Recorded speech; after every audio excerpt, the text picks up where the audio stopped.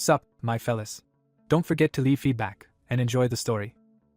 A group of fighters scrambles into formation in the dark forest, trying to locate a roaring monster they intend to kill. Two warriors search for the creature until one shouts a warning that it is right behind his brother. The elf brother turns in shock as something unexpected appears. A human knight suddenly intervenes and wounds the monster, leaving the elf astonished to see an outsider saving him. The elf, shaken and bleeding, demands to know why the outsider helped him.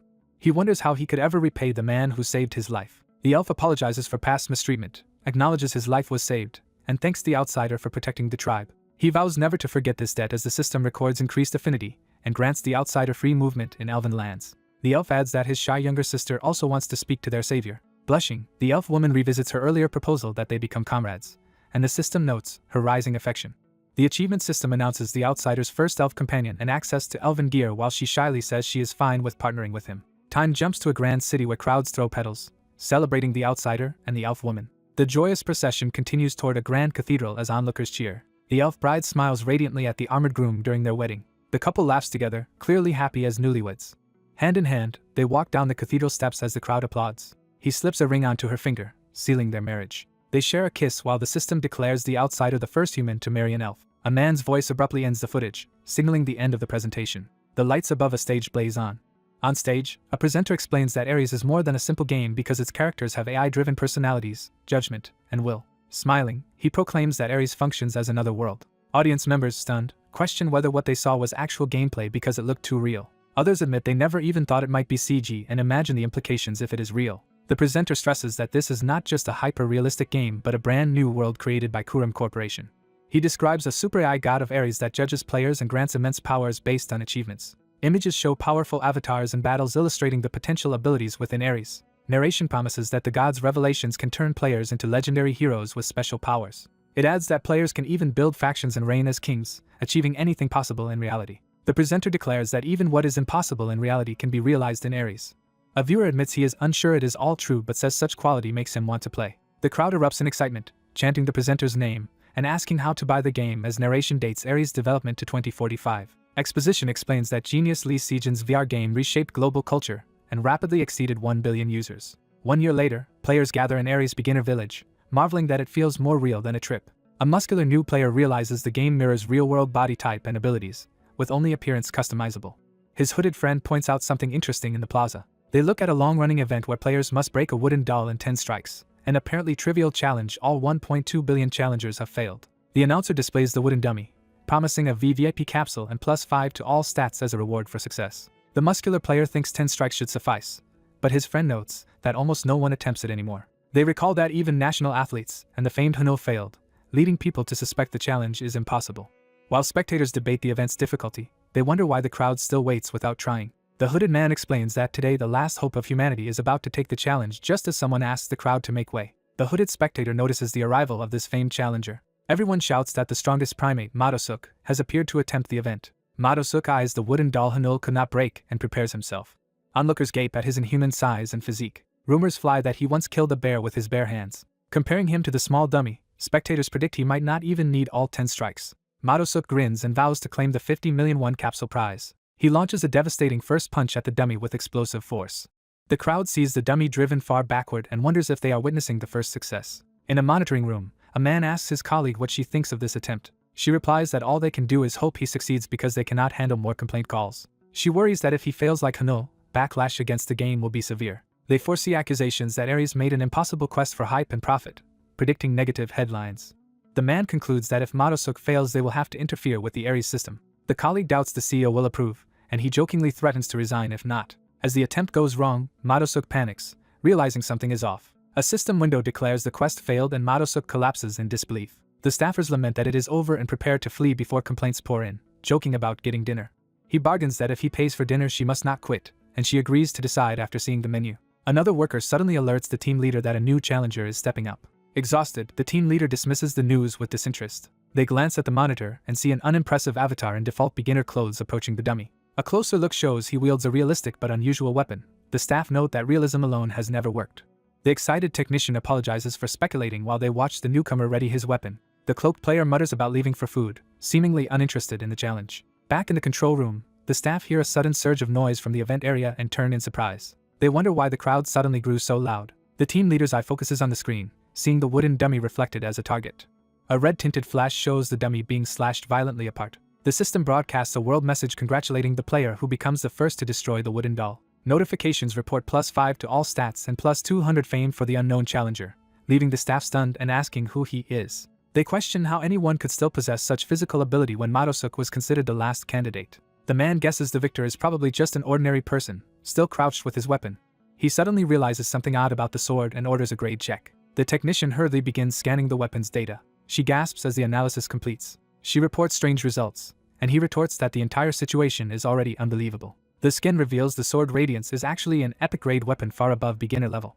The team leader is left speechless. He reels at the idea that the beginner created or obtained an epic item. The victor, face partially hidden, remains calm after his feat. Observers wonder what kind of man he is and what his true identity might be. The narrative shifts to the ringing of metal echoing through a forge.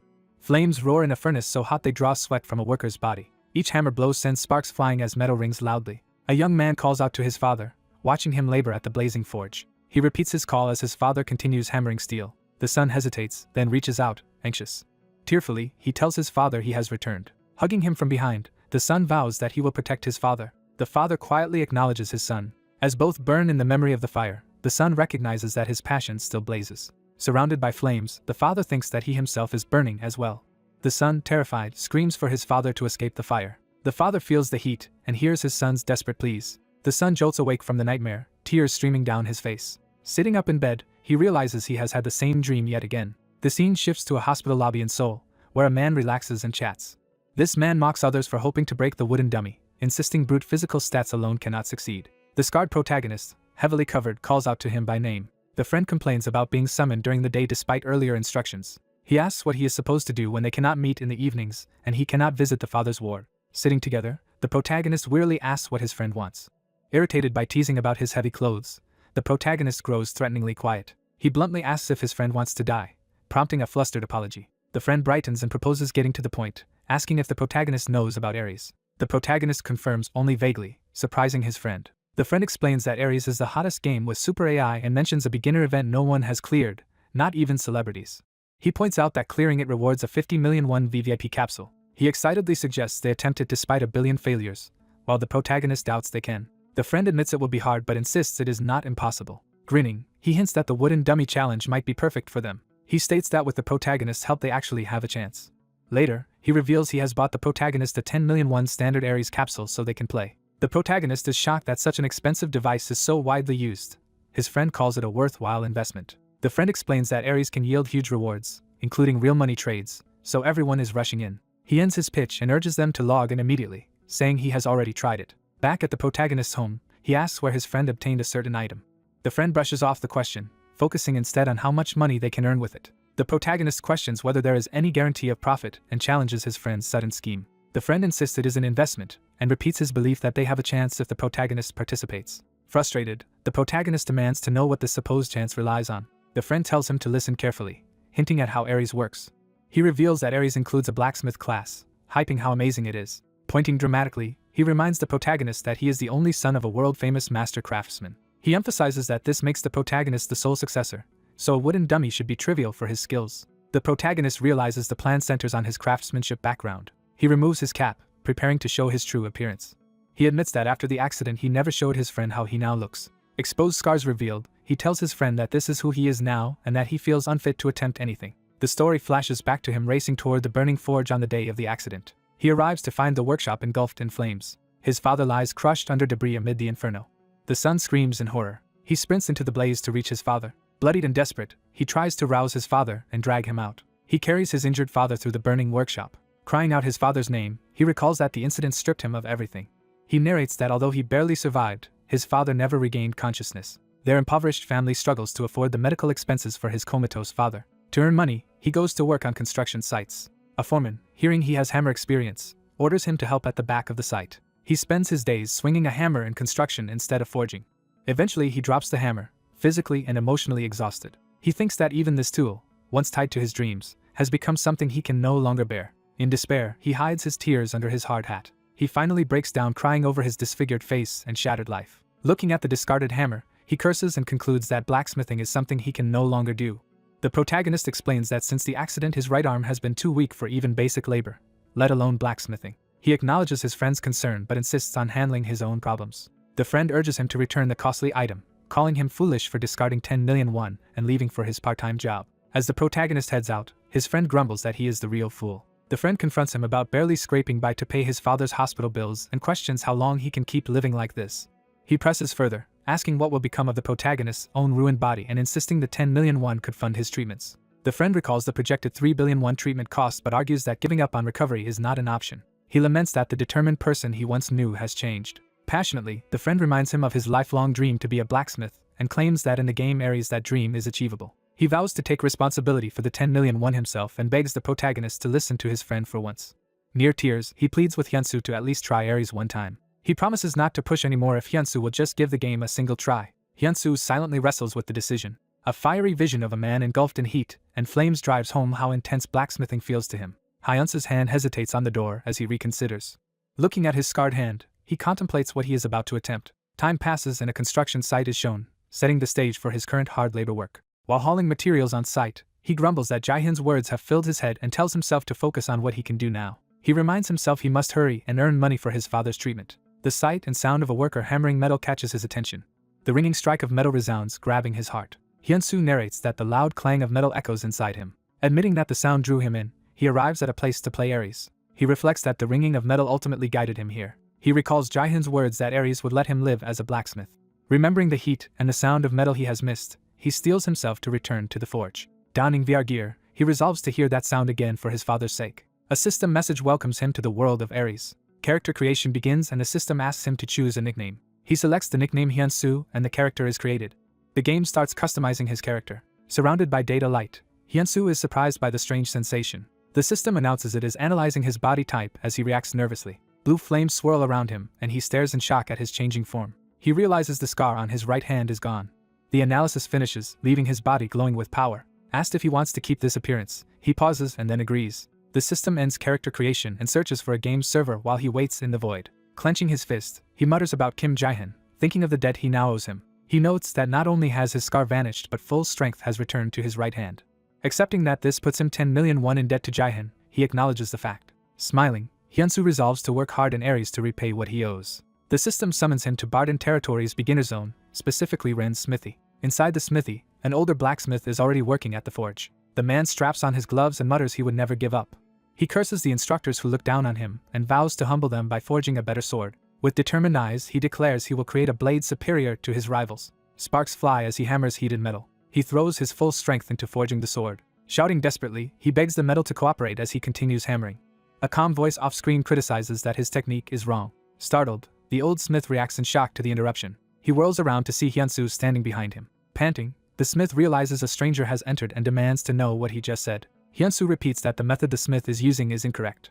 Offended, the smith asks what this kid just claimed. Hyunsu explains that the way the man is trying to forge the sword cannot produce a strong weapon and questions why an outsider thinks he can criticize. Admitting he is being presumptuous, Hyunsu says he spoke up only because he can tell the smith truly wants to craft a proper blade. The smith notes Hyunsu sounds like someone who really knows blacksmithing. Deciding he has nothing to lose, the smith is willing to test Hyunsu.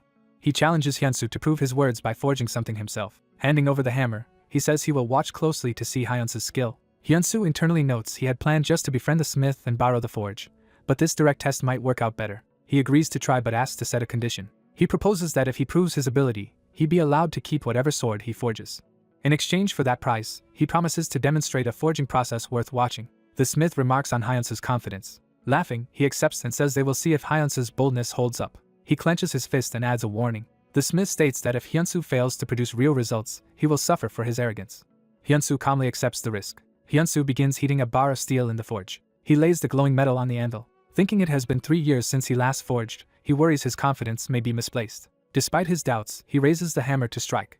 As he hammers, he feels his old instincts returning and decides he can still do it. Memories of his hospitalized father flash through his mind as he works. Jae-hyun's pained shout from earlier also echoes in his memory. Hyunsu urges his father silently to hold on a little longer while he forges. He feels long-buried senses awakening with each ring of steel and burst of heat. Smiling slightly, he admits it feels good to be forging again. From above, we see him hammering furiously as energy swirls around the anvil. He realizes his body remembers every motion and insists he can still forge. Watching skeptically, the smith initially dismisses Hyunsu as another outsider whose imitation will amount to nothing. Yet, as he observes, he admits to himself that Hyunsu's basic form is actually quite solid. Even so, he assumes this is probably as far as the young man can go. He wonders why Hyunsu looks so genuinely satisfied while working. The smith reflects that enjoyment alone is meaningless in a world where only results and exceptional skill decide success. He thinks he let Hyunsu try in hopes of learning something, yet doubts anyone in the beginner zone could possess real blacksmithing skills. Mid-thought, something about the process suddenly catches his attention. He sees Hyunsu driving the hammer with relentless power over the glowing bar. The sight of the strangely shaped, folded steel shocks him. The smith realizes Hyunsu is folding, reattaching, and refining the metal in an advanced technique. He analyzes that this method should remove impurities while strengthening the steel. Amazed, he wonders how he never considered such a simple yet effective approach and questions whether it truly works. Doubting his own eyes, he decides he must verify it. He prepares to use his appraisal skill, suspecting Hyunsu's display might just be a trick. The appraisal window shows the steel has already risen from D grade to C grade. Stunned, the smith rushes closer, thinking there is no way this is happening. He admits he can forge C grade steel himself but has never seen quality increase so rapidly. Conceding Hyunsu was not bluffing, he still assumes C grade must be the limit. He thinks there is no way Hyunsu can push the material beyond this level, and tells himself to let the youth keep hammering. The smith reflects bitterly that without formal skills, tricks cannot change how this world works and believes Hyunsu is ultimately no better off than he is. Morning arrives peacefully outside the smithy. Sunlight streams over the roof as the old man wakes, realizing he had dozed off. Stretching on the bench, he complains that staying up all night to watch the outsider has left him exhausted. Suddenly sensing something, he startles awake in confusion. He sees that Hyunsu is incredibly still forging at the anvil. The smith stares in awe at the scene before him. On the anvil lies a brilliantly heated, refined ingot. Hyunsu continues to hammer with steady rhythm and focus. His eyes widen as he notices something extraordinary about the metal's glow. The ingot shines with an unusually pure, radiant luster. He plunges the heated metal back into the forge to continue processing it. The smith is shocked by Hyunsu's seemingly endless stamina and persistence. He realizes Hyunsu has been repeating the same refining method throughout the entire night. A burst of light erupts as Hyunsu lifts the bar again, startling the smith. Appraisal reveals the steel has now reached B grade, leaving the smith incredulous. The smith thinks in disbelief that Hyunsu actually managed to reach B grade quality. Watching Hyunsu calmly continue, he marvels that someone without any formal skill could bring steel to B grade and suspects the young man aims even higher. Hyunsu inspects the edge keenly, measuring how far he can still push it. He continues carefully honing the blade's surface. Exhausted, he wipes his brow and wonders if he overdid it after such a long hiatus. As he lowers the nearly finished sword onto the table, the smith approaches, surprising him. The smith asks Hyunsu to direct the remaining steps so he can assist with the work. Smiling, Hyunsu gratefully thanks him for the help. Together they resume forging, sparks flying as they work in unison. The two blacksmiths now cooperate at the anvil, with Hyunsu taking the lead. They inspect the developing blade's surface carefully. Hyunsu checks every detail of the metal, ensuring the quality he wants.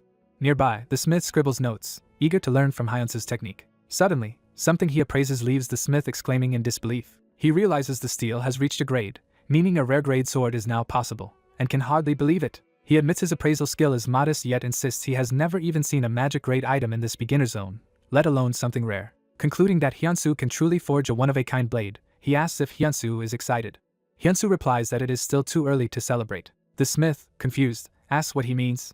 Hyunsu explains that the hilt is unfinished, and the edge must become even sharper. He adds that the blade must withstand overwhelming force without failing and that it still has not reached peak sharpness. Laughing heartily, the smith says he has never met an outsider like Hyunsu and recalls his own lifelong love of hammering, then confirms Hyunsu still intends to forge a sword here to take with him. The smith presents a glowing green ore, hinting at another forging attempt. He urges Hyunsu to forge again using this new material, surprising the younger man. Hyunsu reacts in shock as he holds the massive green crystal. Staring at it, he begins to recognize what the ore is. The smith solemnly identifies it as mithril, a treasured ore passed down in his family. Hyunsu asks why such a precious material is being entrusted to him. The smith says he has already learned much from Hyunsu, wants to learn more, believes the ore exceeds his own abilities, and is curious what kind of blade Hyunsu will make. Holding the mithril, Hyunsu is moved, feeling a desire to protect the smith in return. Wordlessly, he contemplates the weight of this trust. He reflects that mithril ore does not even exist in reality, emphasizing how rare and valuable this opportunity is. Hyunsu is thrilled yet nervous about finally working with the legendary mithril he had only studied before. Deciding to start over with the mithril, he asks the dwarf if he can watch and learn, and agrees since the metal is so precious. The dwarf excitedly asks to call Hyunsu his master, and promises to speak more respectfully if needed. Hyunsu refuses to be called master because the dwarf is clearly older, but the dwarf begs to be accepted as his disciple anyway. Overwhelmed by the dwarf's insistence, Hyunsu threatens to decline the mithril altogether. The dwarf panics and calls after the departing outsider, trying to stop him. 1 month later, Hyunsu has stayed in the beginner zone, tirelessly swinging his sword there. He unveils his finished mithril sword, Gwangyang, an epic masterpiece with powerful combat abilities. A status window shows Hyunsu is still level 1 and classless but with extremely high dexterity and solid basic stats. Observers summarize that after logging into Ares he went straight to the forge, crafted a mithril sword, and cleared the wooden doll event. At Blue Incorporated S Management Center, staff watch Hyunsu's footage on a large screen. One employee marvels at his feats while the other tells him to stop staring and get back to work. The woman warns her coworker he will be demoted if he keeps slacking off. He admits he is frustrated that he cannot dig up more information about Hyunsu. She recites Hyunsu's basic personal data and notes he logged in from a friend's place. She clarifies they already knew his in-game location and that she is reading his data because he just applied for a VVIP capsule. She explains his application just arrived and that he insists his personal details remain private. Her colleague is surprised that Hyunsu wants to stay anonymous. She confirms Hyunsu was adamant about anonymity and wonders why. They note that if his identity were known he would be treated like a celebrity, but conclude he must have his reasons.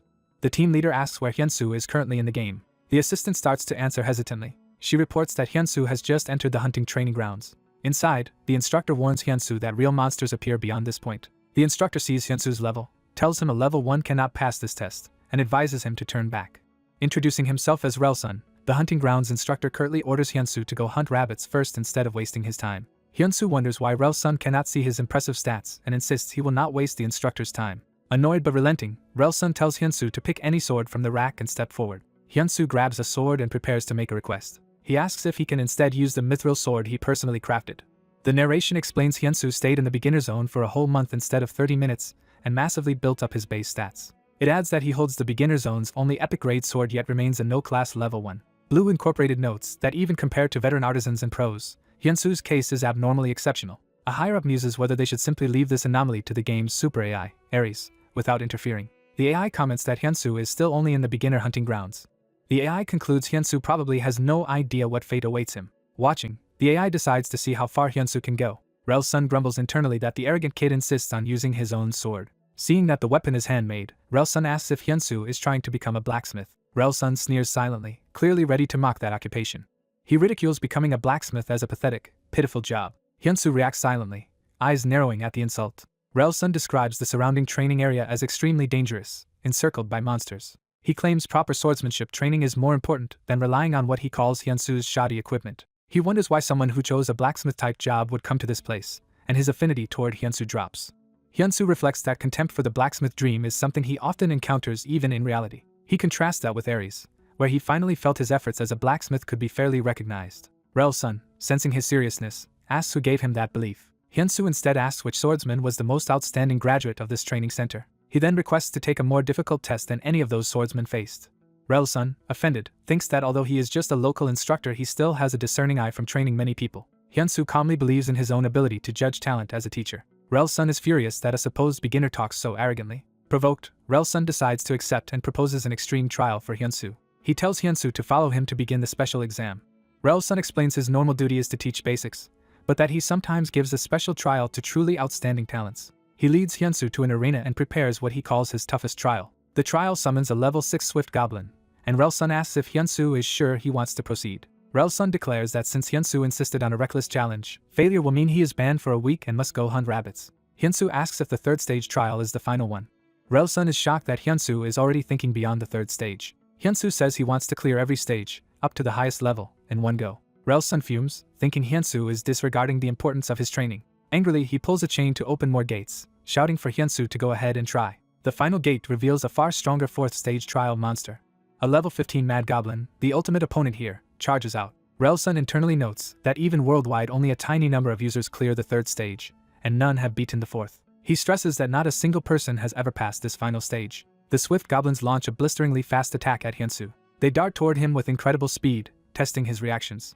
Hyunsu braces himself, raising his mithril sword to block. He clashes directly with one of the goblins, trading blows. His blade shows stress marks as the fierce exchange continues. Hyunsu recognizes, as any blacksmith would, the strain his weapon is under. He activates the sword's power, gripping it tight as green light gathers.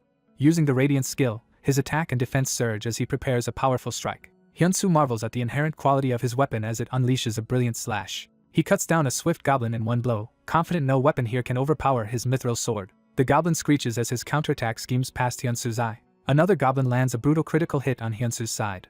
Hyunsu is knocked back and wounded by the blow. Relsun notes that of course a swift goblin's instant critical makes it the natural enemy of beginners. He begins to think that no matter how good equipment is, lack of skill will still be fatal, but quickly senses something is off. Hyunsu groans in pain yet stays on his feet. A status display shows he still has 82% HP, astonishing Relsun that a level 1 survived a critical. Hyunsu reasons that his month of forging raised his strength and stamina enough to endure. Relsun warns that the real danger is only starting now. The Mad Goblin shrieks, fully entering the fray. Relsun identifies it as the Mad Goblin, the culminating foe. The creature uses a vicious skill called Mad Thorns, launching a flurry of attacks. Hyunsu counters with his own frenzied slashes, refusing to back down. He suffers status effects like dizziness and reduced vision, but continues swinging. Despite the debuffs, his eyes sharpen with determination. Relsun admits the kid is amazing but believes he has reached his limit. As goblins converge, Relsun thinks the battle is over and that Hyunsu is finished. Hyunsu tells himself to focus, trust the sword he forged, and commit fully. With calm resolve he decides to simply do everything within his power. He unleashes a blisteringly fast strike at the Mad Goblin. Radiance's passive Swift Blade activates, massively increasing his attack speed for a burst. Hyunsu's accelerated attacks carve through the enemies in a sweeping arc. He believes that with his weapon and stats he can overcome even this huge level gap. The AI overseer in the real world watches Hyunsu's gamble intently. The blue incorporated staff stare at the screen in shock as the fight unfolds. Relsun too is stunned by what he is witnessing in front of him. Hyunsu finishes with a dramatic landing pose after his final strike. System messages confirm that both the Mad Goblin and the remaining Swift Goblins have been defeated. Relsun laughs in disbelief, amazed that Hyunsu achieved what no one else could. He praises Hyunsu's clumsy yet effective slashes that maximize the sword's strengths and assumes he had prior sword training. Hyunsu replies that he only learned a blacksmith should personally handle weapons. Relsun finally understands and is deeply impressed by Hyunsu's dedication.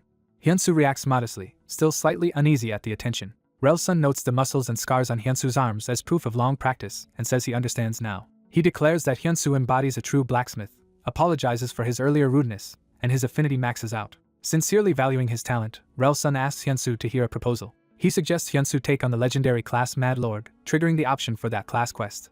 At Blue Incorporated, staff are floored that a player has already been offered a Mad Lord class advancement. They remark that receiving a quest for the legendary Mad Lord, beyond even the epic Mad Knight, instantly qualifies Hyunsu for special management. One staffer says this should be good news but hints there is also a concern. The AI warns that once a class advancement quest is accepted, there is no turning back. Relsun explains that the Mad Lord commands hundreds of Mad Knights and is a supremely glorious figure. He describes the Mad Lord as a world-protecting champion. Relsun tells Hyunsu that with this path he could one day become king of all knights. Hyunsu politely declines the offer. He begins to state his own conviction. He declares that he is, and wants to remain, a blacksmith rather than a knight. The AI quietly acknowledges that Hyunsu's choice fits who he truly is. The two staff members smile, impressed by his decision. Relsun starts to respond, clearly moved. He bursts out in admiration, calling Hyunsu truly magnificent. Hyunsu reflects that he once believed he would never be able to wield a hammer again. He feels that inside this game his life as a blacksmith has restarted. A hidden quest appears, directing him to meet Lord Barnes. Relsun hands him a letter of recommendation and tells him to go to the Lord's castle, where someone awaits such an extraordinary blacksmith. As a reward, Relsun also gives him the rusted but special armor that once belonged to a former Mad Lord, trusting Hyunsu can restore it. Relsun urges him to attempt there as well the impossible feats others failed to achieve.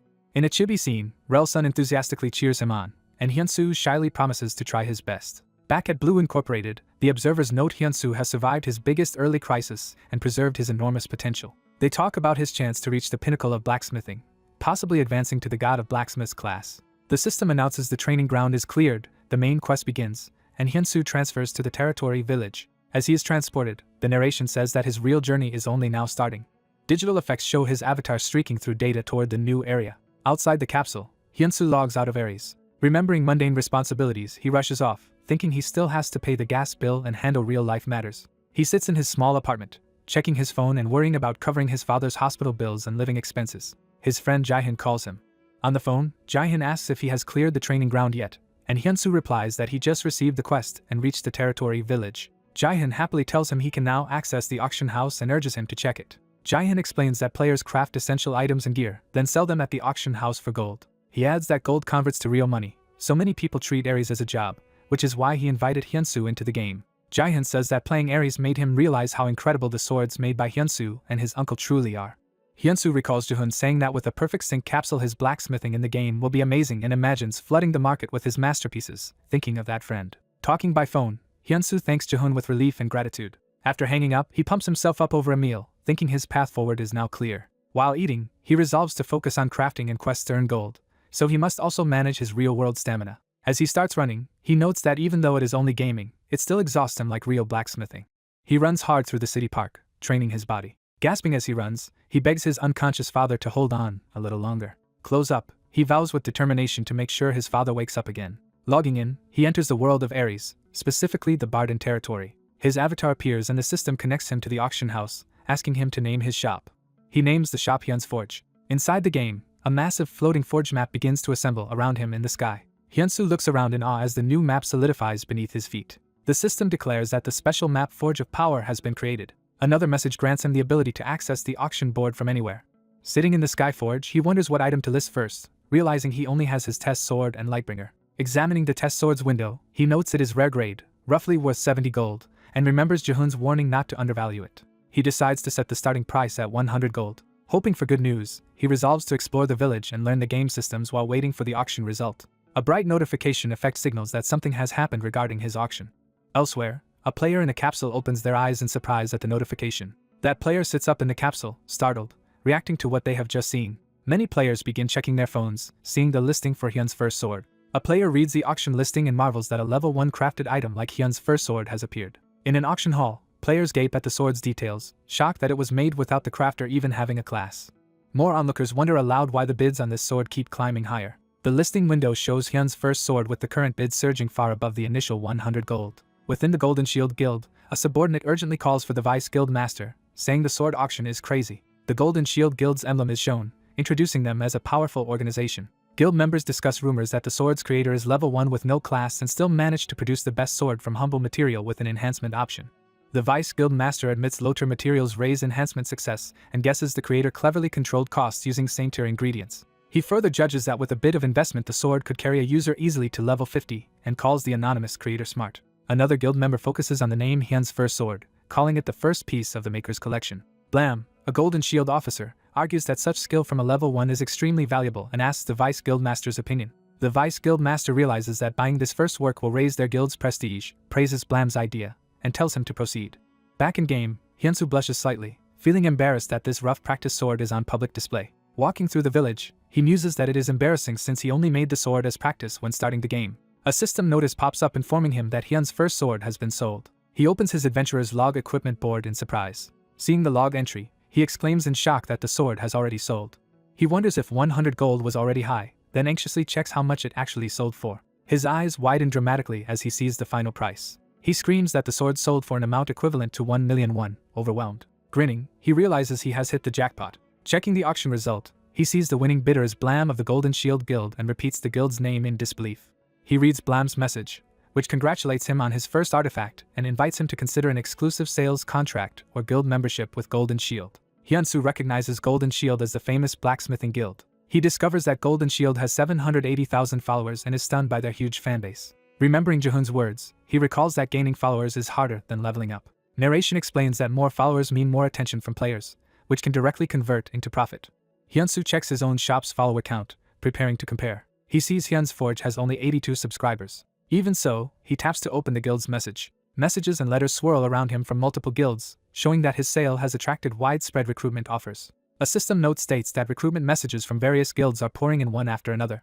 Narration states that in Ares, where real blacksmiths are disappearing, the world eagerly awaits skilled craftsmen like him. It adds that in Ares the value of a craftsman's skills can be quantified with precise data and numbers. A shining helm appears as an example of how such quantified craftsmanship can look even more brilliant here. Hyunsu decides it is still too early to join any guild because he has not yet demonstrated even half of his abilities. Looking up at the Lord's mansion, he thinks that his true value is only beginning to show now. Inside that mansion, Lord Barnes asks his subordinate Bell whether restoring a certain artifact is really impossible. Bell replies that if so, then they must consider their options carefully. The subordinate assures the Lord with a smile, addressing him respectfully. Barnes explains that restoration always risks permanent loss of the artifact, so it must be entrusted only to the continent's best restorer. He says that this expert lives in the capital, is reclusive, and would never travel out to Barden. Sighing, Barnes admits he cannot abandon his responsibilities to go to the capital personally. He glances at a keepsake, clearly troubled. Barnes reveals the damaged bow is his late father's only keepsake and a unique weapon unlike any other. Bell mentally reveals himself as a level 100 rogue using a disguise skill to pose as a blacksmith and thinks it is time to cash in the Lord's trust. Barnes begins calculating, mentioning the restoration cost of 300 gold. Bell eagerly volunteers to take the bow to the capital and ensure it is perfectly restored. Before the deal can be sealed, Hyunsu suddenly interrupts from the doorway, repeating the word restoration. Walking forward, Hyunsu says that the bow in question. He calmly claims that the damaged bow can be restored right here. Bell is furious, cursing the stranger for intruding at the last moment. Shocked, Lord Barnes asks if Hyunsu is really saying he can restore the bow. Bell glares suspiciously at Hyunsu, clearly displeased. Hyunsu specifies that he means restoring this burnt bow immediately on the spot. Barnes turns to the guards, asking who this newcomer is. The guard explains that Hyunsu arrived with a recommendation from instructor Relsun. Barnes recognizes Relsun as the instructor from the beginner hunter's training ground. As Lord of Barden, Barnes formally asks Hyunsu to state his abilities and experience, and a system prompt requests Hyunsu's class and level information. Hyunsu introduces himself as level 1 with the class listed as unemployed. Bell bursts into mocking outrage, calling Hyunsu's boast laughable. He shouts that a level 1 with no class cannot possibly know the restoration skill, which only level 80 blacksmiths can learn. He is especially angry that Hyunsu offers to restore an epic grade recurve bow at a discount after Bell has invested a week into this deal. Hyunsu calmly says Bell is mistaken. He states that the bow is not a recurve bow at all but something else entirely. Hyunsu identifies the weapon as a horn bow. Bell repeats the term in confusion, rattled. Barnes and his guard react silently, paying closer attention. Hyunsu recounts what the guard told him. The bow is a burnt heirloom left by Barnes's father, originally gifted by a mysterious outsider. He notes that it was an unusual weapon of a type no one had seen before. Barnes tells him that is enough explanation for now. Barnes admits he is tolerant of outsiders but dislikes being tricked about his heirlooms. He warns Hyunsu that from here on he must take responsibility for every claim he makes. Hyunsu asks to confirm a detail about the bow, noting that even if the design seemed alien, it might actually have been crafted locally. He suggests that the bow may have been made within this very domain, Barden. Hyunsu says he noticed a painting of buffalo-like beasts in the hall and connects that to materials from his own world. He explains that in his world buffalo horns are considered very special crafting material. Pointing at the charred bow, he notes an oddity in its curve, where whale sinew appears instead of the usual cow's sinew, and asks Barnes to explain. Barnes confirms that the outsider who made the bow was his father's friend and a blacksmith. He clarifies that the painting shows the migration of giant buffalo monsters and that both their horns and whale sinew are rare resources local to Barden. Hyunsu concludes that the so-called outsider gifted Barnes's father a bow actually crafted from Barden's own finest materials. Bell is forced to concede that Hyunsu uncovered material secrets that even a level 100 blacksmith could not see. Barnes confesses he could not bear to watch his father's heirloom decay and only wished to find anyone capable of preserving it. Moved, Barnes directly asks Hyunsu to take on the restoration of the heirloom as a quest, which the system registers with an A-grade reward of 500 gold. Barnes dismisses Bell for now, saying he will call upon him again if needed. Bell reluctantly accepts and withdraws. Outside the hall, Bell fumes internally, cursing Hyunsu and vowing revenge. As he stalks away, he repeats Hyunsu's name as the target of his grudge. He swears that someday he will get back at Hyunsu. Back with Barnes, he asks Hyunsu what is required to restore the bow. Hyunsu lists the needed materials, beginning with buffalo horns, whale sinew, oak, mulberry, bamboo, and proper tools. A system message confirms Hyunsu has fully identified the bow's materials and learned the restoration method for the marksman's horn bow. Another window shows detailed restoration requirements, warning that failure below 70% will destroy the bow, but Hyunsu steels himself, thinking of his father. Hyunsu recalls his father teaching him horn bow making, asking if it is bent and fixed like this. As a child, he insisted he could do the work alone while working beside his father. His father affectionately asked if he really enjoyed making bows that much, noting how absorbed he became despite scraped hands. Young Hyunsu answered that he liked anything as long as he did it with his dad, and his father promised to teach him smithing when he grew older. His father explained that for now he should train his hands to handle materials precisely. Child Hyunsu happily agreed, addressing him as dad. In the present, Hyunsu echoes that promise internally, addressing his father again. Inside the VVIP capsule with 99.9% sync, he reflects that with his current hand skills he can now craft properly, just as his father taught him. In the game workshop, Hyunsu meditates calmly before the gathered horns, woods, and sinew, preparing for the restoration. Lord Barnes appears at the door, surprising Hyunsu by visiting the workshop. Smiling, Barnes offers to help with the restoration effort. Night falls over the manor as they work long hours. Hyunsu chops and planes wood with focused, powerful strokes. He steadily shapes the bow stave, working carefully on the floor. He then bends the horn and wooden core into a circular form. His hands grip tightly as he binds the layers together with sinew. The bent bow is heated above coals so it can set into shape. Sweat beads on Hyunsu's face as he concentrates over the fire. After a day of labor, Barnes groans that the work is tiring and his grip is weakening, while Hyunsu continues.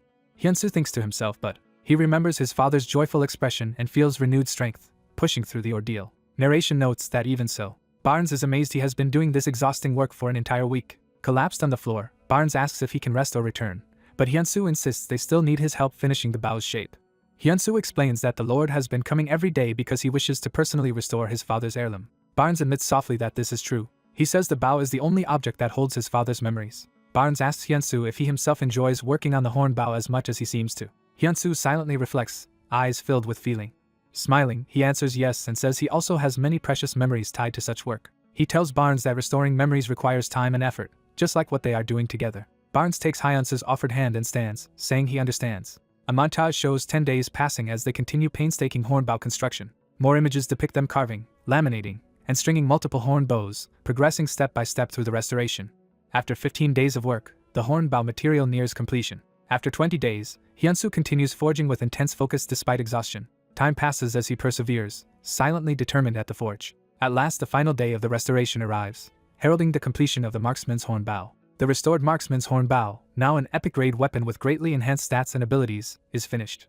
Hyunsu looks up to his late father's statue and wonders if his father is watching his success. Before the statue, Hyunsu presents the newly restored bow, described as a mysterious gift from an outsider just like in the past. Hyunsu hands the bow over and asks the marksman to test whether it feels like the weapon he remembers. The marksman knocks an arrow and fires the horn bow while Hyunsu watches. Hyunsu's keen eyes track the shot to gauge the bow's performance. The arrow flies with explosive force through the sky. The shot lands dead center on the distant target with overwhelming power. The marksman admits the bow feels different from before, surprising Hyunsu. Laughing joyfully, the marksman declares the restored bow far superior to its original state and triggers quest completion. System messages commend Hyunsu for achieving over 100% restoration and maxing his intimacy with Barnes, to his relief. Barnes thanks Hyunsu, saying he can now carry out his duties with peace of mind. He adds that the original reward is too small for such an achievement, and prepares to give more than the promised 2,000 gold. Because of the extraordinary result, Hyunsu's quest reward is upgraded to include free use of the forge along with the 2,000 gold, astonishing him. Hyunsu mentally converts the 2,000 gold into real money, and is delighted it will cover his expenses for the next journey. Smiling slyly, Barnes hints there is something else he wants to bring up.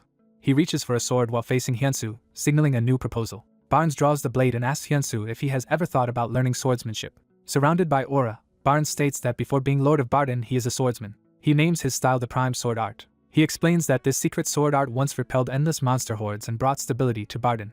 Barnes tells Hyunsu he is clearly a born blacksmith but also possesses another kind of potential. He reveals that he sees in Hyunsu the innate talent of a swordsman. Citing Relsen's recommendation and his own observations, Barnes praises Hyunsu's physique, tool agility, and deep weapon knowledge. Barnes offers to share a portion of his swordsmanship's core with Hyunsu, opening a skill quest to train the Prime Sword Art. With a slightly ominous grin, Barnes urges Hyunsu to follow him closely and work just as hard in training as Barnes did in the workshop. Hyunsu considers this intense instruction an unexpected gift, and a busy month of activity passes. During that month he crafts a personal Gakgung bow and restores the Mad Monarch's rusted armor. He spends long hours hammering and refining the armor in the forge. Hyunsu throws himself fully into blacksmithing, striking metal with fierce concentration. At the same time he spars with Barnes, diligently practicing sword techniques. Their training clashes grow so intense that the impact erupts in blinding bursts. Hyunsu continues drilling the Prime Sword Art, matching blades with Barnes. Barnes watches with a bead of sweat, gauging Hyunsu's rapid improvement. A notification announces Hyunsu has cleared the Prime Sword Art training, and he smiles in satisfaction. On a clear day, someone off-screen asks if he is leaving, and Hyunsu confirms. Hyunsu straps on a golden weapon at his waist as he prepares for departure. Thanking Barnes for his help, Hyunsu says his preparations are complete, and is asked where he will head next. Now clad in restored armor, bow in hand and sword at his side, Hyunsu stands ready for a new journey. Hyunsu decides it is time to get a proper job in the game. Barnes tells him he is always welcome to return if he needs help. Hyunsu walks away beneath the open sky, beginning his next adventure. Outside the estate gates, he resolves to sort his belongings, including the gear he has crafted and restored. He reviews his loadout, noting the Mad Monarch's armor with its damage reflection and his new Gakgung that massively boosts accuracy. To finance future quests, he has also been crafting rare bows and selling them at the auction house. The interface displays one such item, Hyun's second bow, and Hyunsu wonders how much it sold for. Elsewhere, a cloaked figure in an ornate hall views the auction listing for Hyun's second bow. The figure studies the bow's exceptional stats on a holographic screen. Another person remarks that something unbelievable has occurred. They compare the bow to gear once made by top-ranked player Black, amazed that someone at level 1 produced an even better low-material weapon. The narrative recalls that the world's #1 blacksmith, Smith, said that everything in the game ultimately depends on the system Ares.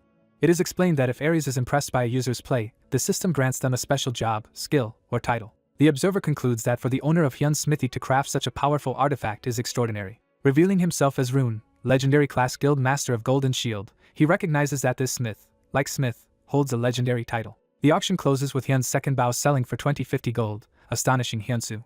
Hyunsu laughs that someone paid the equivalent of 2 million won for an in-game bow, while his status still shows him as level 1 unemployed. Walking while reading his log, he notes he already has 3,200 followers and more guild invitations and crafting requests than he can manage. He shuts the book with renewed resolve, telling himself it is time to move out. Hyunsu strides forward toward his next destination, the Holy Land and Tower of Blacksmiths. His boots touch down on new grass as he arrives in a distant region. He travels through a sunlit forest of tall trees.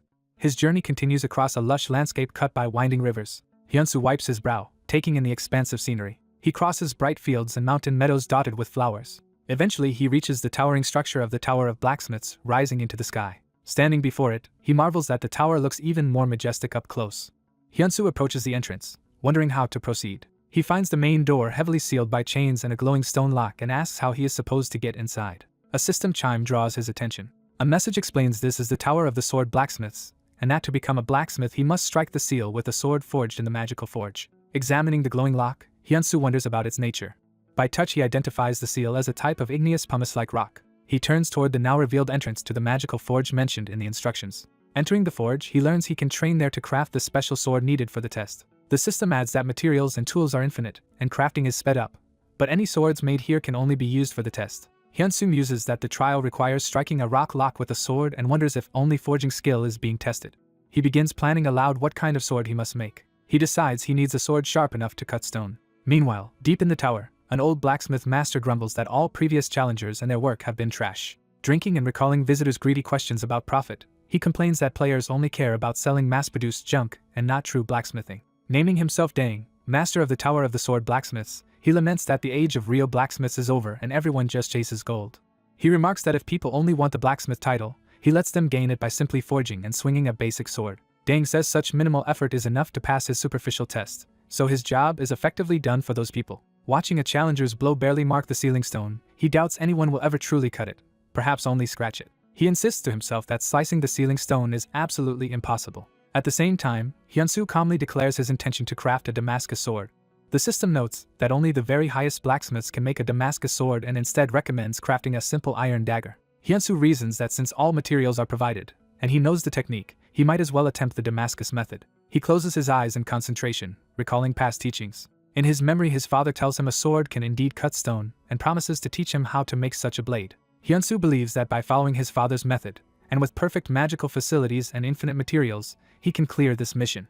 He looks over the special or needed for Damascus steel, which is freely available in the forge. Encouraged that even time is reduced here, Hyunsu confidently prepares to start forging. Smiling, he remarks that this game is truly insane for allowing such a challenge. He then joyfully decides to hammer to his heart's content for the first time in a while. Elsewhere in the tower, Dang lounges by a window, seemingly dozing. He snores, unaware of what Hyunsu is doing below. A sudden disturbance jolts him awake. Disoriented, he senses something unusual is occurring inside the structure. Feeling the building tremble, Dang demands to know what is causing the vibration. Outside, the entire Tower of Blacksmiths visibly shakes.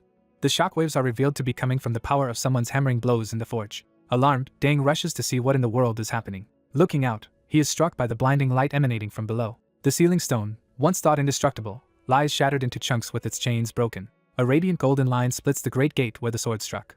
Staring at the result, Dang stammers in disbelief that such a thing could happen. As the doors open and Hyunsu steps through the light, Dang wonders if someone capable of slicing the sealing stone has finally arrived. Overwhelmed, he proclaims that at last the god of blacksmiths has appeared before him. Hyunsu politely approaches and starts to ask about the outcome of his test. He straightforwardly asks if he has passed the trial. Walking beside him, Dang explains they usually measure ability using the sealing stone, but because Hyunsu sliced it cleanly they have no measurement at all. Hyunsu's chibi avatar frets that this might mean a retest. A massive glowing magic circle activates beneath them inside the tower. Hyunsu, awed, recognizes the formation as a magic circle. Dang clarifies that it is actually a summoning circle. With a serious expression Dang says what happens next, starting with the circle, will involve Hyunsu. He earnestly offers Hyunsu his personal hammer to accept. Hyunsu is taken aback as Dang presses the heavy hammer into his hands. A system message states Hyunsu has received the unique hammer of the Covenant. Immediately another notification announces that an SS grade quest is beginning.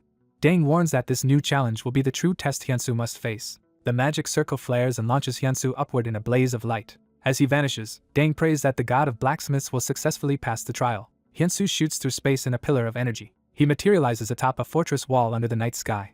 Dizzy, Hyunsu wonders what is happening and if this is really just a retest. A close-up shows his alarm as he realizes something more serious is unfolding. Below the walls, a horde of orcs charges with weapons raised. Their furious roars echo as they rush the fortress in great numbers. The system reveals the SS grade quest objective is to subjugate the invading orc army, leaving Hyunsu shocked that this too is a blacksmith quest. Hyunsu stands on the wall, shaken that he must now confront a full-scale invasion. A quest window confirms again that his mission is to subjugate the invading orcs. Soldiers on the wall cheer, assuming Hyunsu is the reinforcement Lord Dang sent, while he nervously questions being called back up. The quest's clear condition appears, stating he must contribute 70% of the effort among 50 brave warriors. The stern warrior Hans introduces himself to Hyunsu as the leader of the subjugation force. Hans explains that orc attacks on the Prime Kingdom are worsening and asks if Hyunsu can quickly repair their many damaged weapons. Hyunsu admits there is a misunderstanding, since he has not yet officially changed to the Blacksmith class and therefore cannot use any repair skills. Hans points out the ornate hammer in Hyunsu's hand and asks what it is. Hyunsu explains that he received the hammer during his class advancement test and was sent here for an additional examination. Hans realizes Hyunsu lacks any real combat experience and that his fighting level is still at a beginner stage. The soldiers worry that instead of receiving support they have been sent someone who still needs training, wondering what to do given today's especially fierce invasion. Hans decides the situation is too dangerous and tells Hyunsu to wait safely in the watchtower for the time being. As Hans speaks, an axe suddenly whirls through the air, indicating the battle is about to begin. Hans and Hyunsu lock eyes in a tense moment as both sense imminent danger. A massive explosion of light erupts, signaling the violent clash that follows. Hyunsu clashes blades with an orc, blocking its massive axe. The orc's axe is knocked from its hands and skids across the ground. The knight leader stares in shock at Hyunsu's display of power. Hyunsu enthusiastically asks to participate in the battle despite calling himself inexperienced, thinking of this as his retest. The leader is baffled that someone this strong calls himself a beginner. Soldiers assemble outside the fortress, advancing in formation. The squad rushes toward a distant explosion where the orcs are located. Hyunsu reassures himself that if he fights like he did against goblins, he will manage. The leader orders Hyunsu to stay with Ben's squad so Ben can guide him. Ben greets Hyunsu and asks him to look after their squad. Ben volunteers to engage first as the two sides face off. A frenzied orc roars and charges with its axe raised. The orc's terrifying face fills the frame as it prepares to attack. Ben blocks the orc's axe with his shield in a heavy clash. Feeling the pressure is far greater than against goblins, Hyunsu realizes this is his first real battle. Hyunsu bursts forward, joining the melee. Despite the danger of an orc leaping at him, Hyunsu feels confident he will not lose. He meets the charging orc head-on in a blinding clash of steel. Hyunsu cuts cleanly through an orc, decapitating it in a single swift strike. He finishes another enemy and stands amid falling blood, sword extended. System messages report that he defeated a level 10 orc, gained experience, leveled up to level 2, and he notes his month of training paid off. A comrade is amazed Hyunsu is still jobless yet this strong. Hyunsu looks over, startled by the praise and the chaos. He notices Ben threatened by multiple orcs and realizes Ben is in serious danger. Hyunsu activates weapon swap to bring out his longbow and knocks an arrow. Drawing the bow, he channels power as energy swirls around him. His eyes sharpen with intense focus on his target. A powerful arrow streaks out, leaving a fiery trail. The orc attacking Ben swings again, unaware of the incoming shot. The arrow pierces an orc's eye, making it howl in pain. Another orc is blasted back, blood spraying as arrows strike. Ben turns, shocked as an orc lunges at him from behind. Hyunsu keeps firing, covering the battlefield with accurate shots. One arrow explodes an orc's head, killing it instantly. Another shot lights up an orc's chest, hurling it backward. System notices show Hyunsu leveling up again and again with every kill. Ben marvels that Hyunsu can drop a huge orc with a single arrow and wonders if that is even possible. Another soldier yells at Ben to focus because orcs are now rushing Hyunsu. Numerous orcs converge on Hyunsu as he stands glowing with bow drawn. Ben realizes Hyunsu put himself in danger to save him and runs to help. He berates himself for spacing out during battle. Ben blames himself, believing Hyunsu is now endangered because of his distraction. Hyunsu swaps back to his glowing sword Lightbringer. He unleashes the skill Flurry, sending sweeping arcs of light through nearby orcs. A furious orc charges, roaring at Hyunsu. The system explains that Flurry indiscriminately strikes all enemies within a 10-meter radius as Hyunsu slashes them down. Blood and bodies fly while messages declare Flurry attacks everything around and that Hyunsu levels up yet again. Another notice states his contribution rate has climbed to 19% as he surveys the battlefield. The leader thinks it is clear why Lord Deng sent Hyunsu and believes with him they can finally achieve what they never could before. Clenching his fist, he resolves that with Hyunsu they can now accomplish what was previously impossible. Hyunsu smiles awkwardly as the others call his abilities incredible. The leader rallies everyone, declaring that with Hyunsu they will annihilate the orc unit. A system message notes Hyunsu's performance has boosted the squad's morale, and Hyunsu feels like a true member of the subjugation squad. In the midst of fighting he senses something is off and begins to say but, trailing into unease. Even as the system continues to report his level UPS, more enraged orcs charge. His contribution rate only rises to 28% despite his frantic efforts. Hyunsu wonders why his contribution is increasing so slowly when he is defeating orcs faster than anyone. A system alert announces a hidden quest as the chaotic battle continues. The quest text hints that a completely new episode is beginning. A formidable level 51 orc warrior, heavily armored and huge, appears on the field. Seeing this monster, the leader shouts for everyone to stop advancing. Facing the towering orc warrior, he says the long-awaited enemy has finally appeared. He acknowledges this foe as the one they have never managed to defeat. Calling the orc warrior their nemesis, he steels himself. The soldiers cry out to the captain in alarm. They realize they are surrounded by orcs led by the powerful warrior. The captain curses his mistake, realizing they advanced too deep in their excitement. Someone calls to the captain in concern as the situation worsens. Ben and the others ignite their fighting spirit, vowing that this time they will bring the orc warriors down. The captain roars that they will never retreat again. After a moment of grim reflection, he admits they cannot keep fighting like this forever. He calls to everyone, bracing for a decisive command. He then orders a full-force charge against the enemy. The knights rush forward, swept up in the captain's order. Watching, Hyunsu worries that everyone is losing their composure and charging recklessly. He decides to support them from the rear with covering fire from his bow. His first shot bounces harmlessly off the orc warrior's helmet. Hyunsu realizes his arrows are not working against this enemy. He notes that his longbow already has strong penetration and accuracy, yet it still fails to pierce. The orc warrior closes in, brutally cutting down knights at close range. The narration explains that the orc warrior's skin itself is like solid armor. Hyunsu concludes that using only a bow cannot hurt enemies this tough. The captain grits his teeth, fearing their power is still insufficient, and that they might be forced to retreat again. Another knight insists they cannot afford any further retreat, and continues attacking. The orc warrior swings his massive weapon with crushing force. Hyunsu draws his sword again in a high-speed motion. The captain dives in and slashes the orc warrior, drawing first blood. He is shocked by what follows, realizing something unexpected has happened. The captain collapses, gravely wounded, as Hyunsu screams his name. Hyunsu races toward the fallen Captain Hans in panic. Observing their dented shields, Hyunsu judges their previous approach was wrong. Ben staggers, exhausted and injured from the brutal exchange. Hyunsu despairs that none of his current attacks can penetrate the orc warrior's armor. The orc warrior advances menacingly, wreathed in flames, towering over Hyunsu and the others. Watching the desperate battle, Hyunsu concludes the squad will be wiped out if this continues. He clenches his teeth, struggling with what he must do next. Hyunsu shouts to get everyone's attention over the chaos. He warns that if they keep fighting like this, their casualties will only increase. The battered captain listens as his men look to Hyunsu for direction. Ben also looks to Hyunsu, waiting for his decision. Hyunsu takes command, ordering them to form ranks and focus on defense. From a high rock he further orders a rapid fallback into the forest behind them, promising to follow. Ben tells everyone to obey Hyunsu's orders and to evacuate the captain while regrouping. The knights retreat toward the forest as Hyunsu yells for them to hold formation. Ben warns that moving into the forest will slow them down, and only by a little time. Hyunsu answers that he only needs them to survive for 5 minutes. He asks Ben directly if they can hold out for those 5 minutes. Ben pledges they will endure no matter what. The squad and orcs crash into the bamboo forest as the retreat begins. The knights sprint among the trees, chased by the enemy.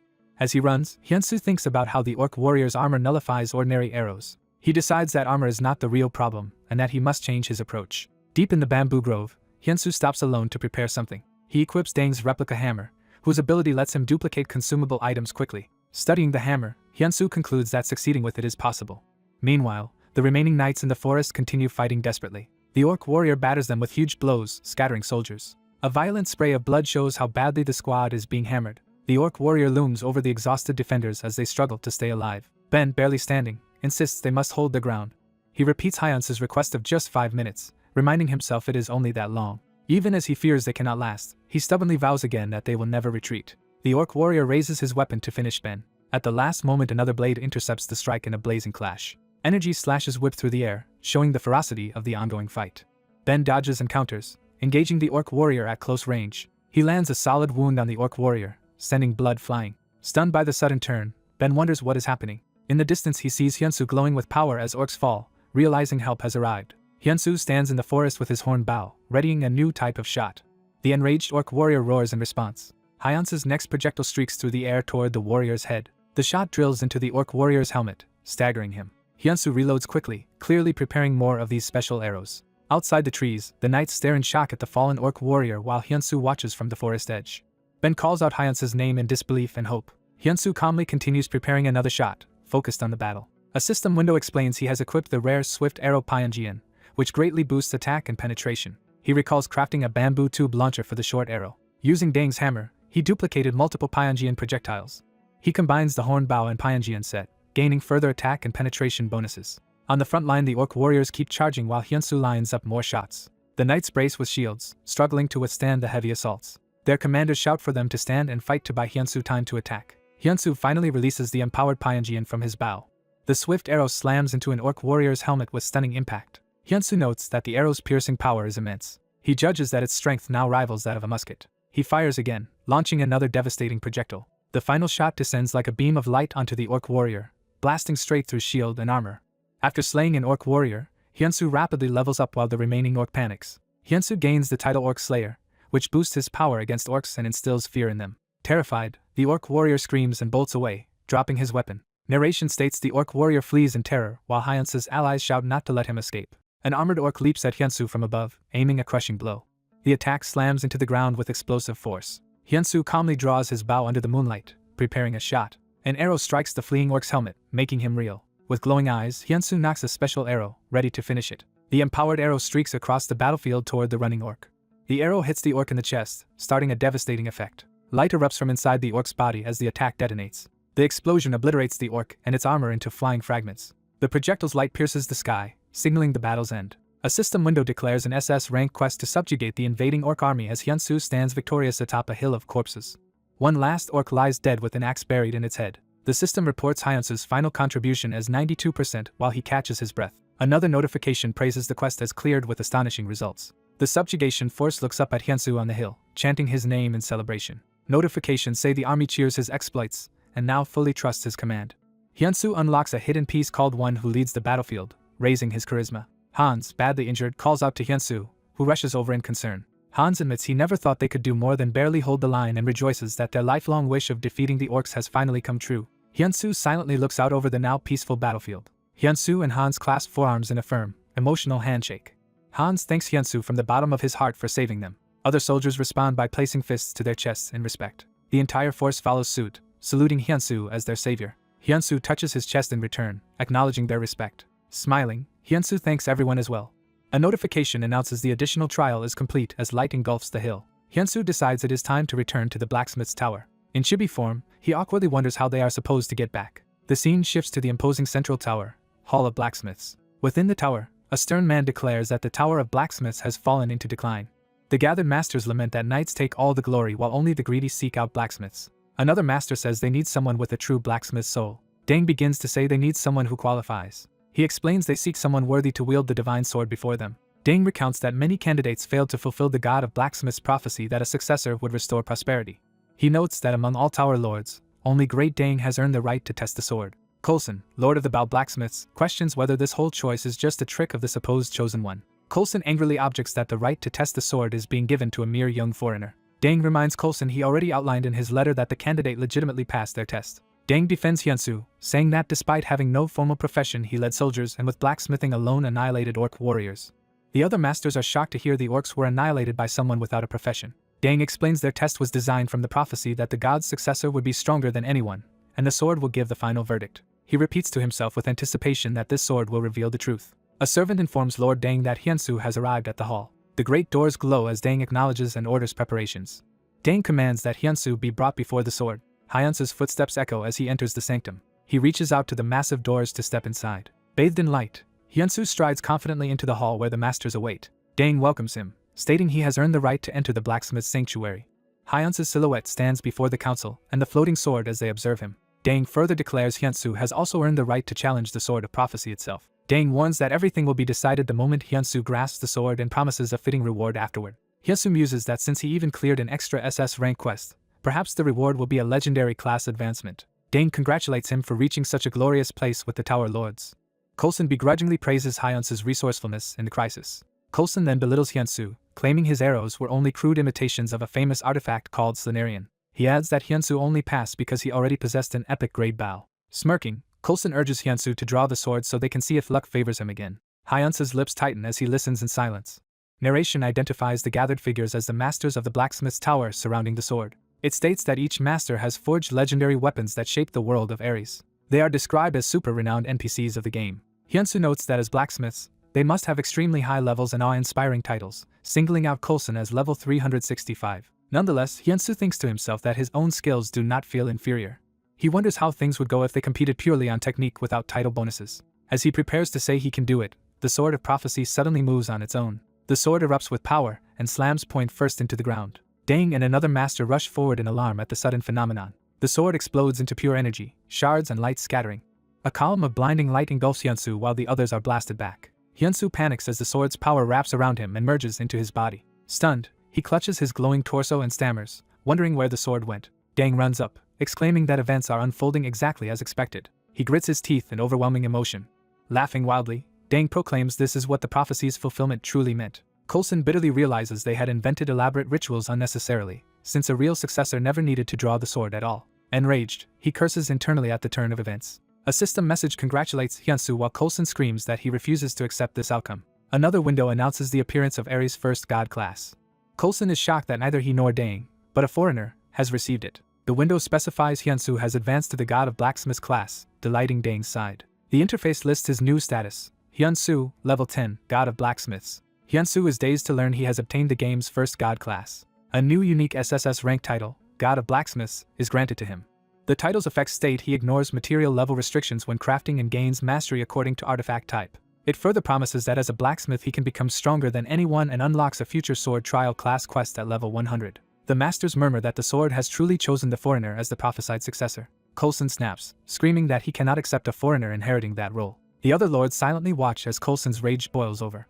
He shouts that they have long awaited a great successor chosen directly by the god of blacksmiths, so they cannot rely solely on the sword's decision. Dang insists the prophecy is absolute, and tries to counter Coulson's outburst. Coulson argues that the prophecy also states the successor must be acknowledged by all Tower Lords. He declares as Tower Lord of the Bao Blacksmiths he cannot accept this. Coulson formally challenges Hyunsu to a blacksmith's duel. He proposes that if Hyunsu defeats him he will accept him as successor, but if Coulson wins the successor's status is nullified. Coulson emphasizes that a victory for him would strip Hyunsu of the title granted by the prophetic sword. Dang yells that Coulson has gone mad and calls for the others to restrain him. Some Tower Lords hesitate, then react with shock and interest instead of stopping Coulson. Dang is aghast as he realizes the others are not siding with him. Coulson taunts Hyunsu that he can still withdraw. He offers to make Hyunsu Vice Tower Lord if he backs down, and obediently accepts Coulson's tutelage. Dang shouts Coulson's name in anger, while Coulson smirks. Hyunsu calmly replies that he will accept the duel. With fiery determination, Hyunsu announces that as the god of blacksmiths he accepts the challenge. A notification appears for a god class skill as Coulson activates his own power. The narration states a true blacksmith speaks through skill and announces that God's custom crafting is now usable. A system quest is generated, an S-grade blacksmith's duel where Hyunsu must defeat Coulson. Coulson explains their duel will differ from a knight's combat duel. He outlines that each will forge a sword at the forge and the one whose weapon shatters first will lose. He points Hyunsu to the top-tier smithy inside the hall and says one day should be enough time to craft a weapon now that Hyunsu has the blacksmith's skill. Coulson mocks him, adding that one day is sufficient if Hyunsu really is the god of blacksmiths. Coulson departs with a smirk, saying they will meet again tomorrow. Dang comments that Hyunsu boldly stepped up for the coming battle. He worries Hyunsu accepted too hastily, given Coulson's skill. Dang stresses that Coulson is exceptionally talented even among tower masters. Hyunsu internally admits that without the new class this duel would have been a certain loss. The narration zooms out to remind readers of the game World Aries where levels and titles grant powerful skills and buffs. It adds that as tower masters they also wield unique special abilities. Hyunsu reflects that his god class has erased that gap. He notes that with his new skill the difference in pure technique has actually tilted in his favor. A detailed tooltip for God's custom-made creation appears, describing how he can forge any artifact with any effect at God grade. The scene shifts to the smithy where hammer blows echo through the rafters. Coulson works furiously at his own forge. He recalls that he once was a sword-forging blacksmith. He remembers inheriting a prestigious family swordsmithing technique. He then recounts how Dang appeared as a master whose skill far surpassed his own. Because of that, he became tower master of the Bao blacksmiths instead of swords. Though resentful, he forced himself to accept Dang's superiority. He recalls the great vow that he made at that time. Yet now that Hyunsu has appeared, his resentment resurfaces. He thinks bitterly that his vow is being trampled by a stranger suddenly placed over him. Coulson rages that this is something he absolutely cannot tolerate. He channels that fury into his forging, hammering with fanatic intensity. The result is a massive fiery explosion from his forge. Coulson cools down slightly, sweat dripping from his chin. Hyunsu likewise completes a gleaming sword before his own roaring fire. Dang watches, thinking about the process of imbuing artifacts with special effects. Hyunsu's narration explains that imbuing effects follows the principle of gaining one property while sacrificing another. He reasons that to win the duel he must prioritize strength and maximize a weapon breaker trait.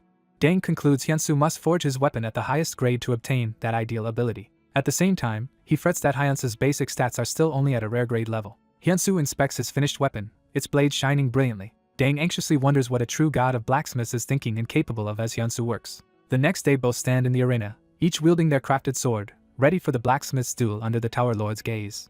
The smug blacksmith notes that since Hyunsu did not flee, he must have forged something overnight. Hyunsu prepares to test whether the blacksmith's skills are worthy of someone called a successor of a god. The blacksmith draws his sword, declaring the first step of the test. He strides into the arena, sword in hand, facing Hyunsu. The blacksmith announces he will introduce his sword to Hyunsu.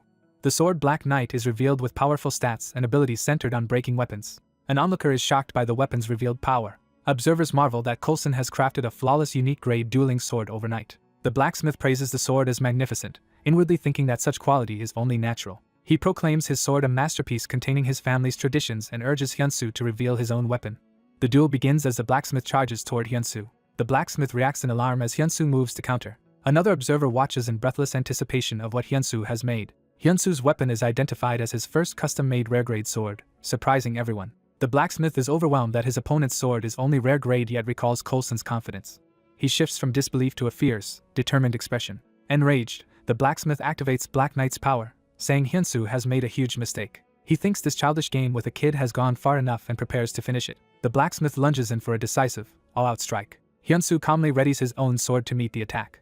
The blacksmith screams as he pours all his strength into the blow. Their clash sends Hyunsu sliding back while the force of impact reverberates through the arena. Spectators gasp at the sudden outcome. The blacksmith sees something shocking in the aftermath of the strike. Hyunsu's focused eye shows his resolve.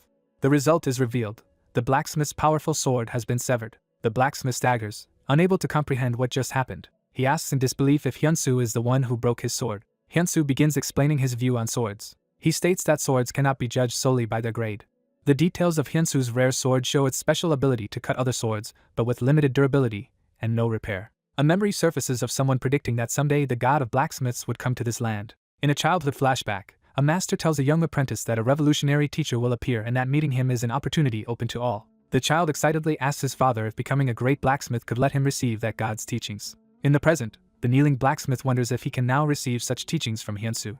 The elder blacksmith Meng reflects that merely breaking a sword is not enough to convince tower masters, so he resolved to create a sword that cuts swords. Someone questions whether such a feat is even possible. Meng explains in the forge that crafting an artifact of that level is extremely difficult. He continues that success depends on the blacksmith's skill, effort, and technique, which determine the effect's value. Meng thinks that bold, unconventional decisions plus the knowledge to realize them are what make a true god of blacksmiths.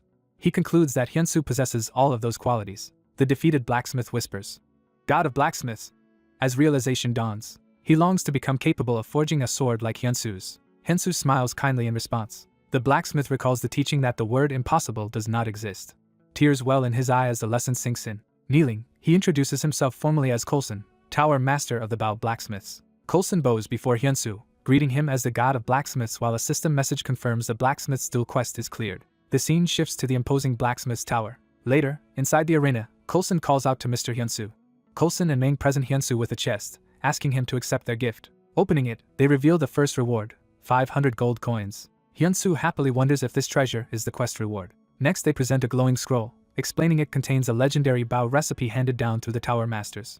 A notification states Hyunsu has obtained the legendary Bao recipe, one of the blacksmith's tower's 10 treasures. Coulson explains that this incomplete Bao design is something he could never finish, and thus is entrusting it to someone destined for great power. Meng adds that now that the god of blacksmiths has appeared, they will rededicate themselves and ask Hyunsu to do the same. They urge Hyunsu to aim for the pinnacle of power. The narration encourages him to explore the wider world. Hyunsu vows that the growth of a god begins now. The story returns to modern reality, showing the convenience store street where Hyunsu lives. He and Meng toast with beer outside the store. Meng laughs that he is drinking beer bought by Hyunsu and celebrates his friend's god class advancement. Meng admits he recommended the game Ares so Hyunsu's skills would not go to waste but never expected such talent. He remarks that after all Hyunsu's hardship at the forge, things are finally looking up. Meng asks what is special about a god class, and Hyunsu answers that nothing dramatic has changed yet. Hyunsu says his more pressing concern is paying his father's growing hospital bills. Meng reports that the new medicine Hyunsu inquired about is not insured and will cost at least 20 million won. He adds that Hyunsu's own burn treatments will also be expensive. Meng warns that relying only on his class will not make enough money, since stamina limits how many artifacts he can craft and sell, so he must level up and gain fame. Hyunsu silently repeats the phrase about a god's growth starting now, digesting Meng's advice. Meng explains that Hyunsu needs to befriend the most famous players in Ares to earn better rewards and items, then use them to forge top-tier artifacts. Hyunsu ponders the idea of befriending famous people. Meng says he has an idea to achieve that and tells Hyunsu to wait and see. Imagining his again warrior persona, Meng promises to rack up great achievements and carry Hyunsu. Hyunsu jokingly tells Meng just to avoid getting fired from his job, which Meng indignantly protests. Meanwhile, an Ares user forum buzzes with posts about a player named Lord obtaining a legendary class. Users point out that Lord, long stuck at rank 21, has finally broken through. They marvel that he has become a legendary class and tease that there is more to the story. Images show Lord in a blazing, fiery form, emphasizing his newfound power. A close-up highlights Lord's intense, flame-lit gaze. Forum chatter reveals the truly shocking news is that Lord defeated the Sword King Barrett, whom no one had even managed to hit before. Readers wonder how Lord accomplished this feat. A flashback shows Barrett failing to land a blow as Lord dodges easily. Barrett is shown desperately attacking, drenched in sweat. Even the Sword King is seen with a surprised expression. Lord stands calmly with his flaming sword clearly in control. Back in reality, Hyunsu contemplates the massive monthly sum of 30 million won needed, thinking about the burden. On his way into the hospital, he reminds himself that he must pay his father's overdue bills that day. He realizes that even with recent quest rewards and auction profits, he still cannot cover everything and cannot allow his father's treatment to stop. Suddenly his phone beeps, drawing his attention. His eyes widen in shock at what he sees on the screen. The auction shows Hyunsu's first custom-made sword sold for over 53,000 gold to the user lord, astonishing him. Hyunsu rushes to the hospital billing desk, urgently calling out. Breathless, he declares that he wants to pay off the hospital bill due that day in full. He resolves that because of this, he can never quit playing Ares. A chat message from Lord thanks Hyunsu profusely for the sword that let him clear Barrett's trial. Lord explains that if others understood the weapon's value, they would see that 50 million won was cheap. He describes how the sword allowed him to strike Barrett's blade and create an opening in battle. Even the mighty Sword King looked surprised when his guard was broken. Lord, the king of the Goyard Kingdom, is formally introduced. The message reveals that Sword King Barrett is now waiting for Hyunsu and wants him to forge a sword. Hyunsu, stunned, repeats Barrett's name as he reads. Lord urges Hyunsu to go and meet Barrett. Hyunsu looks up at the sky, seized by the enormity of the opportunity. He realizes that if he succeeds, he can pay for his father's hospitalization and new medicine, solving everything. Determined, he vows to meet Barrett and accomplish his goals. He adds another objective to his resolve: find the lost forge. The narrative shifts back toward the fantasy world city skyline. A polished shoe steps down, signaling the arrival of someone important. A sharply dressed, imposing man emerges from a car. He approaches an old forge, remarking on the oddity of a blacksmith's workshop in modern times. This man calls out to Hyunsu, reminding him that only a month remains on their agreement. Night falls over the city as the scene transitions. Lights shine from Hyunsu's apartment as something unexpected happens inside. On the phone, Hyunsu learns with dismay that he cannot meet Barrett yet. A voice on the other end scolds him, saying a level 10 newbie cannot expect to meet a king just because he has a god class. The caller explains that to meet high-status NPCs like Barrett, Hyunsu's level and fame must also be high. Specifically, Hyunsu is told he must reach at least level 200 to meet Barrett. However, the caller notes there is still another way: the Goyard Martial Arts Tournament. This annual event in the Goyard Kingdom is a level-limited tournament for players around level 50 to 60. Images show fierce battles, illustrating the tournament's intensity. The narrator explains that Barrett hosts this tournament every year to seek talented outsiders with potential. Meng later tells Hyunsu that the tournament is coming soon, and its winner receives prize money directly from Barrett. He concludes that, for now, this tournament is Hyunsu's only realistic way to meet Barrett. The story jumps back into Ares, where a wagon travels through a forest. Hyunsu rides in the wagon in his in-game form, armed and armored. He recalls Meng's instruction to head for the embattled castle territory. Meng had said castle, on the border between Prime and Goyard and constantly at war with the undead, would need Hyunsu's skills most. Castle is described as a territory defense zone where players must stop waves of undead monsters. Hyunsu remembers Meng's advice that castle is the fastest place to level up. He steels himself, thinking he must clear this dangerous area. As the wagon approaches castle's fortress, Hyunsu resolves to tackle any quest that comes. The winds howl around the fortress walls, emphasizing the harsh environment. A system prompt confirms Hyunsu has entered castle territory as guards on the wall watch the newcomers. A centurion named Lander greets Hyunsu warmly, saying they desperately needed another fighter. Lander explains that they are short-handed because undead incursions have recently increased. Hyunsu asks why the number of undead has risen. Lander hints there is a reason and begins to explain. He describes the holy bell of Ramazan castle that, when rung, affects the undead. When the bell tolls, the invading undead become weakened and easier to defeat. Lander says that up until recently, the bell's sound kept the undead at bay, leading Hyunsu to see it as an event mechanic. But Lander reveals the bell shattered into pieces not long ago. He adds that they were caught off guard, scrambling to reinforce defenses while the undead began to converge. Hyunsu asks if the bell cannot simply be repaired. Realizing something, Lander asks if Hyunsu was sent by Master Dang. Hyunsu confirms he came on Dang's recommendation as the blacksmith of the Sword Tower. Relieved, Lander says they have been waiting for him and urges Hyunsu to meet the commander. As they speak, a figure approaches and Hyunsu agrees to go along. The Castle Knight's commander, Cal, appears and verifies that Hyunsu was truly sent by the Great Dang. Lander confirms this to Cal and explains that Hyunsu has come specifically to see the Bell of Ramas in person.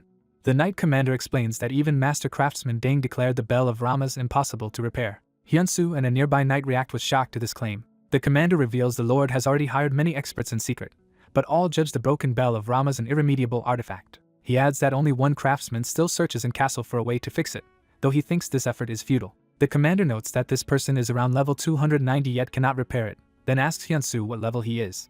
A system window pops up saying the Knight commander has requested access to Hyunsu's level information.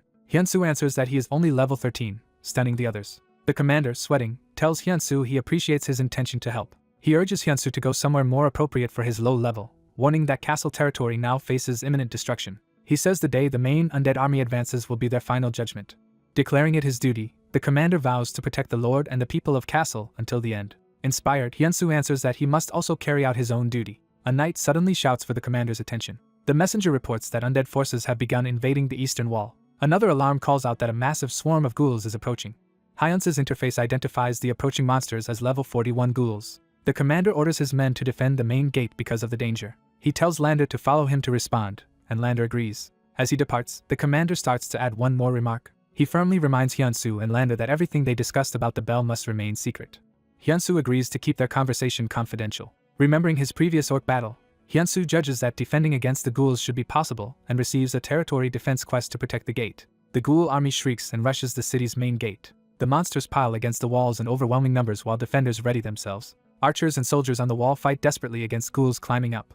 Lander explains that undead are hard to kill without holy weapons, so they must keep striking the same spot repeatedly. Hyunsu fires a powerful, glowing shot. His arrow, charged with energy, pierces and explodes a ghoul's head. The soldiers gape as Hyunsu calmly looses more arrows. Lander realizes in disbelief that Hyunsu is killing ghouls with one shot even without holy power.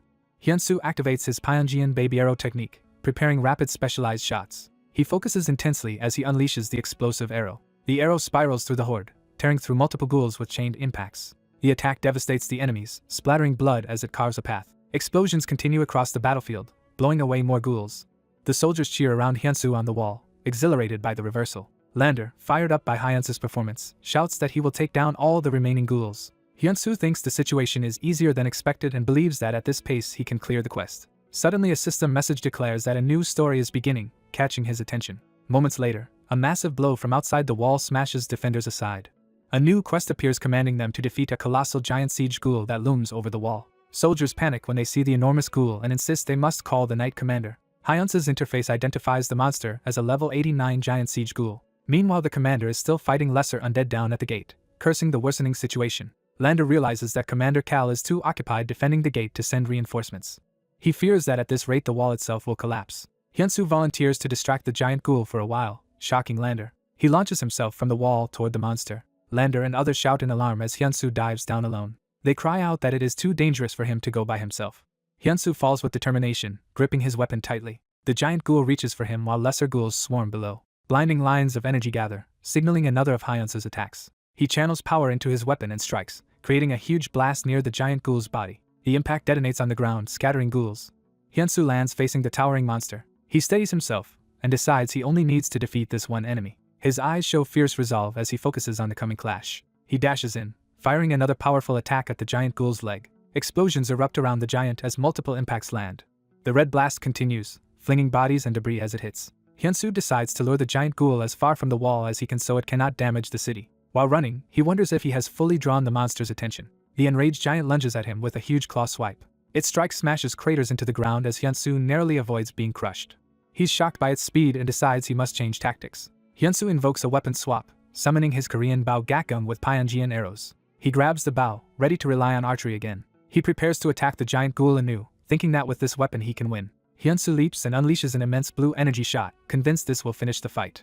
The beam slams into the giant ghoul's head in a massive explosion. When the light clears, the giant ghoul is still standing and turns its gaze on him. It roars furiously, revealing itself unharmed. A red light gathers deep in its open maw, charging a counterattack. Hyunsu realizes in shock that his blow did no damage at all. The giant ghoul's claw lashes out again with lethal force. The hit sends Hyunsu hurtling away, his bow shattering as he crashes. A system alert warns that his HP has fallen below 10%. Another notice says he will be forcibly logged out if his HP reaches 0, and he mentally protests dying like this. He hits the ground in a massive impact, dust and rocks erupting around him.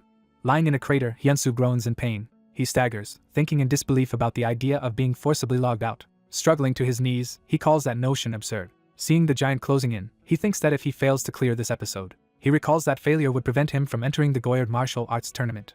He then remembers that without that tournament he cannot pay his father's hospital bills. He also worries about affording treatment for his own injuries. And he thinks of how he would never reclaim the family blacksmith shop, vowing not to return to his former hopeless life. Gritting his teeth, he steels his resolve. He reminds himself he started this game specifically to change his reality.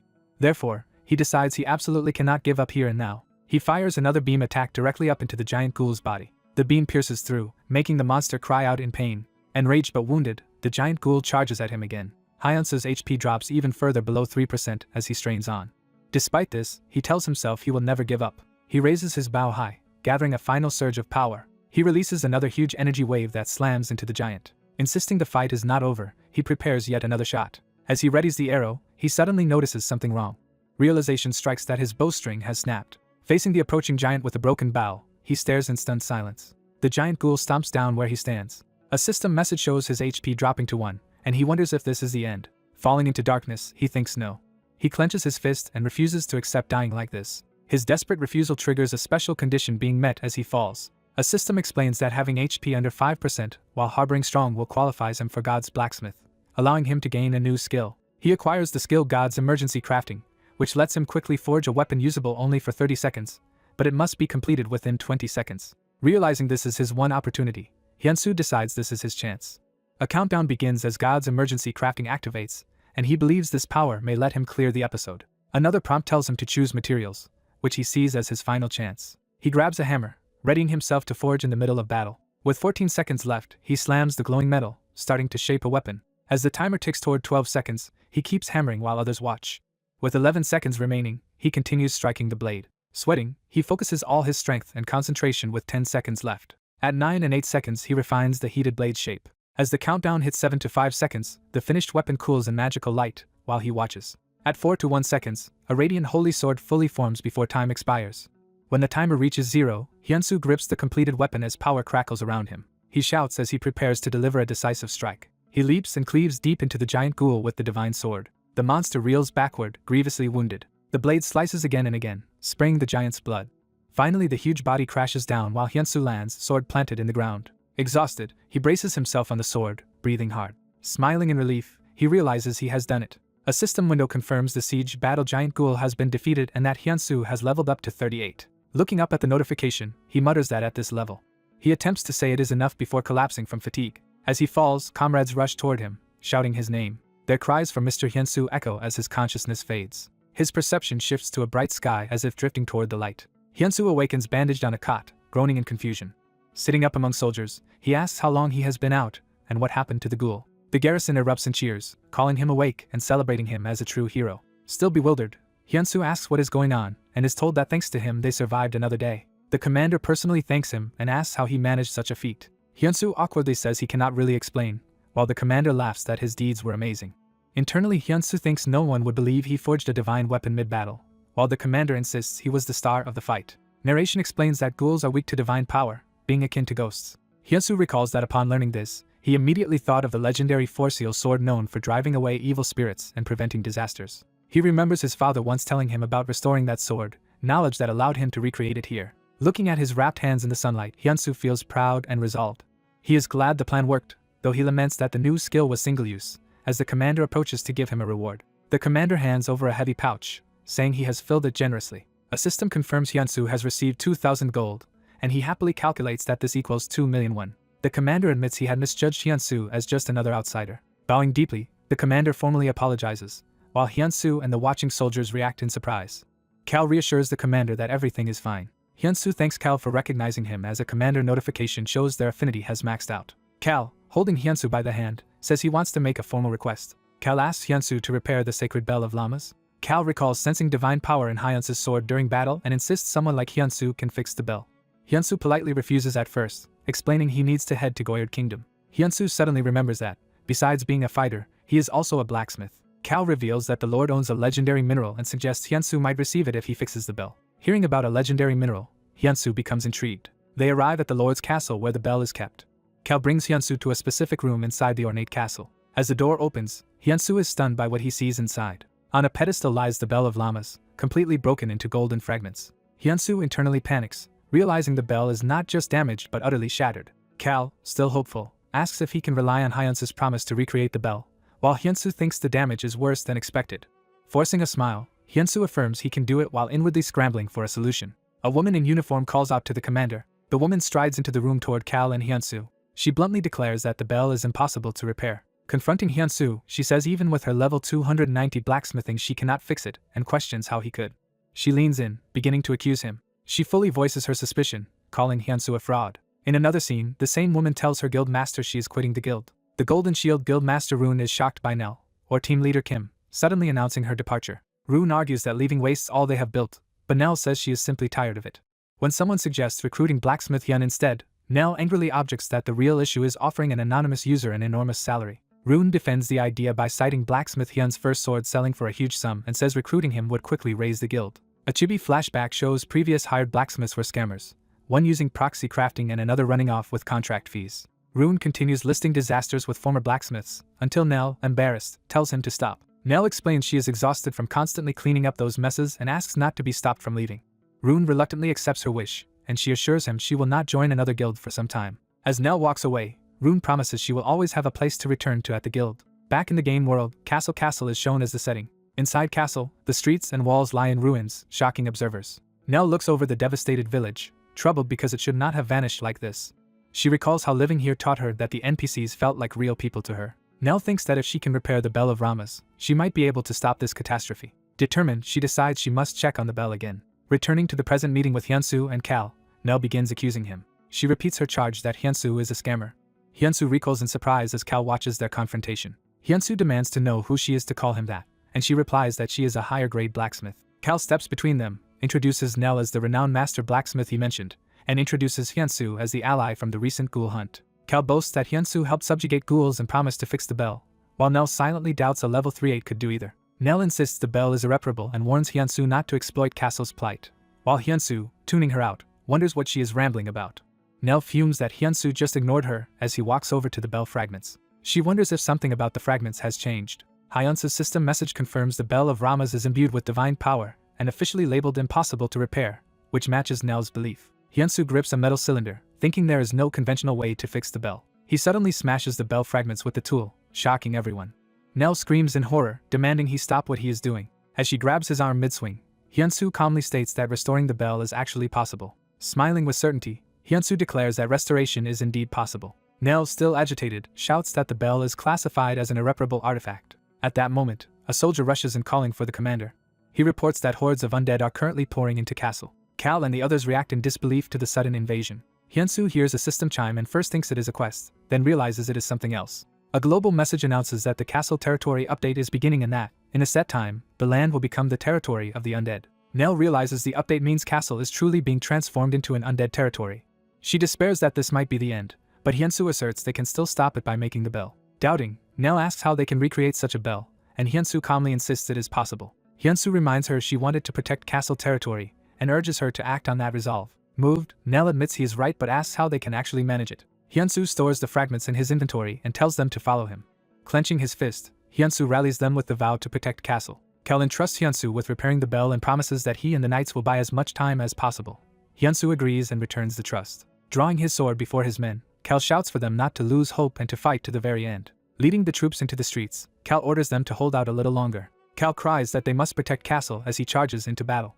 Elsewhere, the sun sets over the blacksmith district, where Hyunsu will work. Hyunsu and Nell enter the sprawling forge with the bell fragments ready on a table. Nell asks Hyunsu what specific plan he has for recreating the bell. Hyunsu explains that when he shattered the fragments, the divine power remained, meaning the material itself holds the divinity. He decides to melt the material and cast an entirely new bell, expecting the divine power to become even stronger in a completed form. Nell remarks she has never seen such a skill, but Hyunsu says you do not need special skills to repair something. He states that humans have two hands for a reason and orders that they start by melting the divine material in the furnace. Watching him labor manually, Nell marvels that he intends to do everything by hand in this era. When Hyunsu heads deeper into the forge, he asks Nell if she is coming along. Smiling, he admits the work is far too much for one person and implies he needs her help. The scene shifts to the real-world dev room where developers monitor the game on their computers. One tired developer drinks from a tumbler while staring at the screens. He sighs that they are doomed and that the Castle territory update seems like it will flop. Another developer scolds him for being pessimistic on update day, then notices something unusual on a monitor. Curiously, he asks what his colleague is watching so intently. They zoom in on gameplay footage showing Hyunsu and Nell at the forge, wondering if the strange behavior is due to that blacksmith user. The skeptical dev laughs off the idea that any user could fix the bell and tells his coworker not to be cowardly. A third dev, a woman, interjects that Hyunsu is no ordinary player. She stares at the screen in silence, anticipating what he will do. Meanwhile, on Update D-Day, Castle's defenders battle a massive army of undead outside the walls. Cal urges everyone to stop the undead and keep them from breaching the city. Exhausted soldiers gasp as more monsters converge on them. One soldier fights back with a powerful sword strike, grunting with effort. Another is knocked flat as an axe-wielding ghoul looms over him. A grotesque undead roars and raises its weapon to finish the fallen man. The threatened soldier screams in terror. Cal dashes in and slashes the monster, saving the soldier at the last second. He checks on the troops, who call out to the commander in concern. Cal shouts for everyone to hold out just a little longer. Rallying cry in his heart, Cal fights on, insisting they must protect their birthplace, castle. His sword begins to crack under the relentless combat. He realizes with dread that his weapon is failing at the worst possible moment. The blade finally shatters as he tries to block another heavy blow. A towering undead swings down violently at Cal. Cal closes his eye, cursing and wondering if this is the end for him. He braces as the massive weapon comes down toward his head. Suddenly, an unexpected sound distracts both Cal and the undead mid-swing. The leading undead clutches its head, screaming in agony as if afflicted by the sound. Other undead around the walls ignite and writhe in pain, roaring as they burn. A bright, wind-like wave of light emanates from Castle's tower, incinerating the horde below. Cal stares up in amazement at the glowing tower. Realizing what has happened, he exclaims that the Bell of Ramas has been fixed. Back in the dev room, a developer spits out his drink in shock. He and the others gape at the screen showing Castle saved and yell in disbelief at what is happening. In the forge's tower, Hyunsu raises the newly crafted bell with a hammer in hand. He strikes the completed bell, unleashing its powerful divine resonance. Nell, watching from afar, is stunned that Hyunsu actually succeeded. The devs frantically question what they are seeing, wondering if the update has failed because of this unexpected outcome. One dev explains that this player has not logged out or slept since the update countdown began. Another is horrified to learn Hyunsu has effectively stayed awake for an entire real-world week. A narration flashes back to 5 days before D-Day, when Hyunsu first headed to the forge in Castle territory. It explains he then mobilized the villagers to begin the complex work of recreating Ramas's bell. Hyunsu recounts how they had to melt the completed bell down to its base material again, mainly to extract its divine power. While he drafted blueprints, Nell managed war supplies and coordinated part of the town's defense effort. A special notification marks the beginning of a divine custom-made project as Hyunsu studies his plans. He vows to maximize the bell's power to repel undead and even add a damage-dealing ability. At the forge, Hyunsu orders workers to raise the furnace temperature as high as possible for the casting. Molten metal pours, and narration says that if everyone works with one heart, the divine power in the bell will be stronger. Hyunsu warns that no impurities can enter the melt as everyone stirs carefully to protect the territory. A burst of light signifies that stronger divine power is indeed being imbued into the metal. On D4, workers pour the glowing metal into a massive mold for the new bell. Later, Hyunsu hammers away at the hardened exterior, revealing the bell inside as Nell watches. On D3, the exhausted villagers and knights collapse around the forge from overwork. On D2, even Nell is shown nodding off from fatigue. On D1, a loud noise startles Nell awake. She rubs her eyes, realizing she had fallen asleep despite trying to keep watch. Looking up, she sees Hyunsu still tirelessly working on the nearly finished bell. The narration notes that he has continued hammering the bell for several days without rest. A system message triggers, indicating Hyunsu's apprentice title is activating as he works. Another message confirms she has witnessed the process of a master blacksmith and that her own high-grade blacksmith mastery has risen significantly, leaving her stunned. Hyunsu remarks that it was noisy in the forge yet Nell somehow slept soundly, while she protests she did not sleep that long. Since only finishing work remains, Hyunsu tells her she can rest, but she asks if she may question him. Nell nervously guesses that he is actually the famed blacksmith Hyun. Hyunsu looks at her silently, preparing his answer. With a faint smile, he prepares to respond. He confirms with a simple yes, all while resting his hand proudly on the new bell. Bathed in golden light, Hyunsu presents the completed bell to Nell, who approaches in awe. A close-up shows Nell overwhelmed and moved by the sight. She admits that calling the bell beautiful is an understatement, and repeats that it is truly beautiful. As a system window appears above them, Hyunsu and Nell stand before the radiant new Bell of Ramas, awaiting the next notification. A unique second custom-made bell with infinite durability and anti-undead abilities is recreated, restoring a once-lost artifact. Nell learns the bell was recreated and wonders if that explains its increased power. The local craftsman marvels that he has never seen anyone achieve such a feat before. Standing before the finished bell, Nell addresses Hyunsu with awe. Overwhelmed, Nell suddenly grabs Hyunsu's hands, shocking him. Blushing excitedly, Nell begs Hyunsu to stay by her side from now on, leaving him bewildered. When Hyunsu asks if she is confessing, Nell flusters and denies it loudly. On D-Day, Hyunsu strikes the bell, activating its power. The bell's sound spreads across the city in a powerful shockwave. Undead monsters and afflicted people are engulfed in purifying flames, screaming as they burn. The undead army continues to writhe and disintegrate in the spreading holy fire. Exhausted soldiers watch the flames consume the enemies as they catch their breath. A system message declares that crafting the new bell has annihilated the undead and allows blocking the update to create a new story. Hyunsu celebrates that they finished in time and feels relieved their effort was not too late. His accumulated fatigue triggers the abnormal status of fainting, and he collapses. Hyunsu falls unconscious beside the bell as Nell runs over, calling his name. From his fading perspective, Nell frantically asks if he is all right and screams his name. A quest window announces the bell repair quest is complete as Nell holds Hyunsu in her lap. Another window states that Hyunsu's quest reward is being changed while he rests. Online messages mockingly discuss the mysterious blacksmith Hyun, not realizing who he is. An update report shows the castle territory patch failed because the bell existed before and after the change. Viewers realize the famous Hyun who repaired Ramaz's bell is the same Hyun they had been discussing and praise his feat. Hyunsu's Forge account suddenly gains a flood of new followers. The scene shifts to morning sunlight streaming into Hyunsu's room. Hyunsu wakes up to the sound of constant notifications and wonders why it is so noisy. He checks his interface and is shocked to see Hyun's Forge has over 101,000 followers. He exclaims in disbelief at the follower count while staring at the glowing screen. Nell reflects that engraving Hyun's name on the bell turned out to be a smart decision. She notes that from now on every visitor to castle territory will see that bell bearing his name. Hyunsu, now up from bed, invites a visitor into his room. The bandaged captain happily announces their territory's benefactor is awake and that the lord has approved Hyunsu's reward. He presents a heavy bag of 330,000 gold, which the system confirms Hyunsu has obtained. Hyunsu mentally converts the amount to 330 million won and realizes this money lets him contact someone important. As Hyunsu processes the fortune, the captain and a priest watch him in satisfaction. The priest smiles and says such a benefactor deserves this scale of reward. He opens a chest and explains that the lord has ordered him to bestow a special item on Hyunsu, leaving Hyunsu stunned. The system reveals that Hyunsu has obtained the legendary mineral orichalcum. Hyunsu thanks them, but the captain insists they are the ones who owe him gratitude. The captain explains that unlike other outsiders, Hyunsu did not abandon them and instead protected their territory. Bowing deeply, the captain thanks Hyunsu again for what he has done. Feeling the captain's sincerity, Hyunsu modestly replies he only did what was necessary, comparing the earnestness of Ares' people to real-world people. Hyunsu then says he must briefly return to his own world, which the captain accepts with understanding. Hyunsu logs out, vowing to reclaim his forge, as a system message confirms his logout. Watching him vanish, the captain and priest remark on how fascinating outsiders are. The story shifts to the next day in Jeonju, where two men stand outside a traditional house. One man checks his phone and sees a notification that 330 million won has been deposited by Kan Hyunsu. The scarred man, Hyunsu, smiles emotionally, realizing the transfer went through. The other man, real estate investor Kan Hyuksu, praises Hyunsu's accomplishment. A flashback begins, set 1 year earlier, showing a photo of the forge before the fire. In an office, Hyunsu and Hyuksu sit across a table as they negotiate. Hyuksu states the total compensation for the fire-damaged property comes to 330 million. He remarks that the fire was severe, and Hyunsu confirms it was. Hyuksu tells him the money should at least cover hospital bills and excuses himself due to time constraints. Despairing, Hyunsu wonders aloud if he will ever be able to buy back the forge. Hyuksu pauses in surprise and asks what Hyunsu just said. Hyunsu asks if, by somehow raising the money, Hyuksu would sell the forge back to him. Hyuksu points out that purchasing the nearly destroyed forge would be more expensive than buying a new place.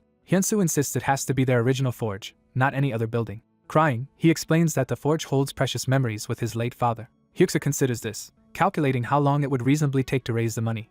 He decides that, at best, it would take 1 year. Hyuksu offers Hyunsu exactly 1 year as a grace period, warning that afterward he will sell the property immediately. Overjoyed, Hyunsu repeatedly thanks him and hopes he can contact Hyuksu first when that day comes. The flashback connects to the present, reiterating the deposit message from Kan Hyunsu. Back in the present, Hyunsu tells Hyuksu he really managed to pull it off. Hyuksu, formerly identified as a real estate investor, again praises Hyunsu's achievement. Standing in the yard of the damaged forge, Hyunsu admits he knew his request was unreasonable. He notes that a 1 year grace period was only an estimate, and that most investors would have already sold the place, yet Hyuksu kept his promise. Hyunsu asks why Hyuksu showed such generosity. Hyuksu places a reassuring hand on Hyunsu's shoulder, preparing to explain. He says Hyunsu was the first person who ever tried to buy back a property they had already sold him. Hyuksu had wanted to cheer on this unusual client who refused to give up. This sincerity moves Hyunsu to the verge of tears. Hyunsu thanks him loudly, but Hyuksu replies that he is the one grateful Hyunsu kept his promise. Hyunsu thinks that thanks to this grace period he was able to hold on to the dream of reclaiming the forge, and now wants to repay Hyuksu.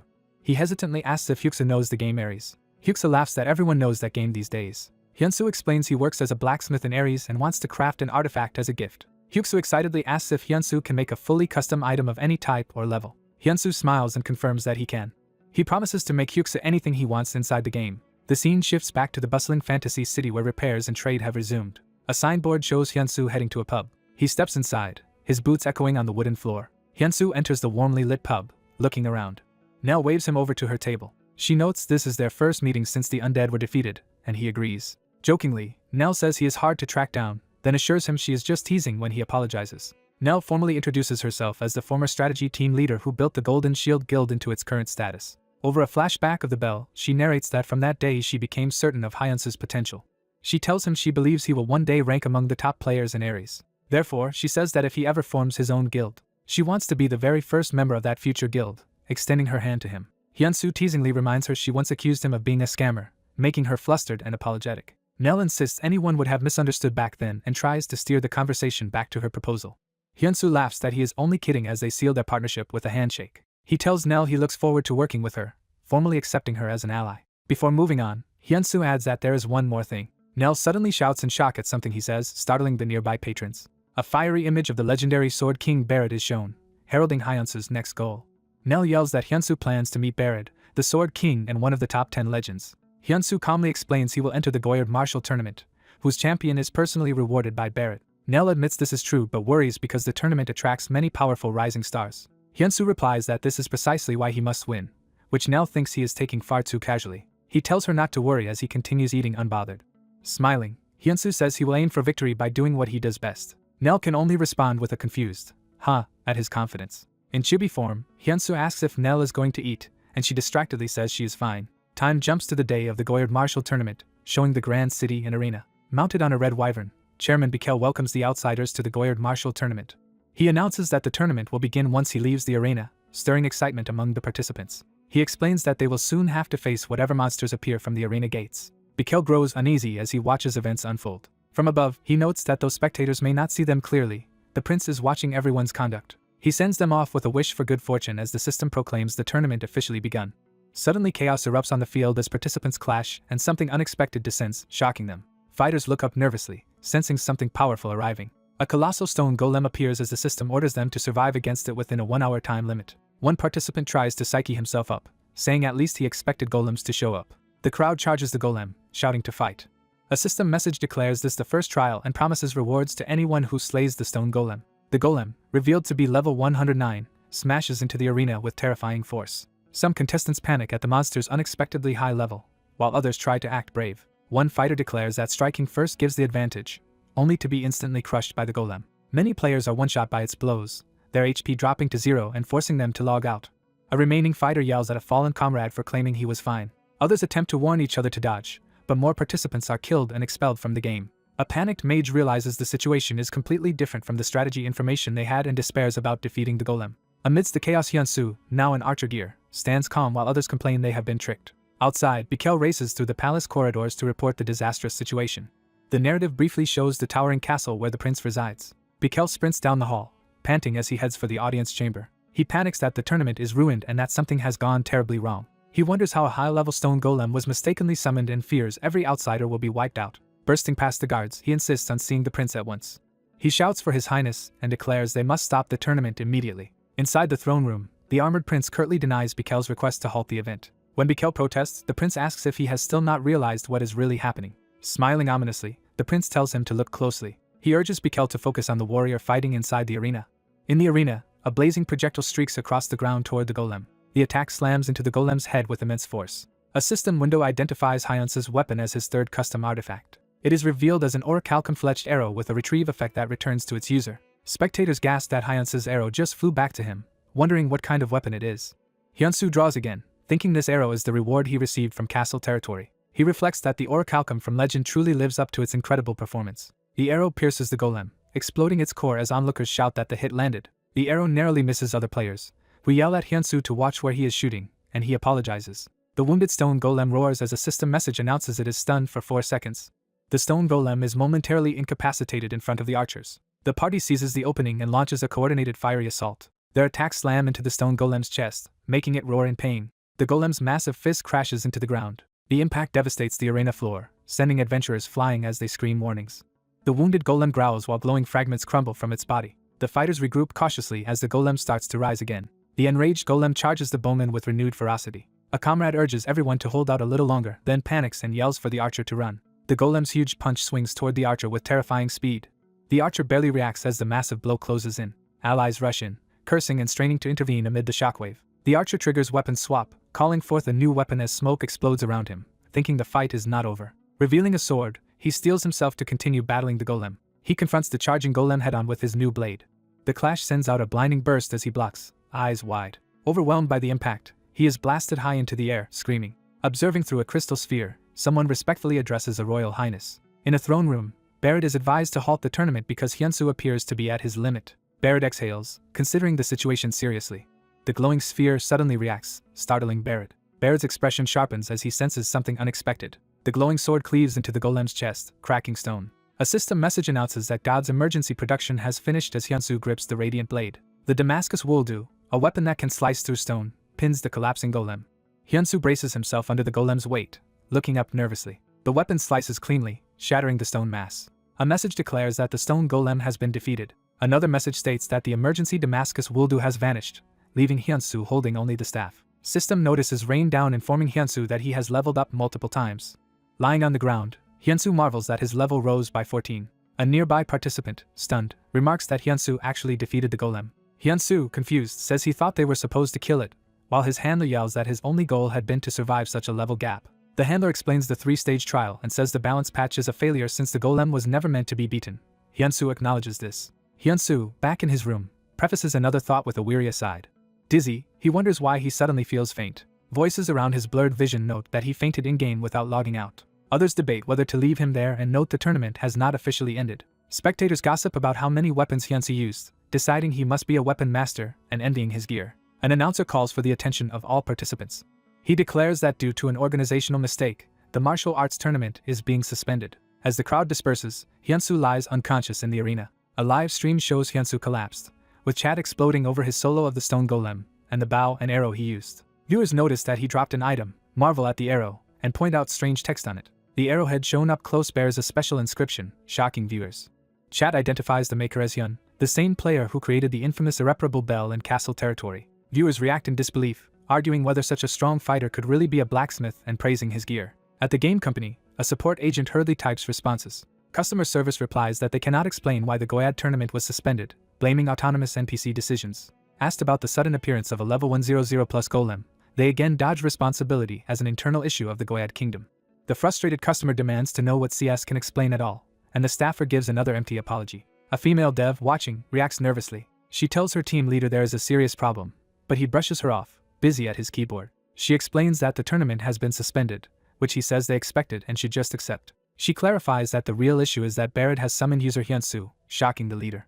He panics that Barrett is already moving right after the tournament, while she confirms Hyunsu is on his way to the reception room. The devs lament that this means another all-nighter, saying they just want to go home. In another office, staff discuss how unpredictable Hyunsu is and ask what will happen if he completes Barrett's request and maxes their affinity. They speculate that success would grant Hyunsu the Sword King's swordsmanship and make him the strongest blacksmith. The lead says it will not be easy and depends on Barrett's free will, but he has a bad feeling Hyunsu will succeed, which another dev calls ominous. The next day dawns in Goyad's palace. Hyunsu walks down a grand corridor thinking he is meeting Barrett sooner than expected. A voice suddenly addresses him as an outsider and tells him to listen. Hyunsu kneels before Barrett, who sits sternly on his throne. Barrett says the award is usually given publicly but must be handled privately now due to the incident. Hyunsu remains kneeling respectfully before him. Barrett acknowledges Hyunsu's remarkable performance as a weapon master in the tournament. Barrett offers Hyunsu 13,000 gold as a prize and tells him to accept it. Hyunsu replies deferentially to the prince. He states that he came because he heard Barrett was looking for him. Barrett, surprised, reacts with a sharp question. A knight calls Hyunsu insolent for speaking so casually, insisting such arrogance is intolerable. Hyunsu identifies himself as Blacksmith Hyun, while knights still call his manner disrespectful and move to remove him. Barrett raises a hand and orders them to stop. Barrett declares that Hyunsu is the guest he has been waiting for. Hyunsu formally introduces himself again as Blacksmith Hyun. He gives Barrett a courtly greeting in person. Barrett comments that Hyunsu took his time to arrive. A caption introduces Barrett as the Sword King, one of Ares' 10 legendary figures. Hyunsu remarks that the journey to reach Barrett was perilous. Barrett says Hyunsu surely knows why he has been summoned, and Hyunsu agrees. Hyunsu states that Barrett wishes to commission a sword from him. Barrett smiles faintly and confirms this. Barrett explains that his request has stumped the kingdom's top blacksmith and the master of the sword tower. He then asks on what basis he should entrust such a difficult task to Hyunsu.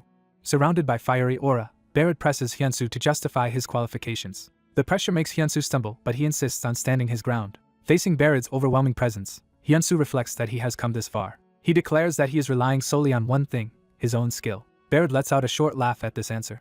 Then he bursts into hearty laughter, calling Hyunsu a bold outsider whose attitude he likes. A startled knight calls out to Barrett in concern. Barrett orders an attendant to bring the prepared item, and the man hastily obeys. The attendant carries a box toward Hyunsu in the throne room. Barrett says he will take a chance on Hyunsu's confidence as the box is presented. The box opens to reveal 100-year cold iron, a rare ore imbued with both fire resistance and icy energy. Hyunsu is amazed to see a mineral that seems straight out of wuxia novels. Barrett commissions a chilling epic grade or higher sword from the ore, promising to grant Hyunsu any wish if he succeeds. He adds that if Hyunsu disappoints him, there will be consequences. Barrett states that failure will mean Hyunsu is forever banned from setting foot in Goyad. A quest window appears as Hyunsu receives the commission. The quest details explain that satisfying the king will allow Hyunsu to ask Barrett for any favor, while failure means banishment. Hyunsu sees it as his chance. Hyunsu grins and says there is absolutely no way. He finishes that he will let Barrett down, then resolves internally that he will succeed no matter what. The scene shifts to the blacksmith workshop filled with morning light. Working there, Hyunsu feels Vice Commander Bella's intense gaze on his back. Bella, introduced as level 301 Vice Commander of Goyad, silently watches him. Hyunsu jokes to himself that he knows he is an outsider but feels overly surveilled. He admits it is natural they do not trust him yet. Bella stiffly tells him to pretend she is not there and focus on his work. Embarrassed, Hyunsu asks if his discomfort was that obvious, and she bluntly says yes. Bella inwardly questions who he thinks he is and why the prince is betting everything on him. She silently threatens that he had better not fail, making Hyunsu feel heavy pressure. A system alert informs Hyunsu that his doorbell is ringing. He excuses himself, saying something has come up in his own world. He asks Bella for permission to step out briefly, and she nods. The scene cuts to his modern apartment. Hyunsu sits up from the capsule as the real-world doorbell rings. He heads toward the door, saying he is coming. The door swings open. His landlady greets him in surprise, and he responds politely. Curious, he asks why she has come. She apologetically explains that she is selling the house because her husband lost his job and needs Hyunsu to move out. The news shocks Hyunsu. He tells her not to apologize, saying she gave him cheap rent and tolerated his late payments. He asks when he must leave, and she replies that he has about 2 weeks. Bowing, she says she is ashamed, while he insists he was happy living there. The conversation ends with the door closing. Walking away, Hyunsu mutters to himself about having only 2 weeks. He looks at his capsule and worries that despite his in-game earnings, real-world expenses are overwhelming. He recalls the costs of his father's hospital bills. He also remembers the huge amount needed to repurchase their nearly burned-down forge. He notes that he has not even begun treatment for his own burns. Frustrated, he cries out, asking where he is supposed to go now. His phone vibrates, interrupting his despair. He sees an incoming call from Kim Hyun, also known as Belle. Answering, he hears Belle say she called with a great idea for the current quest. Hyunsu replies that he is a bit preoccupied and asks to talk later, prompting Belle to ask if something is wrong. He explains, in chibi form, that he suddenly has to move out in 2 weeks, which Belle says is indeed urgent. Belle explodes, scolding him for not realizing how important the Barrett quest is.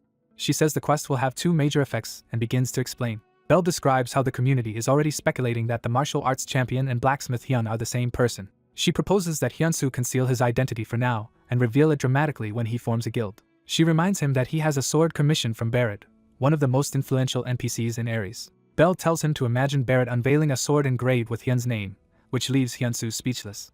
She says this is the moment for his value to skyrocket and that she partnered with him because she believes in that potential, prompting him to thank her.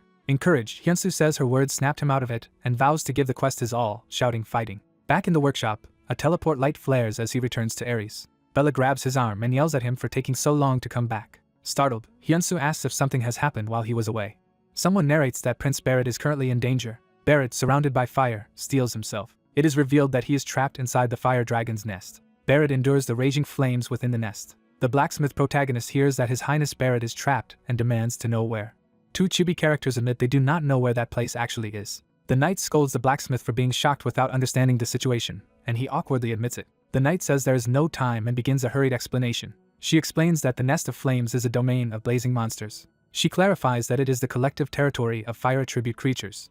She says that among those places, the dungeon Ifrit is so deadly that only Barrett has ever returned alive. The blacksmith questions why Barrett would re-enter a dungeon he already cleared, especially without the custom weapon he ordered. The knight hesitates as she prepares to reveal the reason. She explains that Barrett's target of revenge resides within that dungeon. The blacksmith is shocked to learn Barrett is driven by vengeance.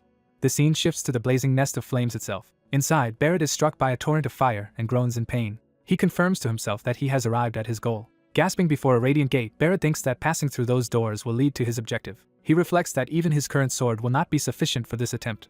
He recalls that at least his companions were able to escape safely from the dungeon. He calculates that reinforcements would need at least 3 days to reach him. Barrett ruefully thinks he should have waited for the outsider blacksmith to finish the sword. He mourns that if only his son Ban were still alive, things might be different. Barrett remembers a young man named Hyunsu who reminds him of his dead son.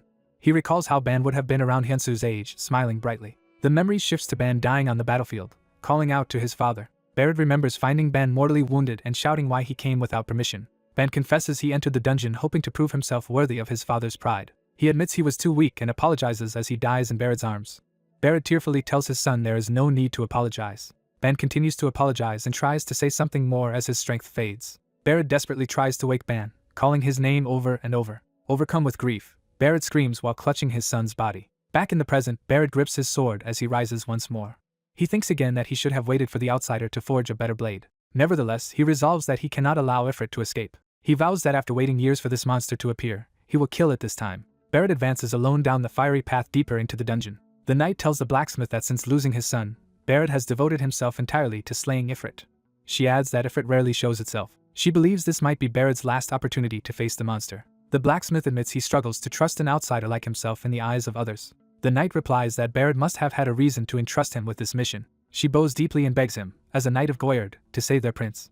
A system quest appears for the blacksmith: rescue King Barrett from Ifrit's tomb, with success increasing Bella's trust and failure meaning Barrett's death. The blacksmith reflects on Barrett's tragic story. He remembers when he himself nearly lost everything to flames. He wonders if, having lost family like Barrett, he could still move forward as the prince has. Resolving himself, he looks determined.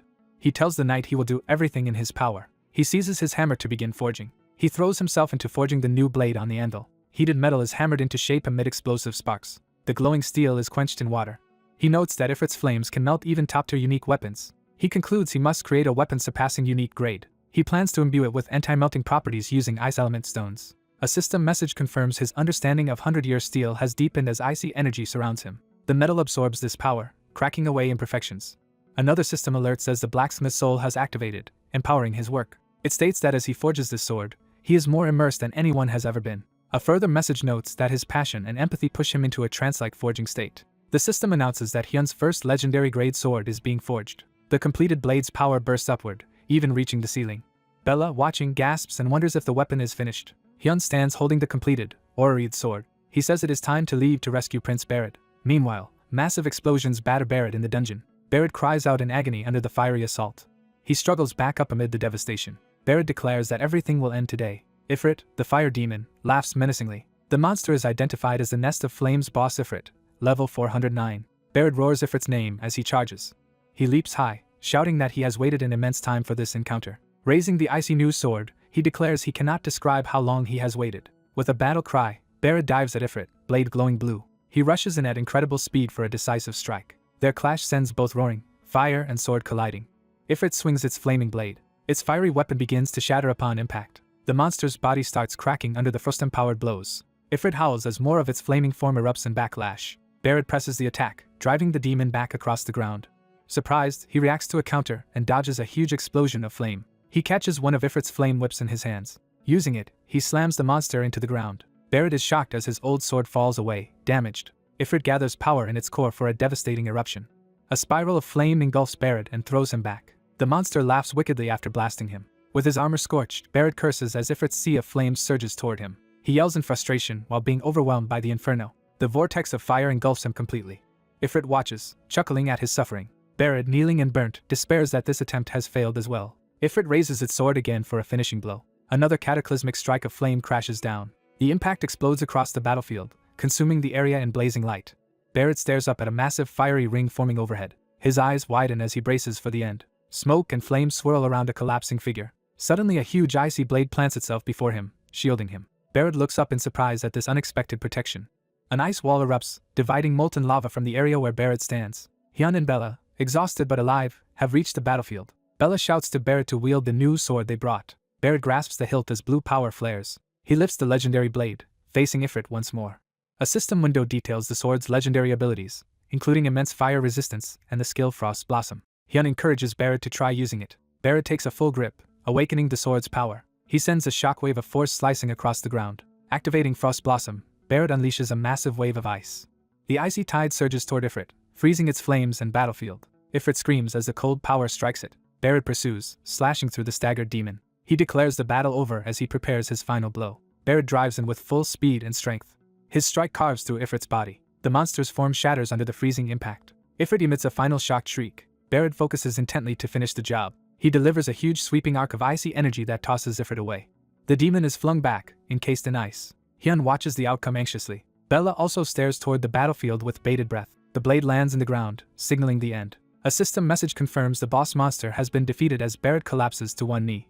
Barrett pants heavily from exhaustion. He thinks to himself that they finally succeeded. Yet the ice-encased body of Ifrit begins to crack ominously. An enormous explosion erupts from the remains, startling Hyun and Bella. A towering column of fire surges upward, threatening to consume everything.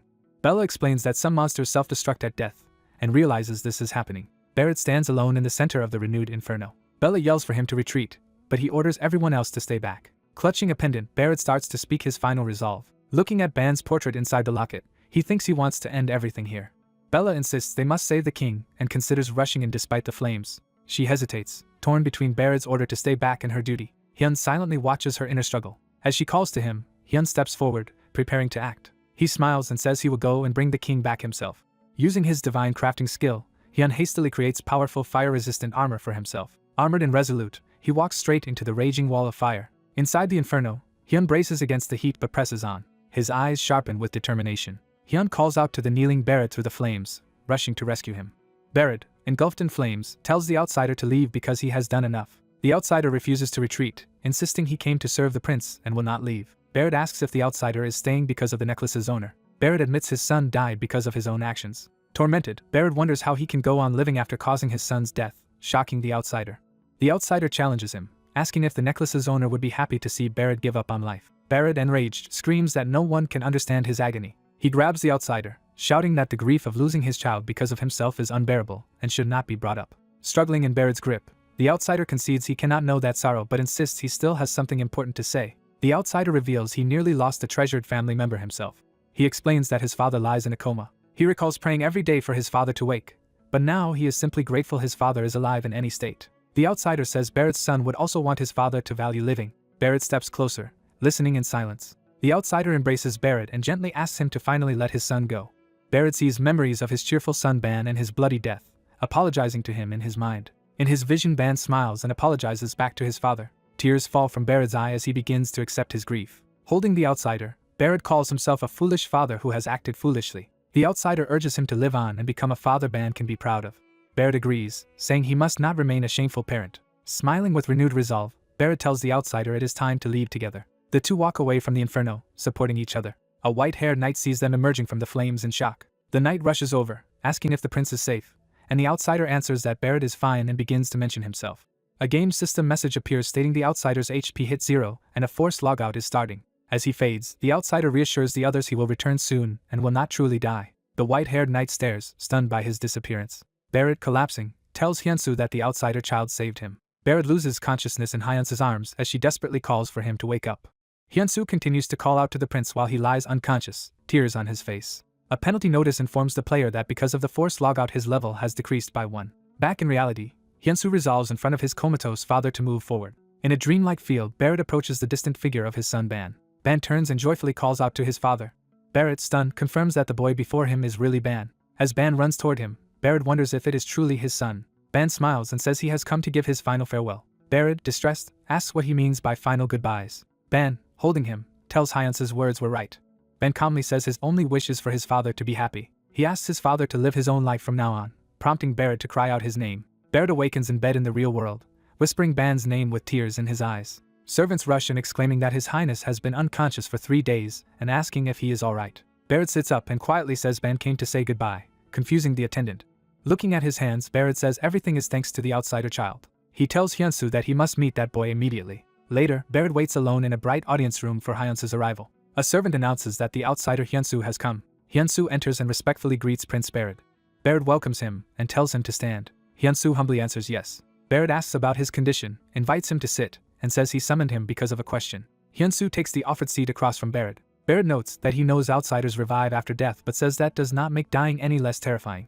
He asks Hyunsu why he risked death to save him. Hyunsu replies there are 2 reasons, which Barrett asks him to explain. First, Hyunsu says he wanted the prince, who carried a heavy burden like his own, to keep living. Barrett reflects on their shared emotional burden. Barrett then asks about the second reason, and Hyunsu hesitates.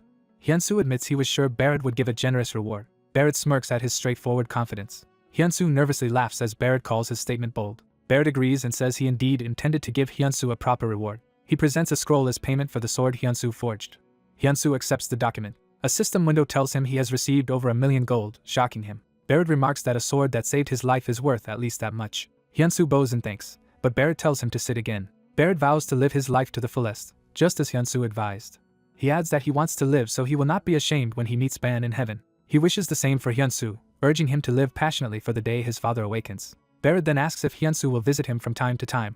Hyunsu, moved, says he has grown curious about Barrett's future story and the people he will meet. He agrees, saying he also wants to hear more of the prince's story. Barrett is pleased and reaches out a hand, asking if he may call Hyunsu his friend. He praises Hyunsu for enlightening him so greatly, leaving Hyunsu speechless. A system notice appears saying Hyunsu's intimacy with Barrett is at maximum, and that he has gained the favor of a friend. Hyunsu thinks how incredible it is to be friends with a legendary figure like Barrett as they shake hands. Smiling, Hyunsu says the honor is his. Barrett moves his hand as if preparing to offer something else, speaking of commemorating their friendship. He declares that he wants to pass his swordsmanship on to Hyunsu. Knight Commander Benson objects in shock, asking if Barrett will really teach his techniques to another outsider. Benson reminds him that Sir Rode was just made his successor and taught the style. He adds that one must meet strict qualifications to receive the prince's swordsmanship. Barrett answers that he has no intention of teaching just anyone, addressing Benson. A new system window pops up in front of Hyunsu as Barrett speaks. The notification describes an S-rank skill quest to gain the Sword King's swordsmanship by successfully attacking Benson several times, with failure lowering Barrett's affection. Barrett announces that Knight Commander Benson will now test Hyunsu's worthiness. Narration explains that after receiving 2 days' grace, Hyunsu logged out, used his reward to pay his father's hospital bills, and returned to reality. He then rented a new apartment with the remaining money. Before moving, he thanks his old landlady for tolerating his unpaid rent and says goodbye. Back home, he calls Jaehoon, inviting him out for a meal. Jaehoon happily answers, asking if they are just grabbing convenience store food again. Instead, Hyunsu treats him to sizzling grilled meat at a restaurant. Jaehoon marvels that they are really eating premium beef, which Hyunsu confirms. Jaehoon becomes emotional that Hyunsu is buying him such an expensive meal. Hyunsu awkwardly says he has received so much help and wants to return the favor, telling Jaehoon not to be weirded out. Jaehoon wonders what Hyunsu is doing as he reaches down to his bag. Hyunsu says he has bought Jaehoon a gift. Jaehoon opens the fancy package, curious what is inside. He lifts the lid of the inner box. Inside are luxury loafers with a distinctive emblem, shocking him. Jaehoon exclaims that the shoes are from a top designer brand and can hardly believe it. He demands to know where Hyunsu got the money and if the gift is truly for him. Hyunsu says Jaehoon always wanted those shoes, explains he sold the gaming capsule Jaehoon bought him and transferred that money back to Jaehoon's account. Hugging the shoes, Jaehoon ecstatically thanks him, while Hyunsu thinks his life began changing thanks to Jaehoon. Hyunsu quietly says he is the one who should be grateful, but Jaehoon does not catch it and asks what he said. Embarrassed, Hyunsu tells him to just eat his meat as the scene fades to the night sky over the restaurant. The story shifts back to the fantasy world, showing the grand courtyard where the upcoming test will take place. In front of the palace steps, Hyunsu faces Benson while Hyunsu's ally officiates the duel. Benson draws his sword and formally tells Hyunsu to ready his weapon. He warns that he will not hold back just because Hyunsu is the prince's friend. Hyunsu begins to prepare, while Benson moves into an attacking stance. Benson takes note of something unusual as he watches Hyunsu. Hyunsu smiles, holding a glowing crystal, and says he looks forward to the test. The crystal erupts in brilliant blue light. The power surges around Hyunsu, stunning Benson. Benson squints against the flash, uttering a startled question. Hyunsu's conjured sword appears amid the light.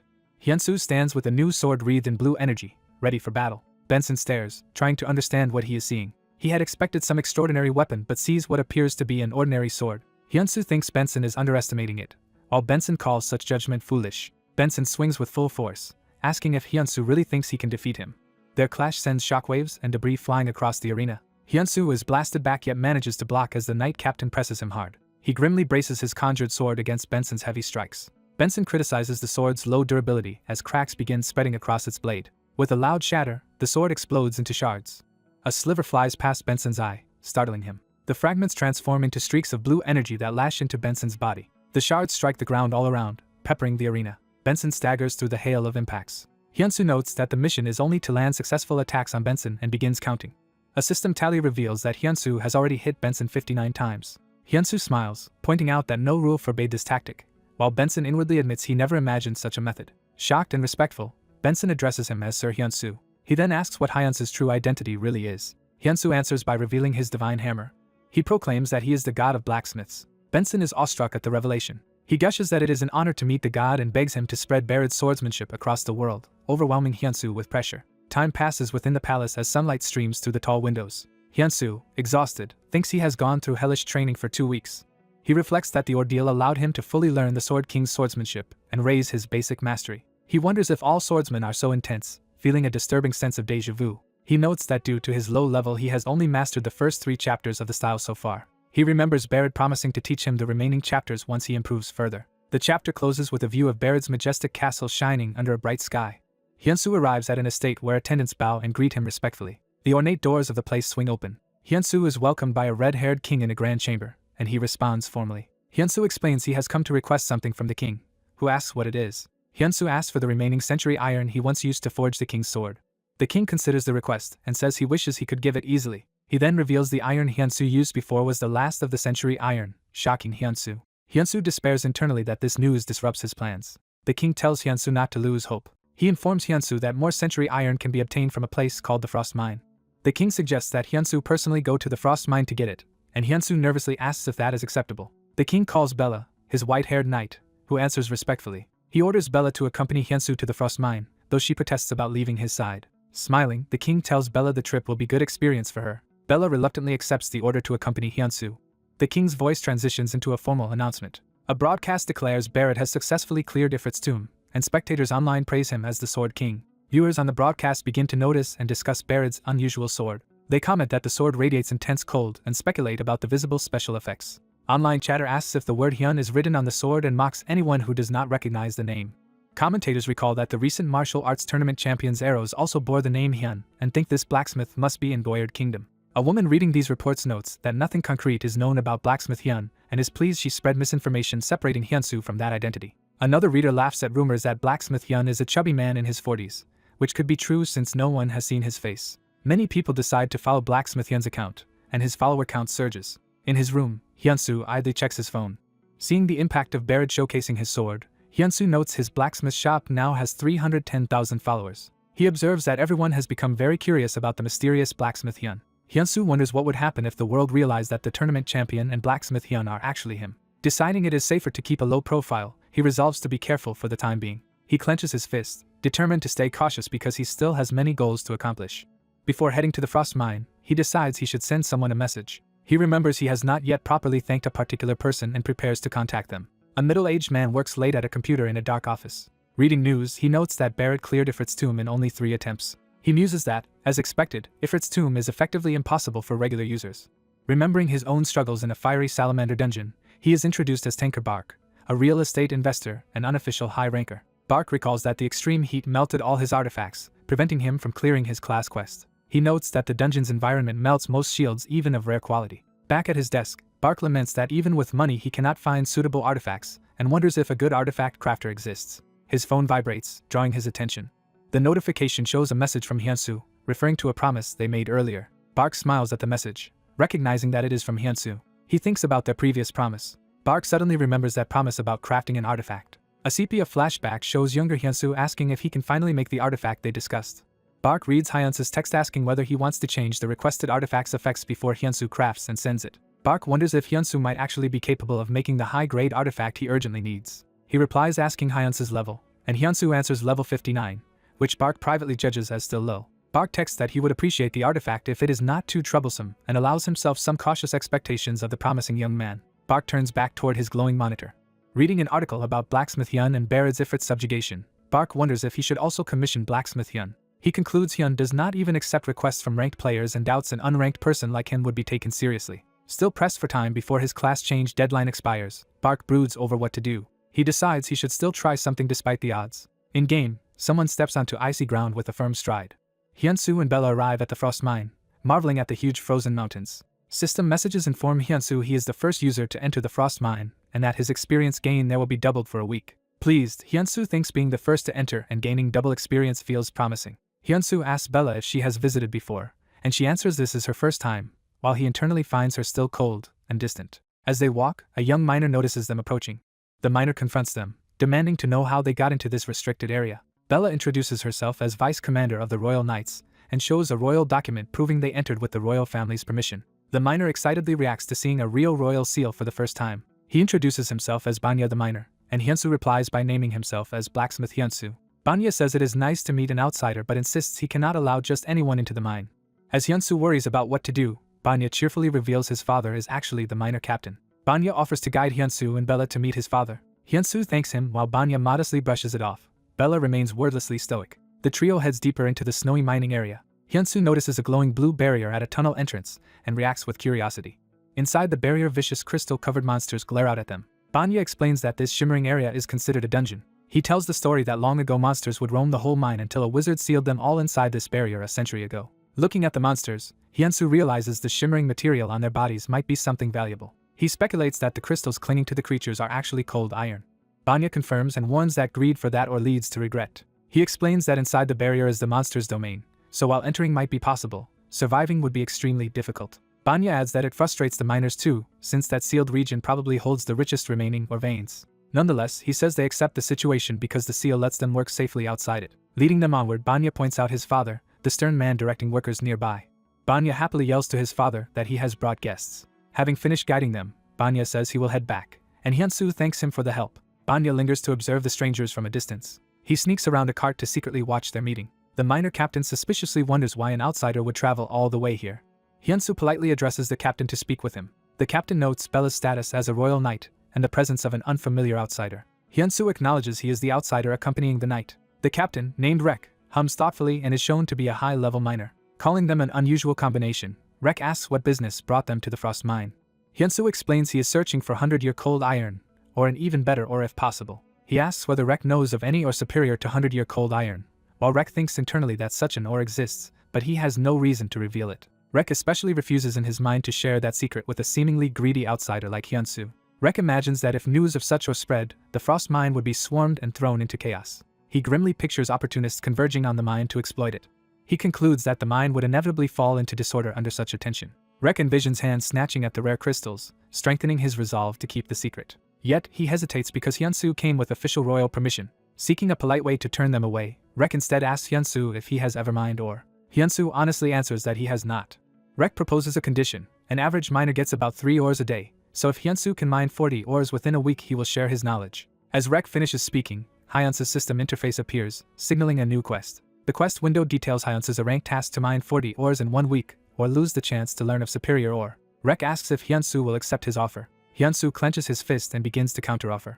He asks what will happen if he manages to exceed the target and mine more than 40 ores. Rek scoffs that such success is impossible but promises that if Hyunsu does it, he himself will dig up and deliver the special ore, adding that Hyunsu cannot receive help from his companions. Rek formally promises while Hyunsu accepts, and they agree to meet again in a week. Rek then shouts for Banya to stop hiding and come out of his eavesdropping spot. Catching his son, Rek scolds him for running around injured and listening in, while Banya yelps apologies.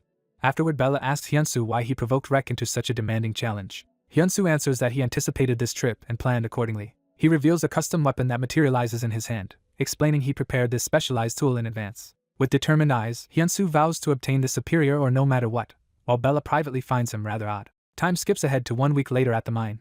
Rek waits outside, looking pensive. He has heard that the outsider has remained inside the mine all week. Rek still thinks completing the challenge is impossible, when he suddenly sees a silhouette emerge from the mine entrance. A dirty but smiling Hyunsu steps out wielding his pickaxe, greeting Rek. Rek comments that Hyunsu now looks like a real miner, and reminds him that the deadline has arrived, asking to see his results. Hyunsu tells him to wait a moment as he prepares to show the haul. He drops something small, signaling what is to come. Rek relaxes, thinking of course an outsider could not have succeeded. Then a mountain of glittering ores suddenly appears as Hyunsu reveals his true harvest. Rek runs forward in shock at the enormous pile. The camera pulls back to show the towering mound of ores Hyunsu has mined. Hyunsu casually states that the number of ores he collected totals 200. Rek, stunned, demands to know Hyunsu's true identity and wonders if he might be some legendary miner. Hyunsu simply denies it. Smiling, he claims to be nothing more than a regular blacksmith. A detailed item window describes his Damascus sword, a unique weapon that can transform into a powerful pickaxe with greatly enhanced rock-cutting capabilities. A chibi Hyunsu proudly shows that the weapon is currently being used as his pickaxe. Rek reacts with pure shock at this revelation. He stares speechlessly at the huge ore pile. Rek recovers and acknowledges what he is seeing. He then compliments Hyunsu for blazing his own trail as a blacksmith. Rek sincerely apologizes for underestimating him and invites Hyunsu to join him for dinner. Hyunsu smiles in acceptance. The two men seal their new friendship with a firm handshake. Hyunsu warmly replies that he would be delighted to join them. Hyunsu requests that Bella be invited as well, and Rek happily agrees. That evening the miners celebrate loudly at a tavern. Bella, cloaked and armored, drinks alone at the table and is surprised by the lively atmosphere. Hyunsu and Banya invite her to slow down and join their conversation and drinks. Bella insists she prefers drinking quietly by herself, leaving the men a bit deflated. Someone suddenly grabs Hyunsu's shoulder from behind, startling him. A burly miner excitedly asks if Hyunsu truly mined 200 minerals, and Hyunsu modestly confirms. The man then asks how much frost iron Hyunsu obtained, and Hyunsu estimates about 20 pieces, impressing everyone. The miner, having heard about Hyunsu's special pickaxe, asks to see it. Hyunsu agrees. Hyunsu casually summons the gleaming pickaxe into his hand at the tavern table, astonishing the onlookers. The protagonist proudly presents a Damascus pickaxe to impressed miners. He explains that this mining tool greatly boosts digging power, which let him finish the chief's quest. He notes the pickaxe can change into a sword whose enhanced cutting power against stone makes it extremely practical. A cloaked woman observes that he is a blacksmith who gets excited describing his creations. A burly miner, inspired by the rookie's results, rallies everyone to work harder tomorrow, and the protagonist reluctantly agrees. The miners insist he drink with them to celebrate, and he gratefully accepts. They welcome him as a fellow miner and family member, drinking together merrily. The scene shifts to the frosty mine entrance protected by a glowing barrier as miners work outside. A miner guide points out that this is where the rare 1,000-year frost iron lies buried. The protagonist, now in adventurer gear, realizes this is the dangerous place that was previously mentioned. Looking at the barrier blocking the tunnel, he reminds the guide that they supposedly could not enter because of it. The guide confirms the ore is inside but worries about the many monsters within. Nervous, the guide asks if it is really okay and declares that from here on the protagonist must handle things. The protagonist frets over how to mine inside while the guide cheerfully says he will be at another mine if any questions arise. A system window appears announcing that a new episode has begun as the protagonist reacts. Surrounded by floating blue screens, he wonders why a story episode is suddenly starting. System text explains the century-old barrier set by Mage Balin has weakened and the long-trapped monsters are going berserk. Another alert warns him that the barrier will completely break in 3 minutes, shocking him. He sprints after the departing guide Rek, urgently calling him back. He yells that the barrier is about to shatter and insists they must evacuate the miners before that happens. Rek initially doubts him, saying a barrier stable for 100 years cannot suddenly fail. Before he can finish, the mountain rumbles ominously and the barrier flickers, alarming everyone. The protagonist looks up in fear as the situation escalates. Bella also reacts in shock as she realizes something catastrophic is happening. Rocks and debris collapse around them and everyone, including the protagonist, is thrown by the impact. Rek grasps the situation, shouting that the mine is collapsing and ordering everyone to evacuate immediately. The protagonist orders the miners to flee to safety quickly, warning that monsters will soon emerge. One miner tells him to go first while they rush to rescue comrades still trapped inside. The protagonist agrees the other miners should evacuate first, emphasizing that they cannot abandon their teammates. Bella sides with the miners, saying they are right not to leave anyone behind. Another miner grips his pickaxe and declares they cannot simply run away. Rek deduces that special structural magic meant for cave-ins has been triggered. He resolves that they will go in, rescue the trapped people, then escape, while the protagonist worries that the magic will fail and monsters will pour out. Troubled, the protagonist wonders how to handle this as another system window appears. The new emergency quest describes an A-rank mission to help 96 miners survive, with death for them as the failure penalty, and rewards scaling with survivors. He resents the system's cold attitude toward NPC lives, thinking that in this world the miners feel like real people. He reaches out as blue light gathers, preparing to manifest a weapon. He firmly grasps the forming blade as it fully materializes. Drawing the sword, he asks Bella to cover any monsters that slip past him while he holds the entrance. Bella, startled, asks if he has no fear since he is stepping forward again. He reminds her that outsiders like him do not truly die and vows to block the monsters at the dungeon gate. Cloaked, he plants himself directly before the weakening barrier as it glows behind him. Massive stone monsters surge toward the barrier from within. One of them slams against the barrier, starting to crack it. The protagonist eyes his weapon and questions whether he can fight such foes with only this sword. He admits that a normal Damascus sword alone is insufficient. He considers he needs a method to halt the monsters completely. He begins channeling blue energy between his hands, preparing a special craft. He thinks he must attempt a new, powerful divine emergency craft using far more minerals than before, despite never having tried it. Minerals and light swirl as a radiant sword shape manifests from the energy. He reasons that if he uses the proper minerals in large quantity, an emergency craft could be devastatingly effective. He concludes the crafted weapon would deliver a massive strike. In chibi form he invokes divine emergency craft, shaping a concentrated sphere of energy. A new weapon, the Sky Iron Greatsword, appears in his hands, towering with power. A countdown indicates the barrier will break imminently, giving him only moments. The barrier explodes outward in a violent blast as it finally collapses. Bracing himself, he mutters for the oncoming monsters to bring it on. A huge stone monster's foot slams down as the horde emerges. System windows identify powerful foes, a high-level stone troll, stone orc, and stone wolves. A system note states the greatsword's usual time limit is ignored but it will vanish after a single swing. The protagonist charges straight at the roaring giant troll with his glowing blade. He resolves that as long as he guards this entrance, none of the monsters will pass. Raising the Sky Iron Greatsword, he vows that not a single enemy will break through. He rushes a massive stone orc, engaging the entire group head-on. He leaps and brings the greatsword down in a mighty overhead strike. His slash unleashes a freezing wave called Frost Storm that tears through stone wolves and orcs. The attack erupts into towering ice spikes that engulf the battlefield. The charging stone wolves are impaled and frozen by the sudden ice. When the blizzard settles, the monsters are trapped in jagged ice while he stands alone with his sword. The system notes that the Iron Claymore weapon has now disappeared. He looks over the crystalline blade remnants, seeing the aftermath of his attack. Shocked by the sheer result, he stares around at the frozen landscape he created. Close up, he processes what just happened, almost in disbelief. He realizes that when crafted with proper materials, his emergency weapon can produce such overwhelming effects. One of the frozen monsters is shown sealed in thick ice, emphasizing the power. The protagonist notes there are still many monsters deeper inside and wonders how the miners are faring. Inside the collapsed tunnels, miners desperately dig through rubble to reach trapped comrades, vowing to save them. Outside, other miners hack at ice and rock while system messages repeat that rewards depend on survivors and beg him to save the miners. Watching them, he admits the miners are no longer just NPCs to him. Remembering jumping into fire to save his father, he reflects that these people risk themselves to protect loved ones. Therefore, he resolves that he must act as more monsters appear at the tunnel mouth before him. A powerful stone orc with wolves advances menacingly. He renews his resolve internally, promising he will protect everyone. He plans his strategy, deciding he must first lure the monsters to a secluded part of the dungeon. He dashes in and slams into a monster, then retreats to draw the group after him. The stone orc and its wolves give chase deeper into the mine. He summons his versatile Damascus sword again. He lunges at a huge foe, beginning a running fight inside the tunnels. He slashes across an orc's torso during the melee. Dodging another attack, he continues to weave between enemies and counter. He positions himself so that one monster blocks another, buying time. A flurry of strikes slices through monsters and wolves in rapid succession. His steely gaze shows his focus as the battle intensifies. A massive stone club swings down toward him as he faces yet another attacker. He looks up at the descending blow, bracing for impact. His grip tightens on the hilt as he prepares a decisive counter. He unleashes a powerful horizontal slash at the monster's midsection. Empowered, he continues his assault with fierce determination. His sword carves deeply into a towering stone creature. The giant monster glows and starts to collapse from his finishing blow.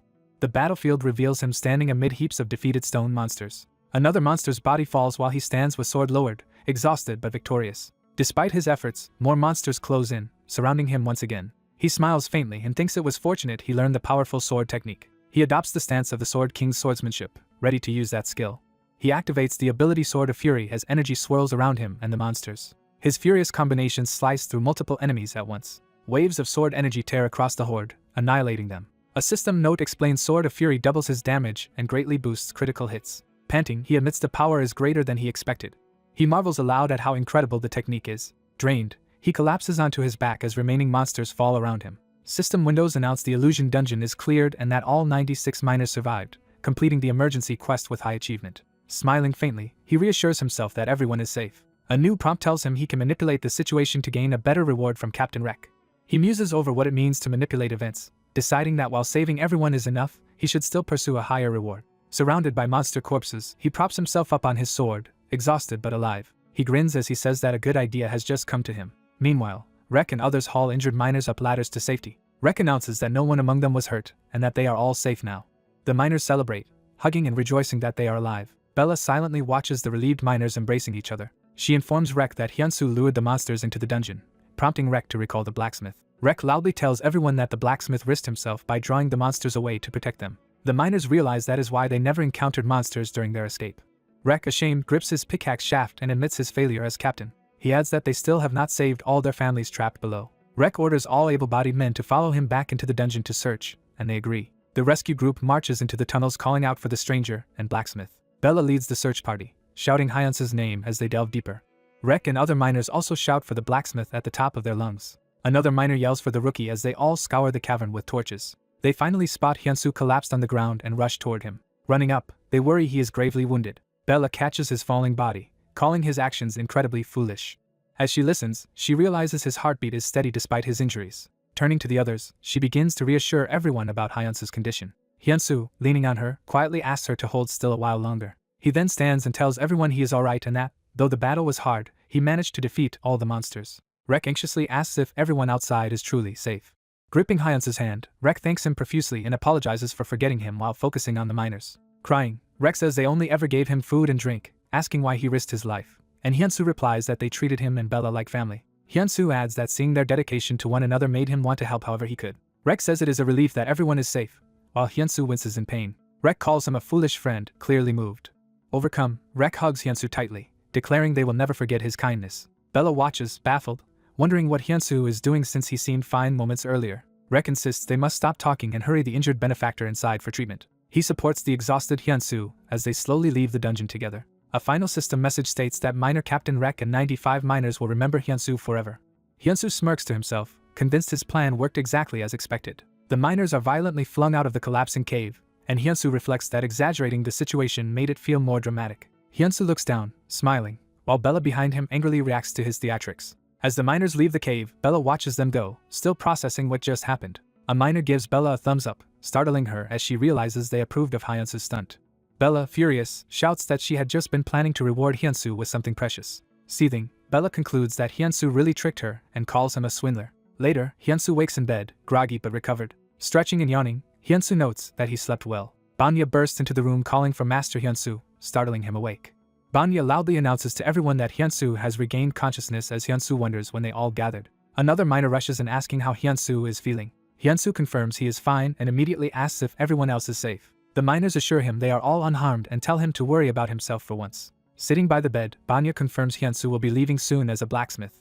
Banya places a gloved hand down and says there is something important he must tell Hyunsu before that departure. Looking serious, Banya declares that he has something he wishes to say to Hyunsu.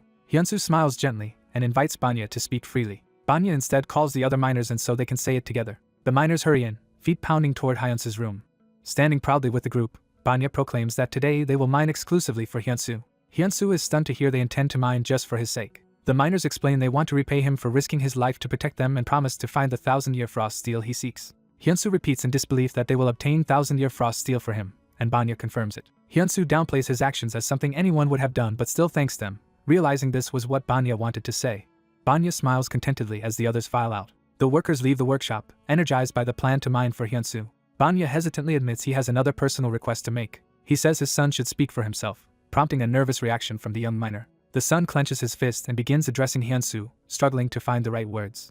With earnest eyes, the young miner calls Hyunsu his savior. Introducing himself as Miner Banya, the son starts a formal declaration before Hyunsu. Kneeling, he solemnly begs Hyunsu to allow him to follow him. A system window appears before Hyunsu, reacting to the miner's pledge of loyalty. The interface explains that Miner Banya has sworn eternal loyalty, is destined to be a legendary miner, and can now be taken on as a retainer. Hyunsu stares upward in shock, beginning to react to this unexpected message. He fixates on the term retainer, realizing what the system is offering. Elsewhere in the game company's monitoring room, a staffer laments that trouble always happens when the team leader is away. Seeing Hyunsu's latest feat on the monitors, the staff shouts that he has triggered another unprecedented event. The frantic employee yells that a guild master should not gain a title without territory and panics at Hyunsu's irregular progress. She despairs over how a legendary NPC could offer himself as a retainer, and realizes she must pull another all-nighter to handle it. Back in game, Hyunsu nervously asks Banya to stand, saying he is not someone worthy of such devotion, but Banya refuses. Banya insists he saw everything with his own eyes. He recalls Hyunsu mining with strange tools and then throwing himself into danger to save the miners. Kneeling, Banya confesses he was amazed and deeply grateful. He adds that more than gratitude, he has come to respect Hyunsu greatly. Banya swears that he will devote his mining abilities to Hyunsu alone. He again begs Hyunsu to accept him formally as his retainer. Hyunsu senses the young man's sincerity, and knows these words are not spoken lightly. The miner anxiously asks if he is being rejected because he lacks power, and Hyunsu hastily says that is not the issue. Hyunsu explains that he simply does not feel ready to lead others and asks for time to think it over. He adds that once he has properly prepared and secured a base of operations, Hyunsu promises to contact Banya later with a messaged bird when the time is right. Overjoyed, Banya asks if Hyunsu truly means it. Smiling, Hyunsu invites Sir Banya to join him in the future. Hyunsu's eyes widen as Banya's acceptance sinks in. Banya hugs him tightly, shouting his thanks and repeatedly calling Hyunsu his master. A system message confirms Hyunsu has accepted Banya as a retainer and unlocks viewing of Banya's profile. Hyunsu reads Banya's epic grade status, learning of his high-level, powerful mining abilities, and extreme growth potential as a miner. Hyunsu reflects that Banya's sincerity has earned him an incredible ally and that their next task is to grow stronger together. Banya, still clutching Hyunsu's hands, shyly asks when he will see his master again. Hyunsu says it will not be long, and Banya vows to keep mining with the others for Hyunsu until that day. The elder Banya laughs and urges Hyunsu to address him more casually, which Hyunsu agrees to do. Time passes, and we see the icy mine once more, where a huge glowing portal and the miners' silhouettes mark the end of their joint venture. System messages inform Hyunsu that he has received hundreds of iron ores and one piece of frost steel. Bella and Hyunsu stand by as the elder Banya announces that Hyunsu has waited long enough, and that they have brought what he wanted. Hyunsu approaches the covered cart, wondering what lies beneath the cloth. Banya dramatically reveals a massive pile of 1,000-year frost steel, fulfilling their promise. An item window details the unique 1,000-year frost steel's extreme crafting difficulty and powerful properties for high-level blacksmiths. Bella marvels at how incredible the material is and teasingly notes that Hyunsu's cheating paid off. Embarrassed, Hyunsu tries to quiet Bella, while Banya thanks him for giving the miners a once-in-a-lifetime chance to mine such ore. Hyunsu smiles modestly at Banya's gratitude. Standing before the portal with his companions, Hyunsu thanks the miners for everything, and they tell him he is always welcome to stay longer. Banya runs after him in tears, calling out to Master Hyunsu. Hyunsu waves back with Bella at his side, calling Banya's name one last time.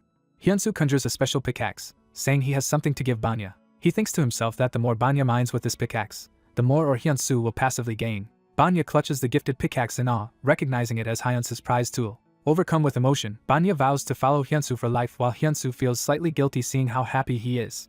Hyunsu and Bella step through the glowing portal as the miners shout farewells and jokes about improving his drinking skills. As they travel, Hyunsu recalls Bella calling him a cheater yet knowing he risked himself to save the miners. Bella privately admires how he earned the miners' trust through his actions. Hyunsu asks if that kind of trust and reputation is not rather cool, surprising Bella. Off-screen, Hyunsu calls out to Bella, confirming that she did call him cool and referring to himself. A few days later, the scene shifts to Salamander's dungeon, a fiery high-level instance. A heavily armored knight sits outside the dungeon entrance, frustrated by repeated failures. He recalls how even an 11th-ranked blacksmith could not craft the shield he needs for this challenge. As he despairs that this might mean permanent failure in the dungeon, a messaged bird appears overhead. The bird swoops down, and a system prompt informs him that Master Hyunsu has sent him a gift. The knight, Hyun, recognizes Hyunsu's name and lets the bird land on his arm. Reading the interface, Hyun notes that Hyunsu is only level 59 and doubts the gift can solve everything, though he appreciates the thought. Curious, he decides to open the incoming gift. Hyun taps the interface to confirm, initiating the delivery. Chibi style, he watches the screen in confusion as the item transfer begins. Still puzzled, he awaits the result as the light intensifies. When the item appears, he gasps in disbelief, wondering if what he sees is a bug. The system reveals Hyunsu's custom-made unique shield, brimming with extreme fire resistance and devastating ice powers specifically suited against fire monsters. Hyun stares at the shield in awe, declaring Hyunsu far more talented than he had imagined. Examining the Medusa-themed design, Hyun realizes it is modeled after the mythic Aegis. He pictures its legendary origins and concludes that this shield is a true masterpiece. A timer indicates his quest can now be completed within a set period, motivating him anew. Hyun, encouraged, remarks that Hyunsu continues to surprise him and turns toward the dungeon entrance again. Smiling with determination, he thinks this artifact might finally let him conquer the dungeon. Shield in hand, Hyun strides into Salamander's dungeon as a hidden final challenge quest activates. The story cuts back to the real-world-style reception hall of Goyard Kingdom, where sunlight streams into an ornate room. Yanja thanks Hyun for helping her reach the kingdom's reception hall, crediting another ally for guiding her as well. They exchange pleasantries, and she explains that after visiting the frost mine she had other duties. Hyun recalls that she spent her time caring for her hospitalized father, sympathizing with how exhausting that must have been. He asks gently if her father has shown any signs of waking. Yanja says his consciousness has not returned, but Hyun insists he will not give up hope. Yanja falls silent, moved by his resolve. Remembering their purpose, she says they were supposed to discuss the guild today, and Hyun agrees. She lays some documents on the table to begin planning. Hyun studies the papers and suggests that, for now, their guild should remain small and elite. He sets their first goal as establishing Hyun as the kingdom's most famous blacksmith.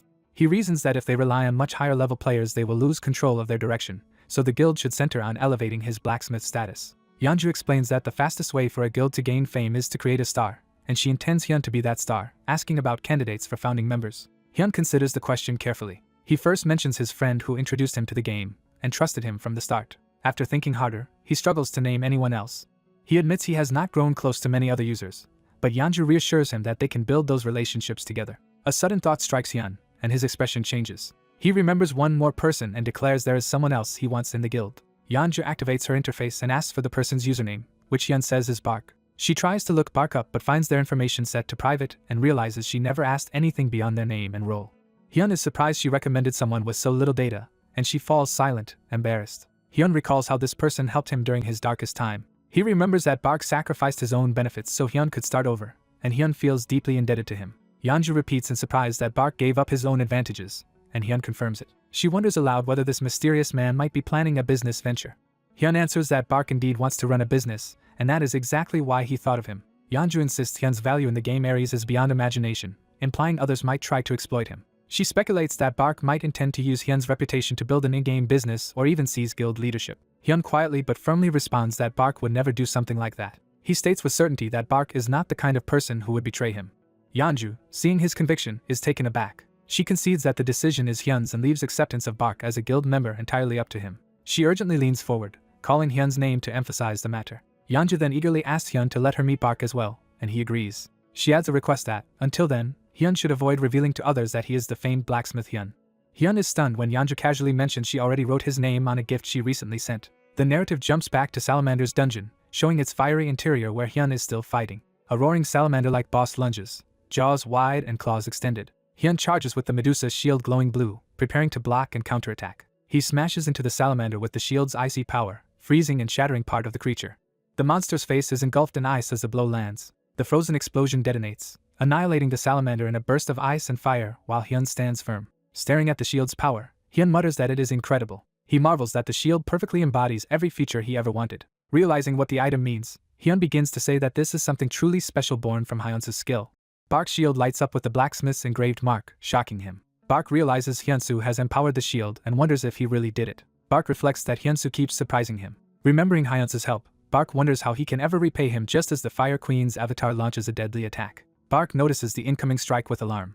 The avatar's flaming blow crashes toward Bark and the surroundings. Bark is smashed backward by the impact, crying out in pain. The avatar continues bombarding the cavern with fiery orbs. Wreathed in flame, the avatar gathers even greater power. Explosions ravage the dungeon as the attack detonates. Debris and shockwaves fly through the air from the blast. The whole cavern is left engulfed in fire. Amid the burning wasteland, the avatar faces Bark, who still stands. The avatar eyes Bark menacingly, preparing another assault. Bark's shield suddenly bursts with icy blue energy. Empowered by that energy, Bark uses the shield to block the inferno. The avatar remarks on the blocked attack and demands to know who forged the shield. Bark answers by hurling another powerful strike. His counterattack smashes into the environment and shakes the cavern. The avatar threatens to hunt down Bark's true self if he refuses to reveal the blacksmith. Bark thinks that if the deity's true form targets him, he might have to quit the game. Even so, he steels himself to keep going. Bark resolves he cannot betray Mr. Hyunsu and charges the avatar. The avatar notes Bark's lack of fear of death and attacks again. Bark blocks the blow, insisting the shield alone is not worth dying for. The system announces that the Fire Queen's avatar has used the lethal ability Death Hand. Bark sees the fatal strike coming straight at him. He takes the hit head-on while the avatar mocks him for risking death over one artifact. Bark's HP drops to a sliver and he realizes the shield is no ordinary artifact. Clinging to his shield, he braces himself amid the flames. In that moment he recalls Hyunsu and Jin-soo, feeling their support. A system message states that the shield is responding to Bark's will, echoing Hyunsu's smiling image. Bark roars that the shield is a gift made for him by his friend. The shield unleashes a massive blue surge that stuns the avatar. Bark channels that power into his weapon as it shines with icy light. The hidden skill Frost of Aegis activates, encasing Bark and his weapon in frost. The enraged avatar gathers powerful magic, and the system warns of a devastating spell. Bark dives down with a giant beam of ice energy, screaming as he attacks. His ice lance pierces the avatar's head, beginning to crack it. Bark drives the icy strike all the way through, smashing the avatar into the ground. System messages confirm the Fire Queen's avatar is defeated, the Salamander's dungeon quest is cleared, and a Crimson Dragon armor set is acquired. The dungeon begins to collapse around Bark. He flees as the cavern floor explodes behind him. Bark sprints across the lava-filled chamber to escape. A notice appears saying a hidden piece was acquired and a secret trial completed, leaving Bark confused. Another message commends him for refusing to reveal his comrade's identity, which Bark says was only natural. He is then awarded the qualification of a growing warrior as a story-based hidden reward. Light pours over Bark as he wonders if this is a hidden class promotion. Messages proclaim he is flawless as a tank. The system promotes him to the epic class Growing Warrior, which can eventually reach legendary rank. An explanation shows the Growing Warrior as a class devoted to protecting what is precious. Bark reflects that his new class exists to protect someone dear. He realizes the dungeon run had actually been a class change quest. A prompt reminds him he has yet to join a guild. The system recommends that he join one, which makes him thoughtful. Bark smiles slyly as an idea forms. He decides he has a lot to discuss with Hyunsu. Later, a bustling tavern fills with players. The door opens and a bell rings as someone enters. Bark strides in wearing his new Crimson Dragon armor, drawing everyone's attention.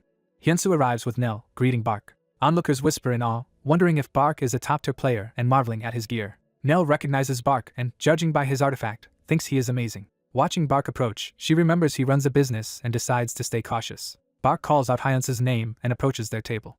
Overjoyed, he thanks Hyunsu loudly for helping him clear the quest. He exclaims he never imagined Hyunsu was the one behind the shield's power, while Nell nervously greets him. Bark suddenly remembers something important he wanted to say. Surrounded by other patrons, he notes there are too many eyes on them. Bark offers to pay the tavern's bill and suggests moving somewhere private to talk. The scene shifts to a grand castle at night. In Goyard Kingdom's private lounge, Bark, Hyunsu, and Nell sit down to a formal meal. Bark clears his throat and resumes the conversation he had started earlier. He explains he recognized Hyunsu as the blacksmith when he saw the word Hyun engraved on the shield. Nell thinks Bark is refreshingly direct. Hyunsu admits he left his mark on the artifact so Bark would know. Bark asks Hyunsu to come closer. Hyunsu leans in curiously while Nell watches. Bark places a hand on Hyunsu's shoulder. He thanks Hyunsu, saying he suspected the truth when Hyunsu offered to buy back his forge and now truly sees how exceptional he is. Bark then says that during the quest he proudly told those coveting the shield something. Hyunsu recalls that Bark called the artifact a gift from his friend. Hyunsu thanks Bark for keeping his identity secret, and Bark promises to protect that secret. Nell, surprised, mentally notes she may have misjudged Bark's intentions. Standing to bow, Nell properly introduces herself as Hyunsu's manager. She apologizes to Bak for misjudging him, which confuses him. Nell admits she assumed a businessman patron would exploit Hyunsu. Bak laughs that her suspicion is not entirely wrong in general. He explains many people would try to use a youth like Hyunsu, and that he even considered forming a guild with him, but refused to profit by exploiting him. Seeing Hyunsu already has reliable allies, Bak says that reassurance is enough for him. Hyunsu says there is actually something he wants to tell Bak. Bak listens puzzled. Hyunsu invites Bak to join his own guild. He says he wants them to grow together, sharing their successes. Hyunsu adds that he wants to share the joy of climbing upward with his friends. Bak silently considers this heartfelt offer. Hyunsu and Nell anxiously await his answer. Nell also watches with interest, sensing the importance of Bak's decision. Bak smiles, signaling his acceptance. He agrees and vows from now on to protect Hyunsu. Bak formally introduces himself as Bak, level 311 growing warrior. He mentions that his class has the potential to become legendary, astonishing Nell. Bak says with Hyunsu as the blacksmith, legendary rank seems natural. Hyunsu then formally introduces himself as well. He reveals his real name is Hyunsu and that he is level 80. He finally discloses his class title, God of Blacksmiths, shocking Bak. Hyunsu and Bak shake hands, acknowledging they still lack a guild name. Hyunsu says he looks forward to working with Bak, who agrees. Bak addresses Hyunsu respectfully as his future guild master. Nell silently watches them with a fond expression.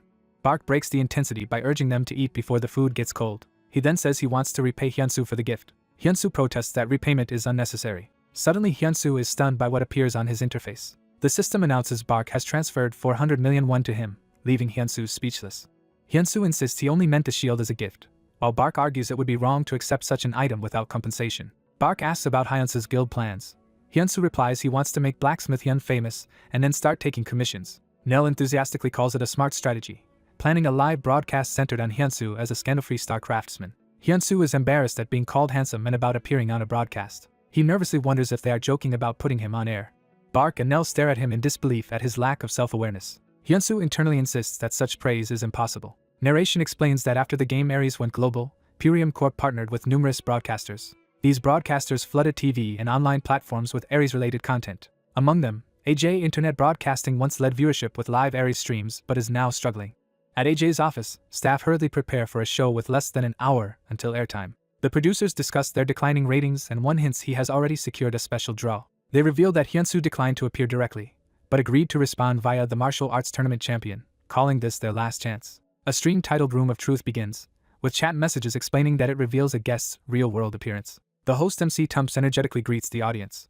He announces that today's guest is the martial arts tournament champion and hints at seeing the real person, while viewers hope for the mysterious blacksmith. Chat speculation mocks that Blacksmith Hyun is probably an unattractive middle-aged man and predicts low viewership. The MC skips formalities and loudly introduces Hyunsu as the tournament champion. He invites the guest to step out into the Room of Truth. Hyunsu appears on stage in casual clothes, and the chat explodes in confusion at how good-looking he is. The MC welcomes Hyunsu as chat continues spamming stunned reactions. Hyunsu glances at the chat window in disbelief. Seeing rows of question marks, he asks if there was a broadcast glitch, while comments say he is simply too hot. Hyunsu bashfully tries to downplay the compliments. A large donation from user Rowon asks when the blacksmith will appear, electrifying the chat. The system reveals that Rowon is actually Korea's top forge master Kilma, shocking Hyunsu. The story jumps back a few days to the Black Anvil Smithy's conference room. Black Anvil's leaders gather around a round table for an emergency meeting. Sylvia demands to know who Blacksmith Hyun is and why he warrants such a meeting. Dox explains that Hyun is the hottest topic on Ares community boards right now. They note Hyun's fame skyrocketed after forging a sword for the Sword King Barad. Vaughn laughs but says Black Anvil should not need to feel threatened by one blacksmith. Another member argues they should still be cautious and recruit Hyun before his fame grows further. Vaughn turns to the unseen guild master and asks if his assessment is wrong. The guild master silently contemplates his answer.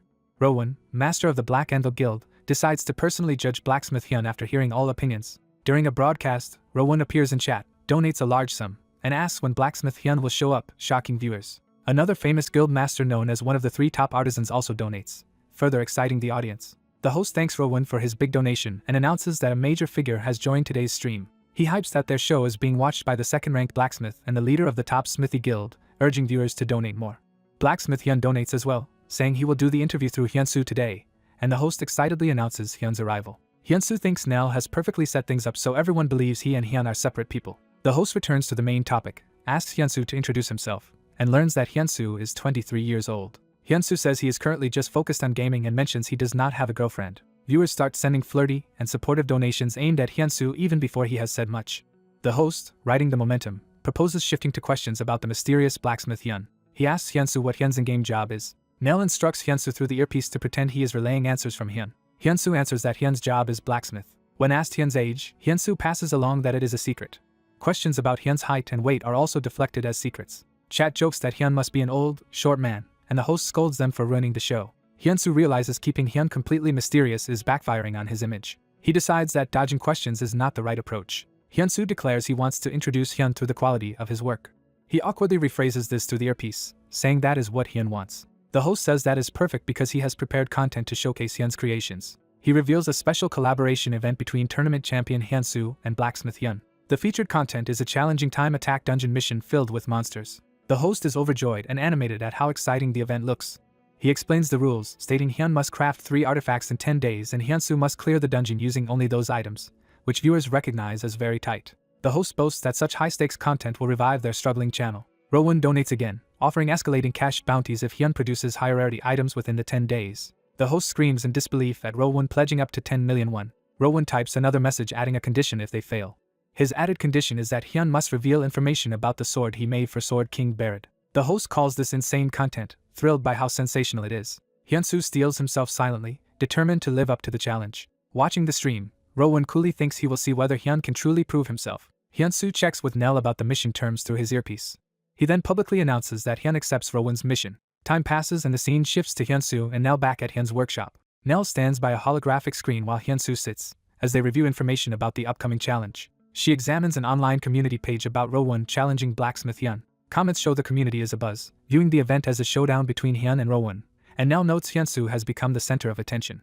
Nell teasingly asks Hyunsu how it feels to be famous, but he stays quiet. She suddenly calls his name and startles him by grabbing his shoulder. Nell eagerly asks how strong of an item he plans to craft for the mission. Hyunsu replies that he is still deciding. He states that his artifacts will be at least rare grade, but because Rowan raised the stakes he must aim even higher. Hyunsu says he wants to properly promote himself by unveiling a unique grade item. Nell remarks that the public sees this event as a duel between blacksmith Hyun and Rowan. Hyunsu protests that it is not really a duel. Nell insists it has already become a versus match and explains that if Hyunsu clears the mission, Hyun's fame will skyrocket along with the donations. She adds that the Black Anvil Guild will likely try to recruit Hyunsu, prompting him to ask what happens if he fails. Nell answers that failure would make Hyun seem ordinary and lower his perceived value. Hearing that, Hyunsu resolves he must succeed at all costs. He thanks Nell, saying her encouragement has properly motivated him. Embarrassed but pleased, Nell tells him not to mention it. She then declares she will focus solely on crafting the artifacts and dashes out of the workshop. Landing outside after being hurried out, Nell wonders if she was effectively kicked out. 10 days later, the time attack dungeon is shown packed with rampaging monsters. The broadcast starts with over 80,000 viewers eagerly watching the monsters. The production staff celebrate that the viewer count rivals their channel's peak days and pray for the content to be a big hit. Hyunsu, now in game as an archer, leaps dramatically into the dungeon as the host announces the broadcast is beginning. The host explains that the first stage is straightforward. He describes how roughly 40 monsters are gathered below Hyunsu. The mission goal is revealed as breaking through the monsters and destroying a red jewel on a distant hill. The host notes that the current record holder, a top-ranked player, cleared this stage in 1 minute 23 seconds. He declares that if Hyunsu sets a new record, there will be a 10 million won prize. Viewers react in chat to the huge prize as Hyunsu listens and looks composed. A countdown begins as Hyunsu looks down over the monster horde. The signal to start is given, and Hyunsu prepares to move. Hyunsu tells viewers that the artifact he will showcase is not his bow or arrows. He reveals instead a specially made gauntlet, surprising viewers who wonder how he will use it. Hyunsu draws his bow with the gauntlet on, readying his first shot. Activating the gauntlet, he gains a large boost to his strength. The item also massively increases his attack range. Additional effects further increase his arrow's penetration and destructive power along with his boosted strength. Empowered arrows slice through the monsters in straight lines. One of these enhanced shots streaks toward the distant red jewel. The jewel shatters, and the system announces that Hyunsu has set a new record for stage 1. The new time is revealed as 41 seconds, earning him the 10 million won reward. Hyunsu thanks them for the prize but reminds everyone that Rowan's earlier bounty means he will actually receive 20 million won if conditions are met. The shocked host demands to know what Hyunsu means. On another screen, Hyunsu addresses Rowan directly, asking if he remembers their bet. A close-up shows Hyunsu smirking confidently. He proudly declares that the gauntlet he just used is of unique grade. Rowan watches stunned, as the word unique sinks in. Viewers urge Hyunsu to display the gauntlet's detailed information. Hyunsu agrees and begins the reveal. Rowan, surrounded by aides, says he will show the stats immediately. Hyunsu raises his glowing gauntlet triumphantly for the camera. The item window appears, describing Hyun's custom unique gauntlet that massively boosts an archer's strength, accuracy, crit rate, and includes an active aiming skill. Hyunsu casually confirms to the audience that it is indeed unique grade. Rowan silently scrutinizes the information, impressed. A sponsor notification pops up showing that Mr. Rune has just donated 10 million won in appreciation. The host thanks Rune for the huge sponsorship, while chat comments on Hyunsu's intense yet endearing demeanor. The host relays Hyun's new proposal to sell the showcased gauntlet via live auction.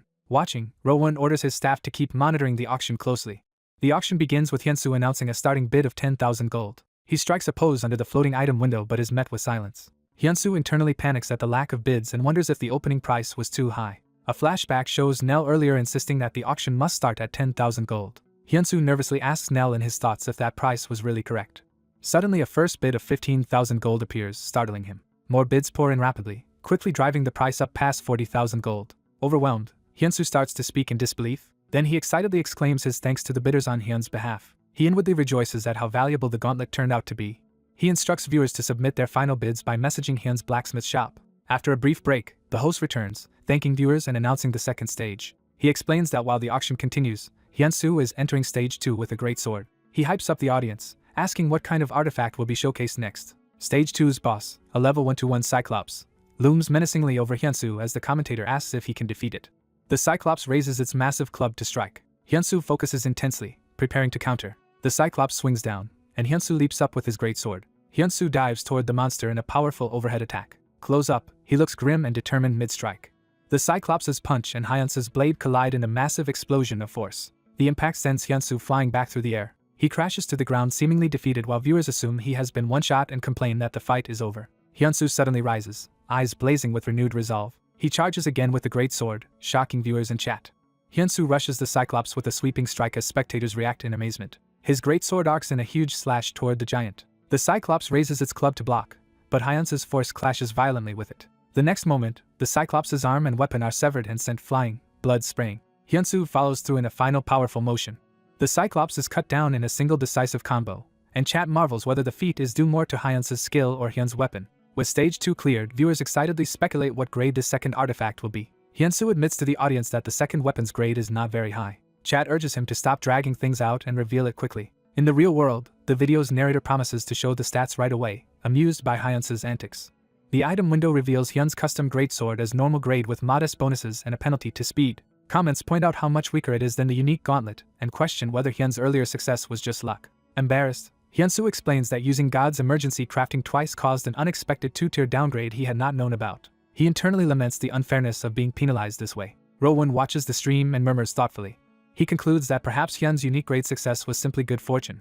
Rowan receives a call from another guild leader asking if he is watching the broadcast. On the call, that leader says that despite the disappointing second item, they still believe Hyun should be recruited. Rowan listens in silence, considering this advice. The other guild master asks how large a signing bonus they should offer to entice Hyun.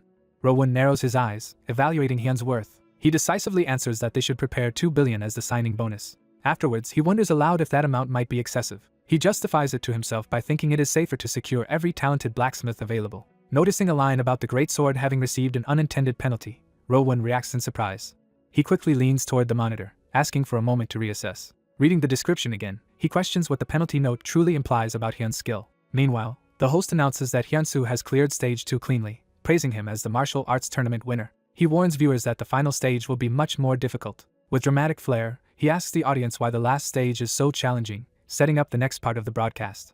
The announcer reveals that many boss-level monsters will soon appear. He explains that Hyunsu must dodge these bosses and reach the hill with the flag, though the monsters will actively attack. A powerful fighter engages the surrounding monsters with sweeping attacks. The announcer clarifies that Hyunsu only needs to reach the destination without being forcibly logged out. He notes that the stage may not sound like a final one, then hints that a special monster will appear, which keeps viewers interested. He unveils the boss of the stage, a level 138 werewolf. The announcer explains that werewolves have hides so tough even equal-level players struggle, giving this stage under a 20% clear rate. He adds that even the record holder barely cleared it, and urges Hyunsu to begin the challenge. Hyunsu steels himself, deciding not to regret his earlier weapon choice. He tells himself to focus on the final stage while viewers casually chat and tell him to get started. As others ask why he is hesitating, Hyunsu quietly prepares. He begins to speak, building up his resolve. Hyunsu declares that he has no intention of running from the monsters, shocking and annoying some viewers. Channeling power into his bow, he says he will rely on this weapon. He raises the glowing bow, facing a massive pack of werewolves head-on. Hyunsu states his real plan is to hunt every werewolf on the field. Viewers dismiss his words as bluster and urge him just to focus on surviving. Hyunsu draws the bow, releasing a golden energy arrow. The arrow streaks toward the werewolf pack. Its trajectory arcs across the battlefield with tremendous speed and force. The arrow slams into the pack, scattering and blasting werewolves. One werewolf takes a direct hit to the head and howls in pain. The remaining werewolves panic at the unexpected power. Impact tremors crack the ground beneath the monsters. A huge shockwave smashes the area, sending the werewolves flying. Werewolves howl as the attack continues to devastate them. Hyunsu observes the destruction and judges that this arrow was successfully crafted. Viewers gasp at the crater and demand to know what kind of bow could cause such an effect. Hyunsu starts a formal introduction of this third special item, the bow. He explains that the bow is based on a myth from Jeju Island. He recounts the tale of a mighty bow that shot down the extra sun and moon to restore order to the world. He names his creation the 1,000-pound bow. Hyunsu recalls hearing this Jeju folktale from his father when he was young. The folktale said the world once had 2 suns and 2 moons, throwing everything into chaos. In the myth, Sobyo Wang sought help from his elder brother Daebyo Wang, king of the underworld. Daebyo Wang used a 1,000-gun bow to shoot down 1 sun and 1 moon, restoring balance. As a child, Hyunsu was fascinated more by the bow than the gods, and told his father he wanted to make one himself. Later, he researches and concludes that with his knowledge and Ares technology he might forge a real 1,000-gun bow. He muses that the problem is not the bow's weight but how much to boost his own strength. Suddenly he realizes a different approach to the legend. He decides the bow itself need not weigh 1,000 gun if he instead increases the weight of whatever the arrow hits. Hyunsu prepares rare ebony type wood that can grant special abilities, deciding to test this concept. He forges a new variant of the 1,000-gun bow using that material. Back in the stage he darts through werewolves, keeping up his assault. He maneuvers with the bow in close combat, continuing to strike. Werewolves are hurled around as his weighted strikes send them crashing into trees. System messages confirm he is rapidly hunting werewolves, up to at least 10 kills. The announcer and viewers exclaim that they never imagined werewolves could be killed so easily with a single arrow. Hyunsu remarks that defeating the werewolves was simple enough, but something still bothers him. As he enters the forest he senses that the atmosphere has abruptly changed. A larger group of werewolves charges toward him. He escapes up a tree but is quickly surrounded. Hyunsu aims again, intending to defeat them all in one shot. A colossal white werewolf unleashes a deafening roar. The roar triggers a violent explosion of force throughout the forest. Hyunsu is blasted away and shocked by the sudden attack. He experiences an involuntary physical reaction of terror. A system message explains that hearing the roar of a powerful predator has inflicted him with rising fear. Another system window formally applies the fear status effect. The giant creature lands with crushing power, shaking the ground. System text announces that a new storyline has begun and that a fragment of Fenrir, king of the werewolves, is descending. The monstrous level 178 Fenrir fragment fully manifests before Hyunsu. A global message promises special rewards to anyone who can hunt Fenrir's fragment. The announcer recognizes Fenrir as a legendary monster and panics that such a being has appeared in this time attack dungeon. A status description explains that fear is slowing Hyunsu's movements as Fenrir's minions rush him. One werewolf uses the skill Blood Claw, slashing Hyunsu brutally. Hyunsu is knocked away while nearby werewolves leap from the trees. Fenrir roars again, leading the pack in a savage assault. Hyunsu realizes he is bleeding heavily and receives the bleeding status effect. The system clarifies that simultaneous fear and bleeding are weakening his physical abilities, making combat harder. Hyunsu counters by activating equipment buffs to drastically increase his strength, planning to offset the debuffs with items. Empowered, he fires a concentrated purple beam-like arrow at the enemies. The beam carves a vertical line of destruction through the battlefield. Fenrir responds by casting a powerful skill called Claws of Destruction. The Wolf King charges, surrounded by overwhelming destructive energy. The impact of Fenrir's attack devastates the ground in a massive explosion. The announcer and viewers fear Hyunsu must have died from that blow, and wonder how anyone can beat Fenrir. Fenrir steps forward amid crackling energy, still alive and menacing. Hyunsu dashes in again, refusing to back down. He leaps high above Fenrir, readying another empowered shot. Drawing with utmost focus, he prepares his decisive move. The arrow strikes Fenrir's head directly, blasting it with immense energy. Fenrir's massive body crashes down as Hyunsu lands, exploiting the impact. Hyunsu mutters that the fight is not over yet. He reveals that the bow's true power lies beyond simple impact. The shot plants a glowing arrow in Fenrir's body, setting up the weapon's special effect. Hyunsu activates the skill tied to the bow, which multiplies weight on the struck area to an extreme 10,000 gun, crushing Fenrir. The resulting shockwave levels the surroundings in a colossal burst. Watching the broadcast, the announcer is stunned, unable to comprehend what just happened. The battlefield stills, debris falling over shattered stone. Hyunsu calmly plants his foot on Fenrir's head, showing that the boss is defeated. He sits relaxed on the corpse, having clearly won the fight. The announcer struggles to process, and starts to ask what he just witnessed. He then explodes, demanding to know what that crazy play and overpowered bow were. Notifications identify the mysterious craftsman as top-ranked archer Yin, further shocking him. Surrounded by message windows, Hyunsu receives a flood of system alerts. Hyunsu apologizes to the viewers, relaying that his older brother has just messaged him. On the live stream he passes along his brother's statement that the 1,000-gun bow is absolutely not for sale, prompting chat reactions. Hyunsu leaves Fenrir's body behind as he heads toward the stage's flag. The announcer reiterates that Hyunsu's brother refuses to sell the bow, no matter how many offers arrive. Instead, Hyunsu announces that his brother will accept a single crafting request, limited to archers. He invites interested archers to contact Hyun's blacksmith shop, similar to an auction. Hyunsu then finishes the run by touching the flag and ends the broadcast with thanks. Time passes and the scene shifts to the outside of a blacksmith building at sunset. Hyunsu logs into his rented blacksmith shop in-game, relieved to be back. He notes that the broadcast's promotional effect was impressive and feels satisfied with today's gains. He also celebrates obtaining rare materials and a large amount of experience from the dungeon. Clenching his fist, he prepares to check his progress. A status window shows that Hyunsu has finally reached level 100, unlocking the ability to form a guild. He reflects that this means he can finally gather his own people around him. He is pleased that he can now officially bring Banya under him as a vassal. The system asks him to name the new guild, so he ponders what name to pick. He chooses a name that symbolizes a bright future. The system confirms that he has founded the guild Gwangnyeon. Further messages state that he is now guild master of Gwangnyeon and has gained the title Lord's Grace. Notifications show that companions Bell and Bark immediately join the new guild. Others comment that the guild name Gwangnyeon feels good, and Hyunsu himself says he likes it. Bell excitedly says that since the guild exists she will look for a base of operations, and Hyunsu happily entrusts that task to her. She then asks what Hyunsu plans to do next, and he replies that he intends to keep his promise with Barrett. When she asks about that promise, he explains that Barrett told him to visit once he created a guild. Hyunsu resolves to honor that promise and announces that he will travel to the Goyard Kingdom. Elsewhere, royal advisors protest to their king that granting territory to an outsider is unacceptable. They argue that giving land to someone from outside the kingdom is excessive. The king answers that he knows and insists such a reward requires a deed worthy of it. He asks if they truly think he would make such decisions lightly, emphasizing his seriousness. In reality, Hyunsu's phone rings with a call from the TV station producer. He answers while eating a sandwich, hearing the producer greet him enthusiastically. The producer thanks Hyunsu for the successful broadcast and says he would like to invite him again. He also informs Hyunsu of the sponsorship and prize money amounts that will be deposited into his account. The producer then nervously asks how they should send Blacksmith Hyun's share of the money. Hyunsu cheerfully says they can deposit everything to his account, and he will pass along the blacksmith's portion. They end the call on friendly terms, agreeing to talk again next time. Hyunsu is stunned to realize he will receive 25 million won just from sponsorship. A system notice then reports that his custom gauntlets have sold for a huge amount of gold, adding to his recent sales. Hyunsu calculates that between game sales and broadcast income he has earned around 100 million won in only 10 days. His phone buzzes again with a message asking whether he and Bell can log in right now. He replies that he will log in immediately. Hyunsu appears in the intermediate zone's town square inside the game. Bell runs up to greet him excitedly. She exclaims that their situation is now incredible, insisting she is not exaggerating.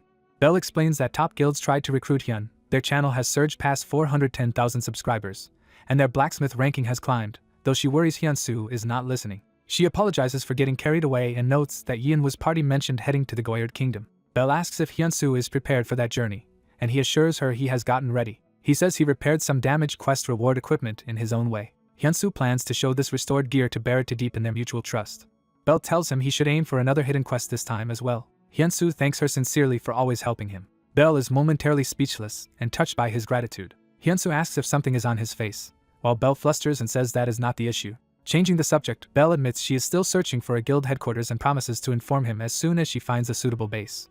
The protagonist politely tells someone to take their time looking around and thanks them. A white wolf is being petted as someone wonders if the prince has taken up wolves as a new hobby. The red-haired prince explains that the wolves are a reward for clearing his latest dungeon. Marquis Valo, power behind Goyard, congratulates the prince and brings up a rumor that he granted land to an outsider. The prince calmly asks if there is any problem with him giving territory to that outsider. Valo objects that such generosity is excessive for a mere outsider blacksmith. The prince confirms Valo is talking about the same beginner outsider. He states Hyunsu once saved his life and challenges whether Valo dares oppose the tradition-based reward. The prince's armored hand strokes a black wolf's head, prompting a reaction. Hearing the wolves whine, the prince turns puzzled. A wolf, seemingly speaking or relaying a message, announces that Sir Hyunsu has arrived. Valo glances back toward the entrance in surprise. The prince also looks toward the newcomer, expression intent. Hyunsu enters in gleaming armor, exuding a powerful, almost monstrous aura behind him. Overwhelmed, Valo wonders if such terrifying energy can really belong to a blacksmith. Hyunsu reaches up to remove his helmet. He reveals his face, salutes, and cheerfully reports his return to Prince Barrett. Sunlight floods the grand hall, emphasizing the change in mood. Now seated together, the prince notes how the atmosphere shifted dramatically since Hyunsu arrived. Barrett asks if the earlier oppressive feeling came from Hyunsu's new equipment. Hyunsu agrees and praises the prince's sharp perception. He explains the gear as Fenrir's helmet and cloak, which raise stats and bestow wolf-like dignity. Barrett asks if Hyunsu forged them, and Hyunsu clarifies he only repaired this reward armament. Hyunsu points out that the prince's wolf's reaction proves the equipment's effect is functioning. While soothing a wolf and assuring it that Hyunsu is trustworthy, Barrett asks why Hyunsu thinks he was summoned. Barrett grows serious, preparing to reveal the true reason. He introduces a small western territory named Balas. Barrett narrates that Balas, once a prosperous blacksmith village, has recently fallen into ruin. Its decline is harming neighboring lands and stirring noble unrest. To restore Balas, he sent many skilled people, yet none succeeded. Every reconstruction attempt failed for unknown reasons, driving people to flee. Many specialists abandoned the village altogether. During that troubled period, Barrett met Hyunsu, and the sword Hyunsu forged convinced him of something. Barrett concludes that Hyunsu is the one capable of solving the Balas problem. He formally presents Hyunsu as the chosen savior of Balas. A system quest appears, tasking Hyunsu with reconstructing Balas for escalating gold rewards, with failure lowering Barrett's favor. Hyunsu reads the quest and reflects that rebuilding a village is completely new to him. He tells Barrett frankly that he has no experience with territorial reconstruction. Barrett silently gauges Hyunsu's resolve. Hyunsu adds that because Balas is a blacksmith village, the situation interests him. He thinks that if he can improve working conditions for fellow blacksmiths even slightly, it will be worthwhile. Hyunsu then accepts the task, agreeing to take on the reconstruction. He clearly states his commitment to rebuilding Balas. The scene shifts to night as Hyunsu and his two companions arrive at the Balas territory gate. Walking through the eerily quiet town, one companion remarks that many blacksmith shops are shuttered. The other notes the near absence of townsfolk, confirming something is very wrong and suggesting they investigate further. Hyunsu surveys the deserted streets and realizes Balas is in worse shape than expected. Spotting a lone building with lights on, they decide to check it out. They open its door, revealing a dim, seemingly abandoned smithy interior. Entering the workshop, they call out to see if anyone is present. Inside, heavy cobwebs and a giant spider make one companion doubt anyone actually lives there. Hyunsu politely calls out again, asking if the owner is around. The trio react as they hear movement deeper within the shop. A door creaks open as Hyunsu approaches cautiously. Their cleric companion tenses, bracing herself.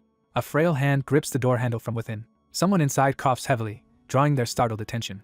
Hyunsu looks on with concern as the hidden resident emerges. An elderly man with a lantern peeks out fearfully and demands to know who they are. Hyunsu apologizes for barging in, while the old man suspiciously asks who these intruders are. Hyunsu explains they are outsiders sent by Prince Barrett to investigate Balas, and the old man nervously checks they are not from the Adrol Merchant Guild. Hyunsu says he does not know that guild, and prepares to prove his identity if needed. He unrolls Barrett's official decree to show the old man. The old man silently studies the document as the party steps back to give him space. Hyunsu places the scroll down where the old man can safely retrieve it. He says they will stand back and asks the old man to examine the decree at his own pace. The trio retreat a few steps while the old man edges out to pick up the scroll. A trembling hand reaches from behind the door to take the document. Time passes in tense quiet as a cockroach scuttles by and the group waits. Hyunsu and his warrior companion look on anxiously. At last the old man confirms the decree is genuine and that the order truly comes from Prince Barrett. He remarks that it has been ages since he last saw an outsider in Balas. Introducing himself as Pura, he explains he used to be the Lord's personal blacksmith. Hyunsu notes that most village forges are cold and asks what happened, prompting Pura to say trouble began a year ago when the Adrol Merchant Guild arrived. Hyunsu connects this name to what Pura mentioned earlier, confirming they are talking about the same guild. Pura warns that the tale is long and asks if they really want to hear it. He begins recounting how the Adrol Guild, lured by Balas's reputation, came to the territory. The guild master courted the lord with lavish gifts and suggested opening trade. The young lady lord, eager to spread her blacksmith's fame, welcomed the merchant enthusiastically. Thus, the Adrol Merchant Guild was allowed to establish itself within the village. During a later meal, the guild master unexpectedly proposed a wager to the lord. The naive lord accepted, thinking it was harmless fun, but the outcome would prove dire. Pura reveals the result of that bet was catastrophic for the lord. Having lost, the lord was stripped of all authority, and Adrol's ruthless domination of Balas began. Their oppression became so harsh that some blacksmiths attempted to flee. Those who were caught trying to escape were rounded up. The captured blacksmiths were ultimately reduced to full slavery, forced to work amid flames. Hearing this, Hyunsu and his companions denounce the guild as truly evil. The narration emphasizes that the guild not only deceives and exploits, but also strips people of everything. Hyunsu clenches his fists, internally vowing that he cannot forgive them. He reaffirms his determination not to let such injustice stand. Hyunsu asks Pura whether he, too, has been working under the guild's control. Pura answers that he is not their worker but a fugitive who escaped. He recalls that on the day the lord lost the wager, she secretly sent him away. She entrusted him with the mission to someday overturn the wager and free the blacksmiths. Hyunsu's warrior companion reasons that the lord must have believed Pura capable of winning such a contest. Pura hesitates, troubled by that expectation. He admits that although the guild's man, Baksu, is vile, his skills as a blacksmith are undeniably first class. Pura adds that he can no longer keep running and expects the guild will soon come for him. He thanks the visitors for listening to his story and advises them to leave Balas before they are dragged into its troubles. Hyunsu jumps up, refusing to walk away and addressing Pura urgently. Hyunsu says it may be presumptuous, but he wishes to help Pura. He reveals that he is also a blacksmith and cannot ignore the injustice done here. Pura appreciates the sentiment but begins to say that every previous visiting blacksmith has already failed. Before he can finish, a man bursts through the door, interrupting them. Outside, Hyunsu's companions recognize that Purra's pursuers have found his hideout. The intruder, sneering and calling Purra a rat, confronts him, shocking the old man. A close-up shows the intruder's smug grin as smoke curls from his pipe. The man, revealed as Baksu, taunts Purra for having evaded capture until now. The panel identifies him formally as the Droll Merchant Guild's blacksmith examiner Baksu, who declares there is no escape anymore.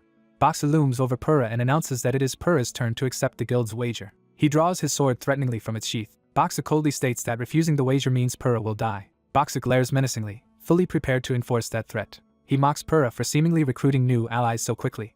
Baksu activates a glowing cube that manifests a barrier around the forge. The cube expands into a magical construct, enclosing Baksu and Purra in a separate smithy-like space. Baksu explains this is the blacksmith shop of his dreams where, drawing on his expertise, he can rapidly craft weapons. Hyunsu's companions whisper that this so-called wager is just coercion by force. Hyunsu's interface displays Purra at level 230 and Baksu at level 299, noting the overwhelming gap. Baksu tells Purra that if Purra somehow wins he will spare his life, but even then Purra would still live as a slave, and a system message declares the assessment has begun. A prompt warns that failing the assessment means being bound to its conditions. Another prompt instructs the challenger to state the wager's conditions, while Purra sweats nervously. Purra realizes retreat is impossible now that the terms are being set. He declares that if he wins, the original wager with the territory lord must be nullified and the blacksmiths freed. System text confirms that Purra's life is at stake and lists the allowed conditions. Baksu shouts at Purra for the trouble of hunting him down and orders him to pick up his hammer immediately. Purra steps forward into the conjured workshop space. Baksu states the rules. Whoever forges the better sword wins, and Purra acknowledges this. As Purra turns to begin, Hyunsu grabs his arm and calls out to him. Purra thanks Hyunsu for their brief time together, implying he expects to lose. Hyunsu watches silently as Purra is drawn fully into the magical arena. Inside the barrier, Purra stands alone at the forge while Hyunsu observes from outside. Hyunsu and his companions face the shimmering wall, watching the duel commence. Purra steels himself, sweat trickling down as he prepares to hammer. He resolves that he must forge the greatest sword of his life. Purra strikes glowing blue metal with desperate strength. He continues the grueling forging process over roaring flames. Hearing something from Baksu's side of the forge, Purra freezes and turns. He looks back tensely, sensing that Baksu has completed something. A radiant finished blade appears, signaling Baksu's success. Purra looks across the barrier to see Baksu proudly presenting the completed sword. Purra instinctively knows, as a blacksmith, the quality of that blade is extraordinary. He recognizes with dread that Baksu's weapon is a full-fledged masterpiece sword. Purra concedes inwardly that he has been utterly defeated. He despairs that this means his imminent death. He also laments that his beloved territory and its people will remain in chains. Suddenly Hyunsu's voice booms in Purra's mind, ordering him to concentrate. Hyunsu appears urging Purra to focus solely on forging the sword. Hyunsu points out the forge temperature is too low and tells Purra to readjust it by watching the flame's color. The blacksmith realizes that if he raises the forge's flame temperature, he might still have a chance. A glowing scroll appears above the nervous elder as he reacts to the change. The examiner widens his eyes in shock at what he sees. Hyunsu materializes in the forge, startling the elder as the environment turns spectral. Hyunsu concentrates as a system message tells him he is receiving the teachings of a master blacksmith while someone yells at him. In the control room, staff watch Hyunsu on monitors and one of them screams in dismay. A developer laments that he put great effort into that NPC and wonders why it had to meet user Hyunsu, while a colleague assumes the NPC was minor. The agitated developer shouts that the NPC is actually destined to become the continent's 11th legend, leaving his coworker stunned. He admits he planned to turn that future legend into a villain because not all legends should be good. Another staff member nervously asks if Hyunsu's involvement will cause problems, and a superior ponders. The superior says they cannot intervene directly so they will just observe events. Hyunsu, realizing he is gaining master blacksmith teachings, calls out to the elder. Hyunsu urges the elder to focus, snapping him back to work. The elder responds that they have no time to slack off. The elder rushes back toward the forge. Under Hyunsu's instruction, the elder quenches the heated blade in oil instead of water to save time. Hyunsu teaches that the sword must be polished with even pressure as the elder grinds the blade. Books, the examiner, proudly wields the sword he has forged. The elder presents his own finished sword, ready to compare. Both blacksmiths raise their swords almost at the same moment. Hyunsu notes that their completion times were almost simultaneous. The emotional elder declares that the weapon is finally complete. A system message announces that Fair has crafted an artifact close to legendary rank as the glowing sword is raised. Onlookers exclaim that the weapon is near legendary, and something any swordsman would desire. A knight reflects that Books was unbeatable by level, but Hyunsu's teachings allowed Fair to surpass him. System messages state that Fair has surpassed Examiner Books and has passed the blacksmith evaluation, shocking Books. The elder is moved to tears that he created such a sword before dying. Another system message declares that Books has failed the evaluation, leaving him devastated. A notice proclaims that all blacksmiths in Bala's territory are now freed, as the elder looks gratefully at Hyunsu. Further notices nullified the agreement with the lord and increased territory development, while Books trembles. Accepting defeat, Books drops his sword and verbally yields. However, he accuses Hyunsu of interfering in a sacred evaluation despite admitting loss. He grasps his sword again, preparing for something, and begins to speak. Books challenges Hyunsu to undergo an evaluation himself. A system alert appears before Hyunsu announcing that the evaluation is beginning. Hyunsu is stunned that the challenge applies to him as well. The development team watches the screen showing Books challenging Hyunsu to an evaluation. One dev shouts for Books not to do it as another calmly notes that Books has initiated an evaluation against user Hyunsu. A panicked staffer cries out to team leader Kim. Staff discuss how the face-off between Hyunsu and Books will go, noting Hyunsu's low level and worrying about his chances. Team leader Kim insists Hyunsu, the god of blacksmiths, will not lose and wonders whether he will show mercy to Books. Another dev flatly states that given Hyunsu's track record, the chance of him going easy on Books is 0. Watching the monitor, the leader muses about who is really evaluating whom, while others fret over Books. The team affirms that Hyunsu cannot be judged by level alone as they watch his image on the screen. Night falls over Ballas, setting the scene for the new evaluation. Back in the forge, Books steps forward as another system window appears between him and Hyunsu. Books draws a strange sword that emits an eerie aura. Hyunsu recognizes it as an artifact and realizes the sword itself was what made Books dangerous. Books threatens to cut off Hyunsu's arm if he fails this evaluation. Hyunsu decides that someone who forces others into submission like this cannot be forgiven. Determined, Hyunsu resolves again that he cannot let Books off easily. Books proposes a condition for the evaluation. The wager will be Hyunsu's sword. Hyunsu agrees and Books smiles, satisfied with the terms. Books declares that the test will be speed crafting, forging with extreme speed. He explains that by using a blacksmith's experience and knowledge, this method finishes an item in mere seconds, something Hyunsu supposedly has never seen. A brilliant crystal used for the evaluation begins to shine. Books cries that the contest starts now as power from the crystal engulfs the room. While channeling the crystal, he assumes Hyunsu is only an intermediate blacksmith whose strength lies in teaching. Books pours power into the crystal, heat and sparks erupting around his hands. Convinced of victory, he anticipates creating at least a unique great item. The glowing crystal suddenly changes hue as its energy surges. Books is blinded and panics, asking what is happening. The unleashed power throws him and others back across the forge. Hyunsu completes a radiant legendary grade sword, as the system confirms its rank. Books is stunned that his own sword is only unique grade and that Hyunsu finished before him. System messages inform Books he has lost the evaluation and that ownership of the evaluation sword passes to Hyunsu, leaving him speechless. The sword appears by Hyunsu's side, confirming the transfer. Hyunsu calmly holds the massive blade he has won. Hyunsu tells Books that without this sword he will no longer be able to abuse his power, while Books despairingly cries out for his weapon. Hyunsu states he only intends to make Books pay for his past misdeeds, which Books refuses to accept.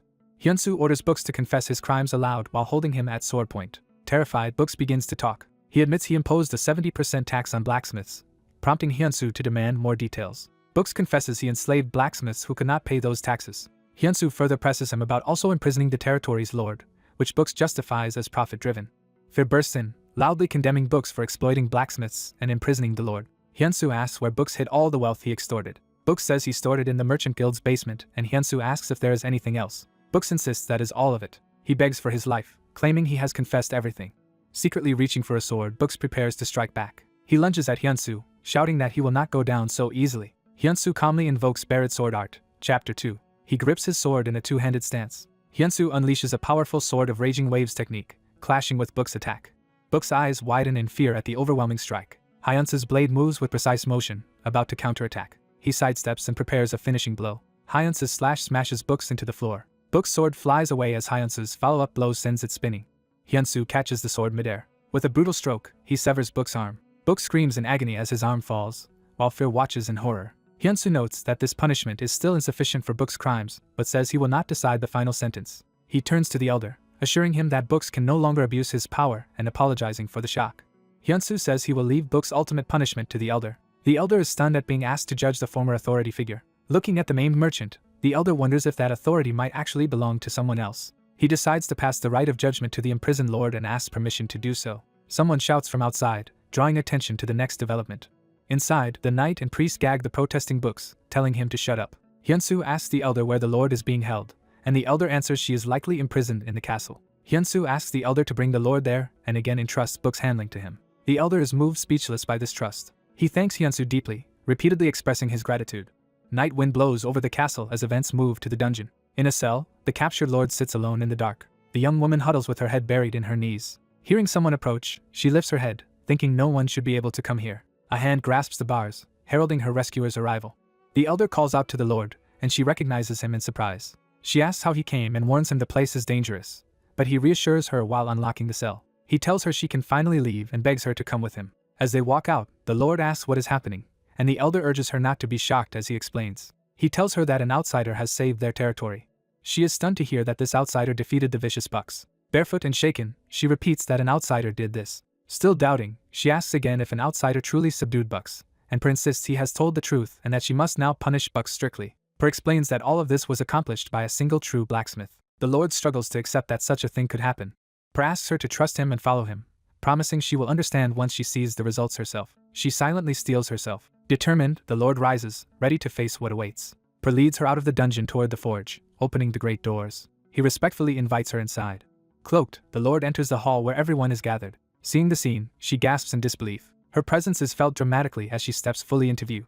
Hyunsu's group and the bound Bucks watch as the cloaked figure approaches. Someone groans softly. Hyunsu politely asks if she is the Lord. She confirms with a quiet yes, lowering her hood. Revealing herself, she declares that she is Belin, Lord of Ballast Territory. Belin looks at Bucks and acknowledges that Hyunsu truly subdued him. Hyunsu confirms and explains he meant to leave punishment to Per, but the elder instead deferred that decision to her. Belin trembles as she prepares to judge Bucks. She clenches her fist, steeling her resolve. She steps up before the gagged Bucks, ready to pronounce sentence. Belin asks that Bucks' gag be removed so they can speak. The gag is pulled off, allowing Bucks to shout. Bucks screams in outrage, demanding to know what is happening. Belin says she once made a deal with him because she trusted him and could even endure his deception. He mocks her, claiming only fools are tricked, but she continues speaking. Belin declares she will not tolerate anyone harming her people. As Lord, she commands Per to act, and he answers obediently. She orders all Bucks' ill-gotten wealth confiscated and every oppressed blacksmith freed, while Bucks rages that they are his property. She then turns to Bucks personally, intending to ensure he can never again torment the innocent. Belin sentences Bucks to be imprisoned in the dungeon forever, shocking him. As he is carried away on a knight's shoulder, Bucks screams that they cannot do this and that he still has plans, while Hyunsu remarks that he is too noisy. The knight says he will take Bucks to the Lord's castle first so they do not have to listen to his protests. As Bucks is hauled out of the forge still screaming that this is outrageous, Hyunsu and the others watch him disappear. Hyunsu and his companions stand before the local lord and elders, waiting in silence. One of the women hesitantly addresses Hyunsu as Lord. Hyunsu tells her he will explain everything that has happened. After hearing his account over tea, the Lord summarizes that she now understands. Shocked, she abruptly stands up, prompting Hyunsu to ask why.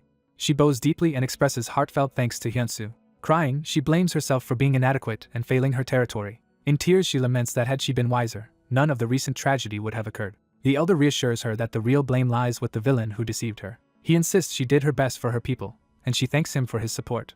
Embarrassed, the Lord apologizes to Hyunsu for showing such a pitiful side, and he says he understands. Hyunsu notes they have not properly introduced themselves yet. He introduces himself as Blacksmith Hyunsu, and his companion introduces herself as Blacksmith Nell. The Lord, overwhelmed with gratitude for the territory's salvation, bows while Hyunsu and Nell insist they only did what was necessary. The Lord also apologizes for earlier misunderstandings, while Nell wonders what misunderstanding she means.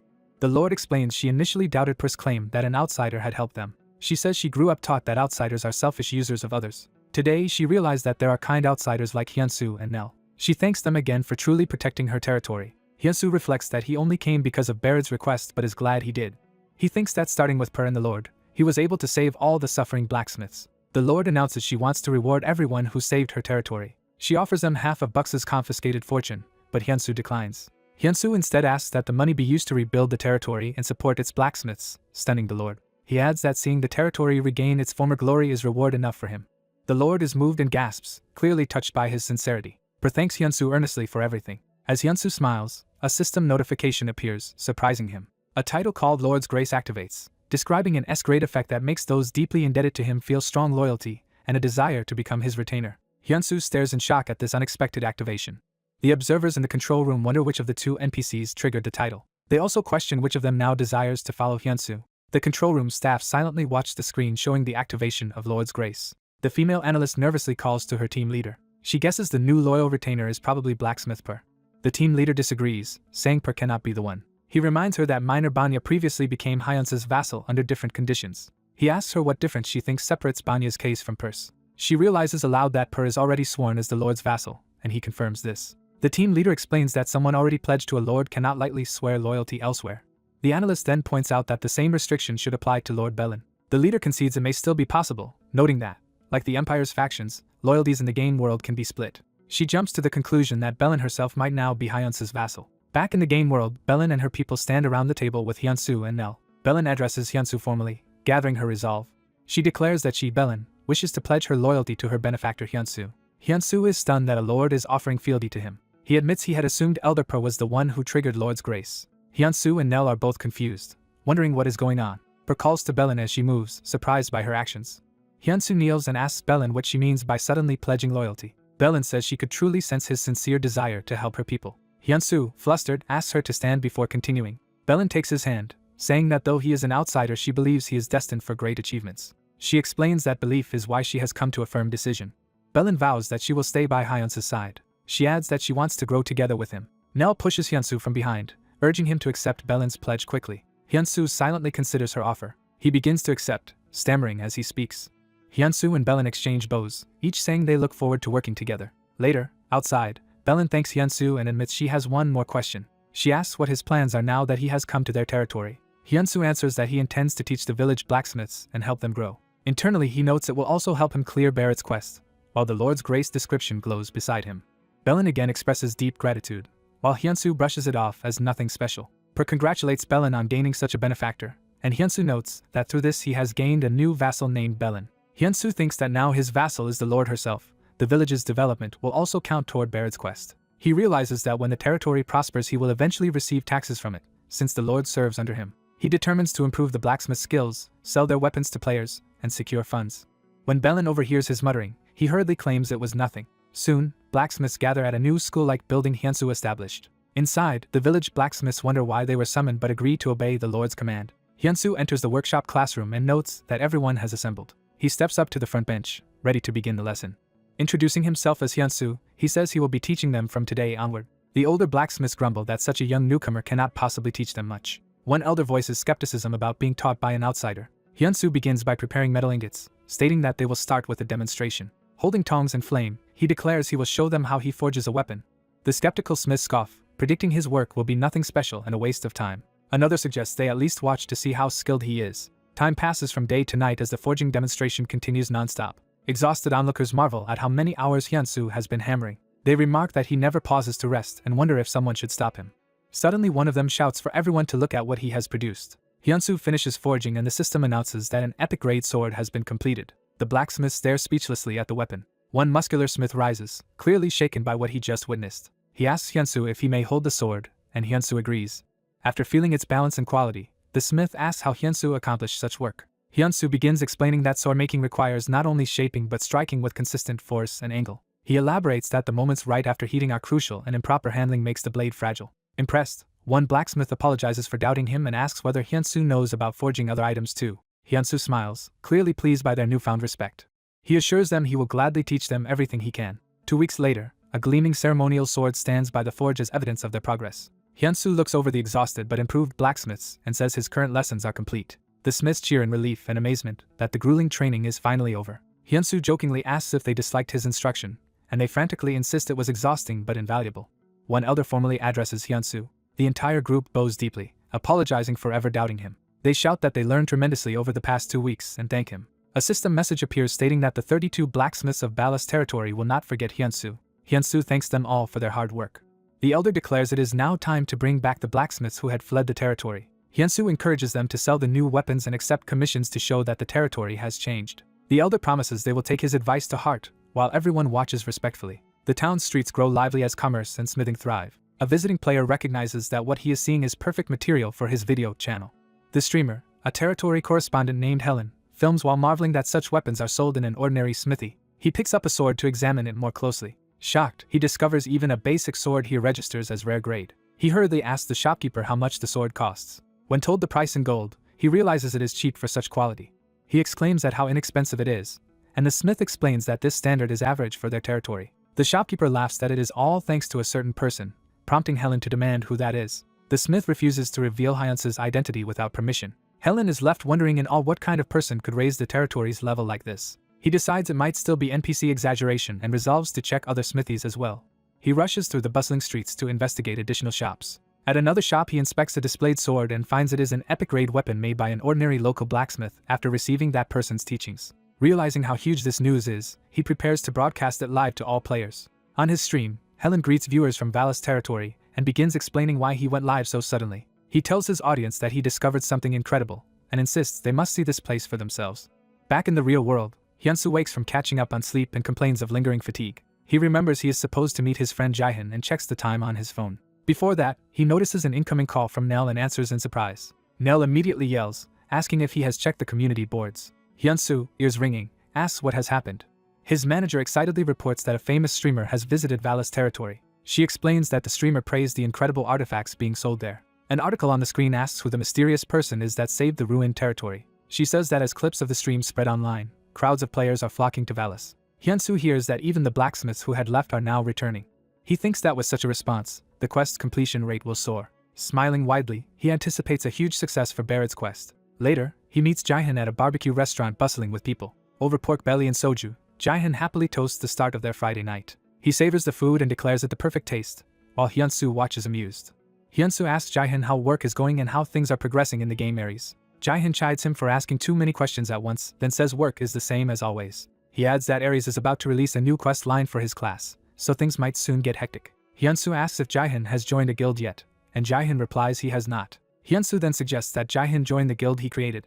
Jihan silently considers the offer. Hyunsu brightens and says a guild sounds like a great idea. Jihan laughs that he is expensive and wants to know more about the new quest before deciding, asking for time to think. Hyunsu reluctantly agrees, looking dejected as he accepts another drink. He quickly clarifies that he is not refusing outright, just asking to postpone joining the guild for a while. Hyunsu forcefully feeds his long-haired friend meat, telling him to stop complaining and just eat. The stuffed friend mentally yells at Kang Hyunsu outside the restaurant, saying he has had enough. Hospital equipment hums, signaling a medical setting. Wearing a hoodie, Hyunsu visits his unconscious, bandaged father in the hospital and announces his presence. The father lies silent and unresponsive in his hospital bed. Hyunsu optimistically tells his comatose father that only good things will happen to them from now on. Hyunsu reflects that he has a loyal friend who is always by his side cheering him on. He thinks about comrades who trust and follow him in his adventures. He also recalls finding a reliable adult he can depend on. Hyunsu feels that the good fortune coming to him will be beneficial for both him and his father. Hyunsu gently holds his father's hand, reaffirming their bond. Hyunsu pulls up his hood and prepares to leave the hospital room. He promises his father he will return to visit again tomorrow. As he leaves, Hyunsu apologizes for disturbing his father's sleep and says goodbye until tomorrow. The father remains motionless in bed after Hyunsu's departure. A close-up shows the father's eyes beginning to stir beneath his bandages. The father's hand twitches slightly, hinting at awakening. The next day, in the audience chamber of the Goyard Kingdom, Hyunsu approaches the throne. Hyunsu kneels before the king and announces his successful return. The red-haired king tells Hyunsu to stand and asks whether he completed the task assigned to him. Hyunsu confidently answers that he has indeed fulfilled the mission. The king recounts that a man named Bucks caused trouble in Vallis territory and credits Hyunsu with driving him out. The king asks Hyunsu how much the Vallis territory has developed under his efforts. Hyunsu smiles knowingly, ready to report the remarkable progress. A system window shows that territory development has reached 150%. Hyunsu reports that the territory's development has increased by more than 150%. The astonished king repeats the figure, surprised at such growth. Hyunsu calmly confirms that the number is correct. The king notes that after imprisoning Bucks in the dungeon, further measures were taken. Hyunsu explains he taught his advanced blacksmithing knowledge to the smiths of the territory. He adds that this attracted many more visitors, significantly boosting the territory's development level. Pleased, the king praises Hyunsu's achievements as excellent. As a reward, the king declares he will grant Hyunsu 1.5 million gold. The king smiles warmly as he bestows this generous compensation. A system notification confirms Hyunsu has obtained 1,500,000 gold. Hyunsu gratefully thanks the king, inwardly celebrating his success. The king admits he only expected Hyunsu to restore about 40% of the former development but notes that Hyunsu far surpassed that. Hyunsu states that revitalizing Vallis territory is essentially the same as rescuing the suffering people of Barad territory. The king begins to ask what growth means to Hyunsu personally. Hyunsu listens as the king prepares to elaborate further. The king says he wants to grant Hyunsu an additional reward beyond the gold. Surprised, Hyunsu asks if the extra reward is really for him. The king explains that he will allow Hyunsu to establish his own personal forge within the Goyard Kingdom. A system prompt clarifies this is a chance to receive a forge from Barad and set up a base in Goyard. The king suggests that, given Hyunsu's contributions, setting up the forge in Vallis territory would be ideal. Hyunsu replies that this plan is not quite right for his intentions. The king wonders if Hyunsu finds Vallis territory too small or otherwise insufficient. Hyunsu clarifies that the territory's size is not the issue either. He states that his real wish is for Vallis territory itself to continue growing. The king, taken aback, repeats Hyunsu's desire for growth. Hyunsu reasons that if his identity as Blacksmith Hyun were revealed, visitors would focus only on his personal forge in Vallis. The king is impressed that Hyunsu has even considered that downside. The king internally judges that Hyunsu possesses the qualities of a capable monarch. The king tells Hyunsu that if he ever desires a territory of his own, he may ask at any time, and Hyunsu thanks him. The king asks where Hyunsu plans to go next, and Hyunsu says he will decide after meeting the Lord of Vallis. The king agrees and says he will summon Hyunsu again if another mission arises, and Hyunsu accepts. The king privately views this as a test of whether Hyunsu can become a true monarch. As Hyunsu departs, the narration affirms the king is testing his potential to become a real ruler. A few days later, the story shifts to the bustling Freya territory. Hyunsu enters a building there, opening the wooden door. Inside, Nell greets Hyunsu warmly, and he notes it has been a while since they met. Hyunsu asks Nell why she suddenly requested this meeting in Freya territory. Smiling, Nell hints she has a particular reason for choosing this location. Nell excitedly reveals that this building will become their guild's base. She explains that Freya is close to the Goyard capital with good player traffic, making it a great place to establish their foundation. Thinking of his allies, Hyunsu agrees the plan sounds good and feels that their real beginning is now. Hyunsu says he also has matters to discuss with Nell, so their meeting is convenient. Shocked, Nell exclaims when she hears Hyunsu was asked to become a noble. Hyunsu confirms this and notes it is unusual for a lower-tier noble NPC, not royalty, to make such an offer. Hyunsu wonders aloud if this might be the first time such a thing has happened. A flashback shows Lord Bellin asking Hyunsu directly to become a noble. In that memory, Hyunsu reacts with confusion and asks what she means. Bellin admits that despite being the lord, she has many shortcomings. She explains that watching Hyunsu's journey convinced her someone like him should lead the territory. Bellin therefore begs him to return as a noble, noting she has never sworn allegiance to anyone as a minor lord. She promises that when the time comes, she will give Hyunsu shares of her territory to help him become greater. Back in the present, a system window appears before Hyunsu in response to her proposal. The window details a hidden S-grade quest called Noble, rewarding territory shares but risking Bellin's affinity if he fails. Determined, Hyunsu accepts Bellin's wishes and says he understands, addressing her respectfully. He realizes that owning shares means gaining authority to rule and wonders if Bellin wants him to build a stepping stone to climb higher. Nell comments that his case is unique, surprising Hyunsu. She explains that usually only royalty confer nobility, and suggests Bellin may be warning him in advance because she sees his potential. Hyunsu, eyeing a bundle of scrolls on the table, asks about the papers that have been bothering his curiosity. Nell laughs and says she expected him to be curious about them. She reveals the scrolls contain information on Blacksmith Hyun's first official client.